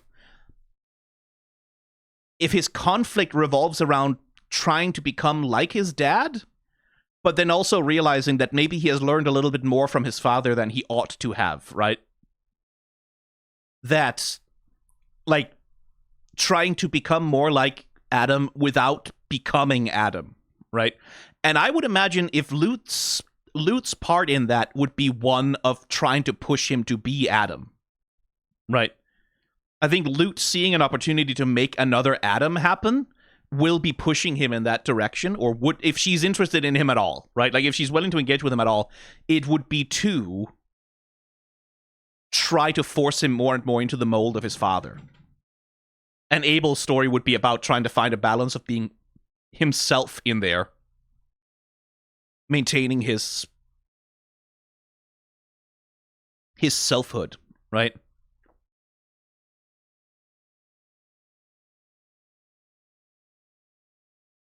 And, like, there's a lot of interesting emotional drama there, I think. Like, that could be there, which, again, might make this song, this part of the song, something that you look back on and go, oh, okay, like, that comports really well. That's good setup for what comes later. But for right now, it just feels like, okay, you could I would have rather seen Vaggie and Lute duke it out if they were going to fight at all.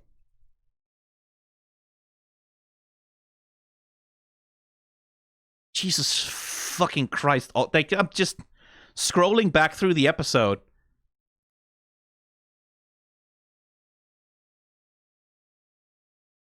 There's so much fucking sakuga. There's so much battle animation. There's so much big showpiece bullshit in this episode. It's wild that they had any budget left to make the rest of the season. It really is, and, like, outside of everything else, it really is an achievement as an animation production from a studio like Spindlehorse. Like, I imagine after the success of season 1, Amazon must have been willing to give them a lot more money for outsourcing. Because, like, Spindlehorse, there's no fucking way in hell they would have been able to make this with only their own staff, right? You can see that in the credits, right? That once you get to the animator credits, there's a lot of fucking people.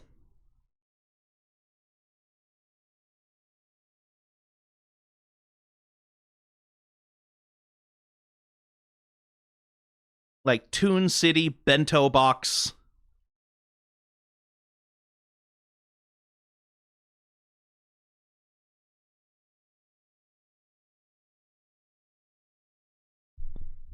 Good grief. All right, let's go through the credits. How you feeling, chat?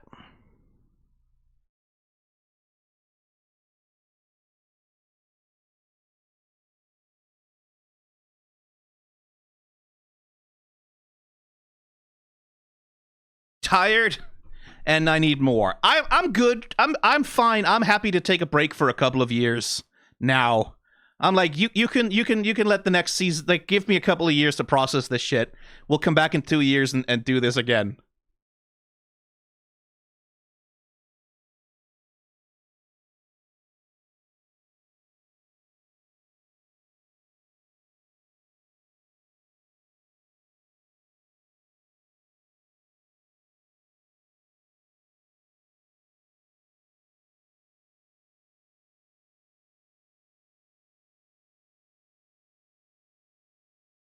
Princess Bento.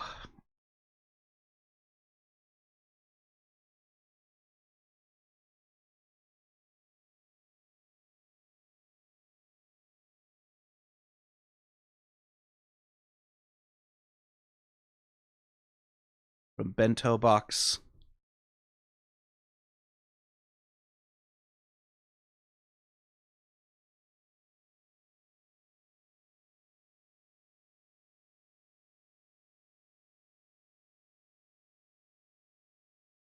Kate Kneebone.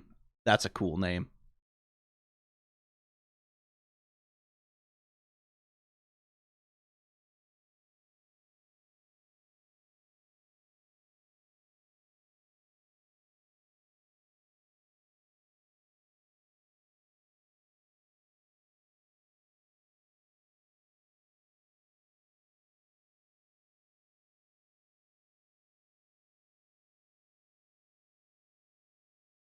Character and prop designers, like 20 people. Jesus Christ.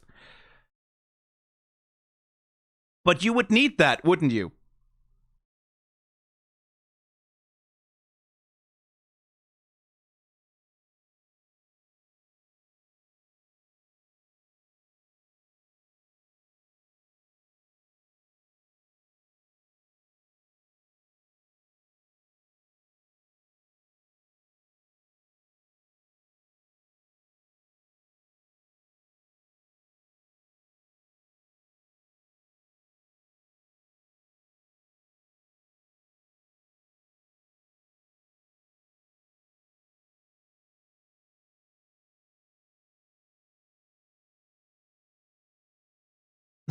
Background artist as well. Just like again, I really can't get over how many fucking assets had to be made for this show. Because usually with seasonal animation, especially, right? Like you can see it in the My Little Pony show. Like that's probably a pretty relevant comparison. They made a lot of background assets, and then they used them over and over and over and over and over and over again. Like Rarity's house and like all of the main 6 houses and all that shit. Like they made as many assets that they could reuse as possible, as much as they possibly could, because that's how you make shit like this work on like a seasonal animation budget. Spindlehorse makes so many fucking bespoke assets for everything all the time. It's kind of astonishing. Not that they never reuse anything. Like they do. There are definitely backgrounds that like recur and things like that, but just not as much as you'd think.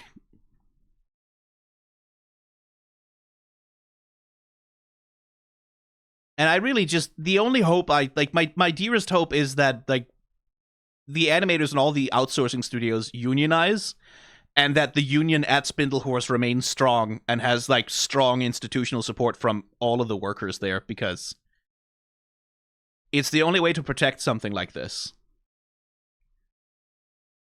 You cannot trust management to protect this kind of thing ever, especially not when management is ultimately economically in bed with Amazon.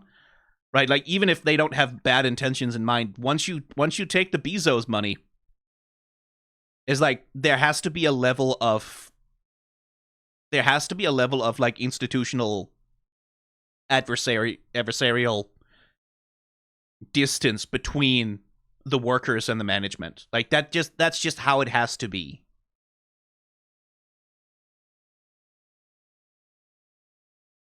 It's the nature of power, right? I guess the nature of money. You need a union that is independent enough and strong enough that it can push back on this shit. Like on whatever shit Amazon is eventually going to try and get away with, a union is an incredibly important part of pushing back. If nothing else, because like a union that has very strong protections for its workers, right? That has very strong protections for that has very strong protection for its workers, for their employment, that they cannot just be terminated willy-nilly by a studio whenever they want to collectively punish the workers. That's also a studio where the workers will feel safer talking to journalists, and they will feel safer articulating their issues. So if Amazon tries to pull some shit, it becomes more possible for the workers to speak about it and let us know what's going on, so that like we can start raising our voices, like so that there can be solidarity, right? I want Spindlehorse unionized forever, please, is what I want. And then the outsourcing studios as well. Because I don't want anyone to fucking have to crunch to make this show. It, like, no matter how much fun I'm having with the animation, it's not worth it.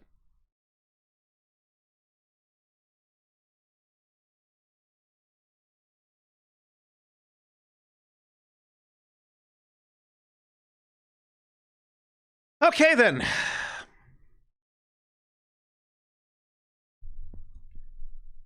That was season 2. The thing with animation crunch is it always happens. Yes. And the same thing is true in the games industry. Crunch happens. Like, it's sort of like there are times when it is an inevitable feature of just the nature of creative work like this, is that sometimes a bottleneck shows up. Sometimes, like, some shit can happen, or someone gets a new idea and the studio is like, yes, let's pursue it. And everyone gets excited and passionate, and they put in the extra hours and they put in the extra work and the extra. And that's, in principle, that's fine. The thing is, a bunch of animators getting excited, or a bunch of creators getting excited about a project and choosing to put in more work, right? Choosing to put in more hours, that's fine. But the studio should not be able to compel that. And the studio should be compelled to pay them extra overtime, compensation, a lot of fucking money for making them spend that much of their life doing something like this, right? Like, there has to be a negotiation where the workers get to opt in to doing crunch for something they believe in and get to set the terms for how much they're going to get paid for doing all that extra work. Because they're providing a bunch of extra value, so they need to get compensated with a bunch of extra money, right? Like, that's how it's supposed to work. And, like, when you have a good system like that in place, where, like, there is a system that regulates, right? That allows for the flexibility that, okay, sometimes we need to do a bunch of overtime to do some shit, right? And that allows for the flexibility for the workers to be able to engage in that without that becoming their default, their every single day, right? That's not every single project, every single time. It always ends up in a whole bunch of crunch somewhere because the studio management just can't be bothered. Like, the studio management end up planning the production cycle around expecting the workers to do crunch. And that's what happens in the games industry. That's what happens in anime, is production cycles are scheduled around the expectation that workers will crunch. And you can make them crunch, and you don't have to pay them extra to crunch, right? And that's where that shit gets real bad.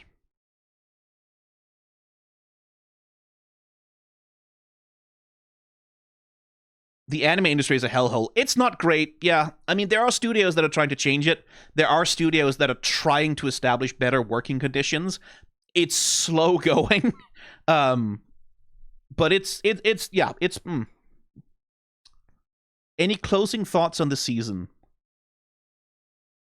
It definitely feels much more like a season 2.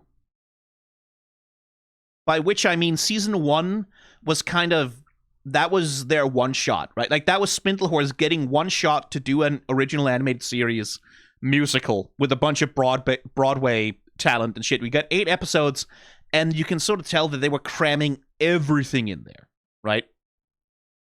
They were cramming everything in there. Everything had to fit in there, and it was very crunched, and it was very abridged, and there are spaces and times when the animation was, like, certainly not up to the level of any episode of Season 2, right? There were spaces and time where the animation could definitely have been better, right?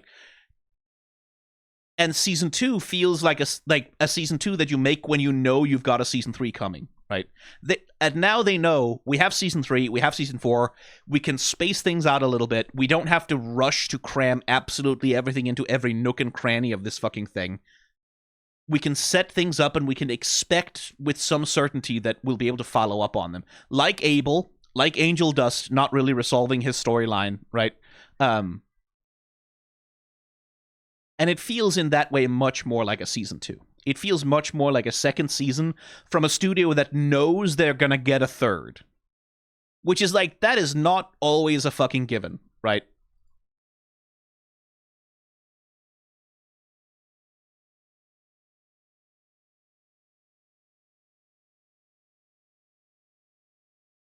And I definitely feel that here. Like, it feels like a season that's much less of a hurry, that is much less overcrowded, that can be much more focused.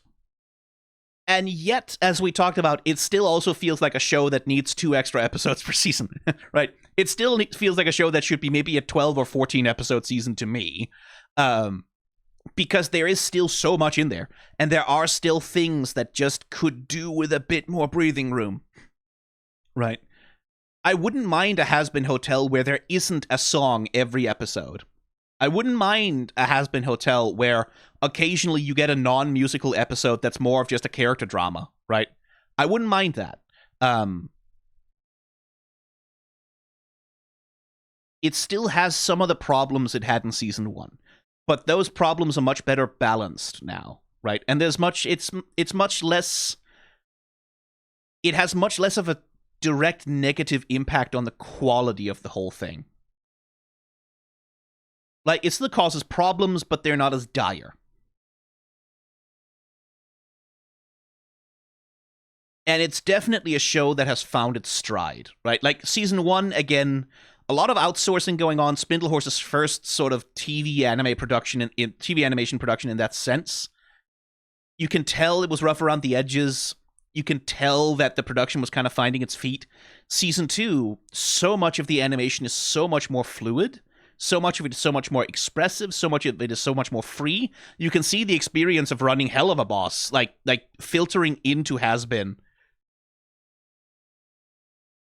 Like, reflecting, I'm sure, the maturing of their producers and their the animation leads, and like Viv Medrano as a showrunner, that there's just more experience and more institutional knowledge to go around to make these things happen.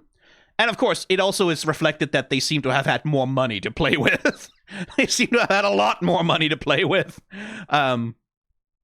Which is understandable, because if I remember correctly, Has-Been Hotel was like the biggest original cartoon in the world for a bit there, right? Like beating out pretty much everything else for a while. Which, you know, it's hard to tell streaming stats and like what actually reflects monetary income. But they definitely moved a fuck ton of merch, right?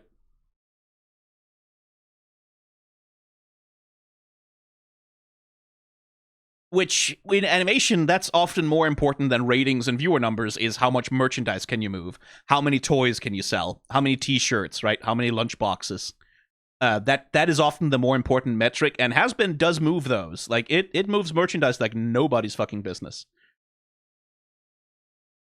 And so it feels like, and again, like, it might be that the budgets have remained more or less the same for season 2, actually. Like, it might be the budgets remain the same, but because the production is more streamlined, because they are better at scheduling shit out, because they are better at dealing with everything, that they just have more control over where they put the money, and like the money gets to be more efficient, right? The money that they do have. And again, really hope that there wasn't any bad crunch on season 2.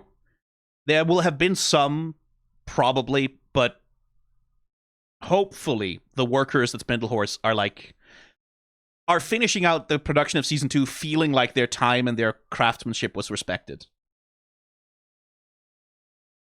That is the biggest hope.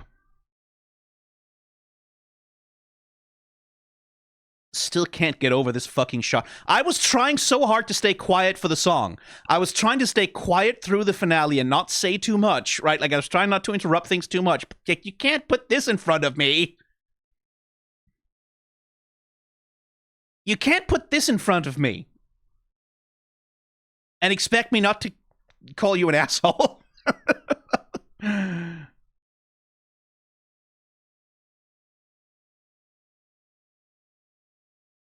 I mean, for all of the sakuga that was there, this is still, just as an act of composition, is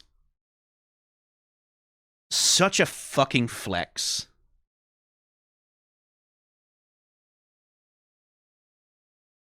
Fucking hell.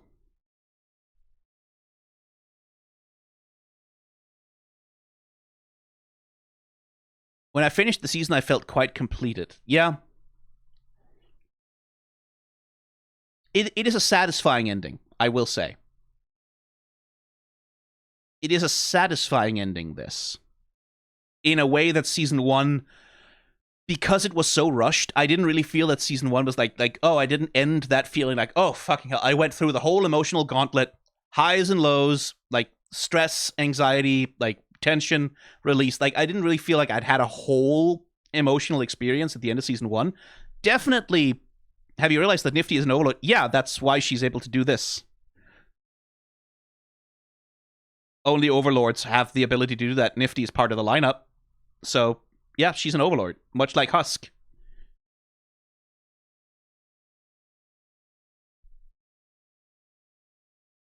I'm sorry, I didn't think that needed commenting. Wasn't that pretty, like, the Alastor's servants are overlords? That he's, like, captured or ensnared.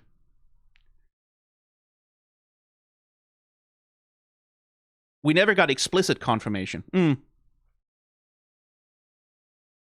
I guess so.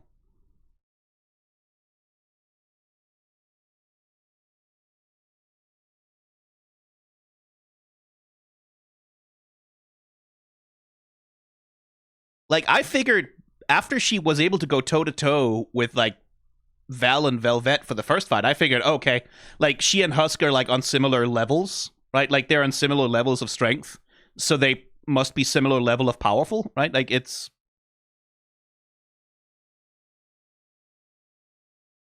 I'm still stuck on the 7 years, though. Like, I will say that's one thing in Season 2 that's, like, dropping the 7 years thing out of nowhere, that felt clunky.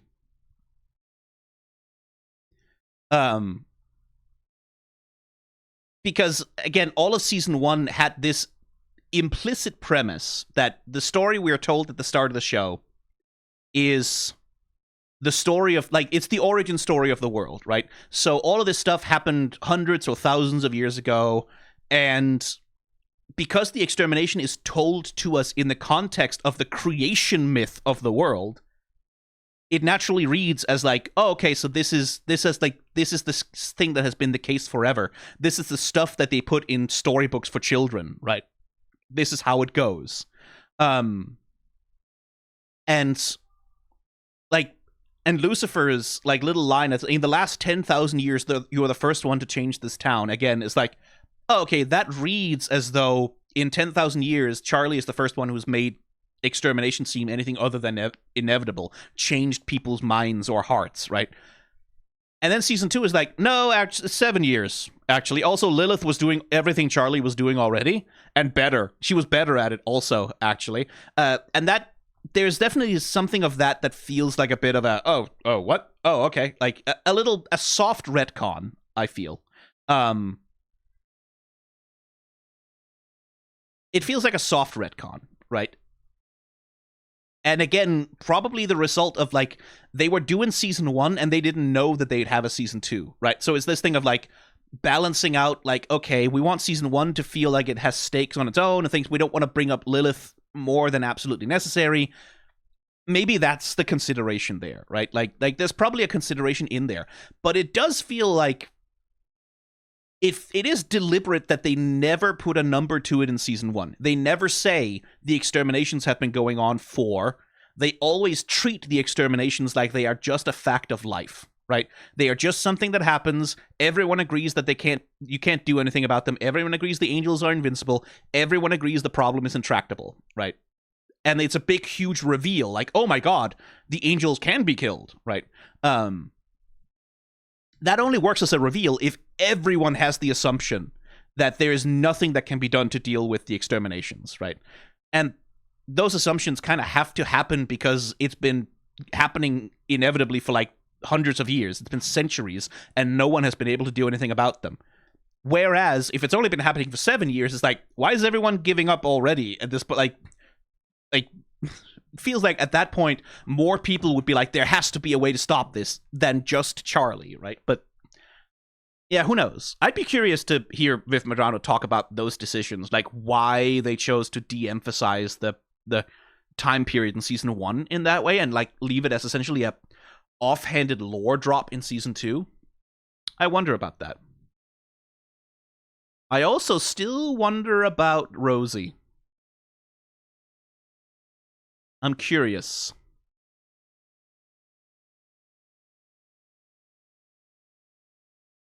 If you want to ship Alastor with anyone, shipping him with Rosie is probably a, like, again, not necessarily romantically, sexually, whatever, but like as, like, a character pairing dynamic.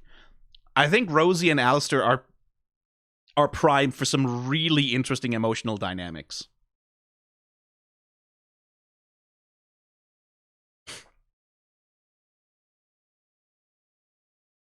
I genuinely believe she's not a sinner. Yeah, I'm also on the of the opinion that Rosie is something other than a sinner. What exactly? Hell if I know. She might just be a demon, right? Like, there might be just other kinds of underworld creatures. Hell, she might be a sin. Like, who knows? Just an 8th sin in not the 7 deadly sins, but an 8th secret thing.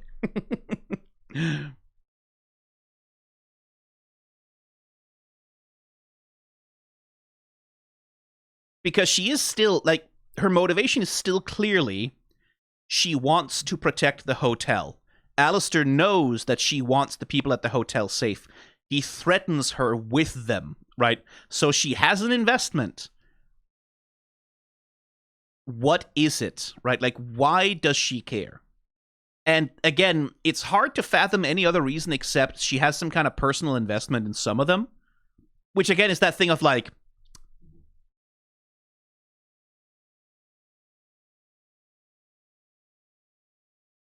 if you wanted to have a crack theory, let's have a crack theory. Let's have a crazy theory that isn't true, but which nonetheless... What if Charlie isn't Lilith's daughter? What if she's Eve's?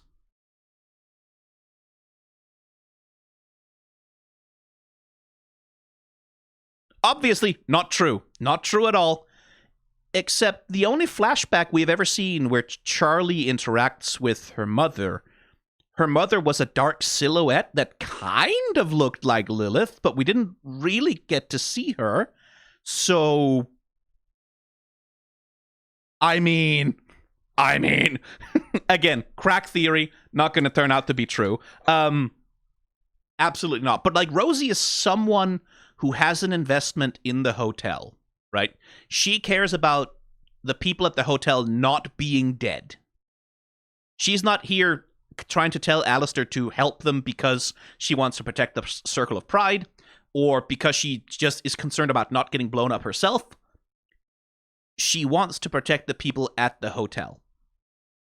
So whatever her plan is, and I don't necessarily think she's a good guy, right? I don't think she's necessarily a good guy, but whatever her plans are involves Charlie redeeming sinners at the hotel, right? Like, the sinners must continue to be redeemed at the hotel, and these must be the people to do it.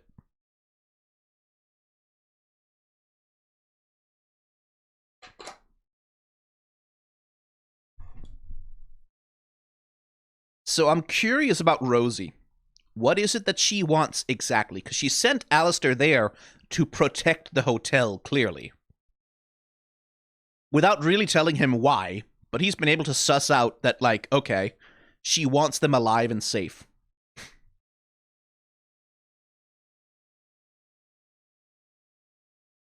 And again, like, I could definitely buy... Like, I've seen theories going around that the Lilith that we saw in heaven isn't Lilith at all, right? Like, that maybe that's Eve or something, and Lilith is in disguise as Rosie.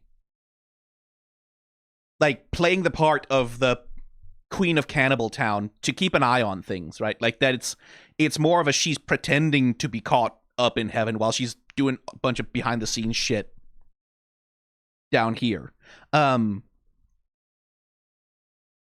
Charlie's calling her... Yeah, she's calling Lilith's phone, but Lilith doesn't have to have the phone on her.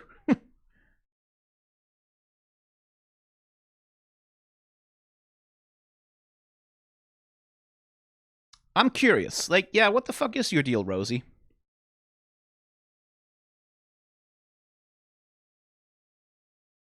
Anyway, my cat is outside. He's meowing, and it is past their dinner time now, so I should probably go deal with that. Oh... Which means it's time to call this to a close. That was Season 2. Good grief. You can, if you want early access to things on the channel, become a member of the... Sarah, there might not be anything on the channel for a bit, because I have a lot of other work I need to catch up on. But you can do that if you want to. And you can also see the more convenient versions of these reactions on there if you want on the Discord. But you don't have to, it's fine.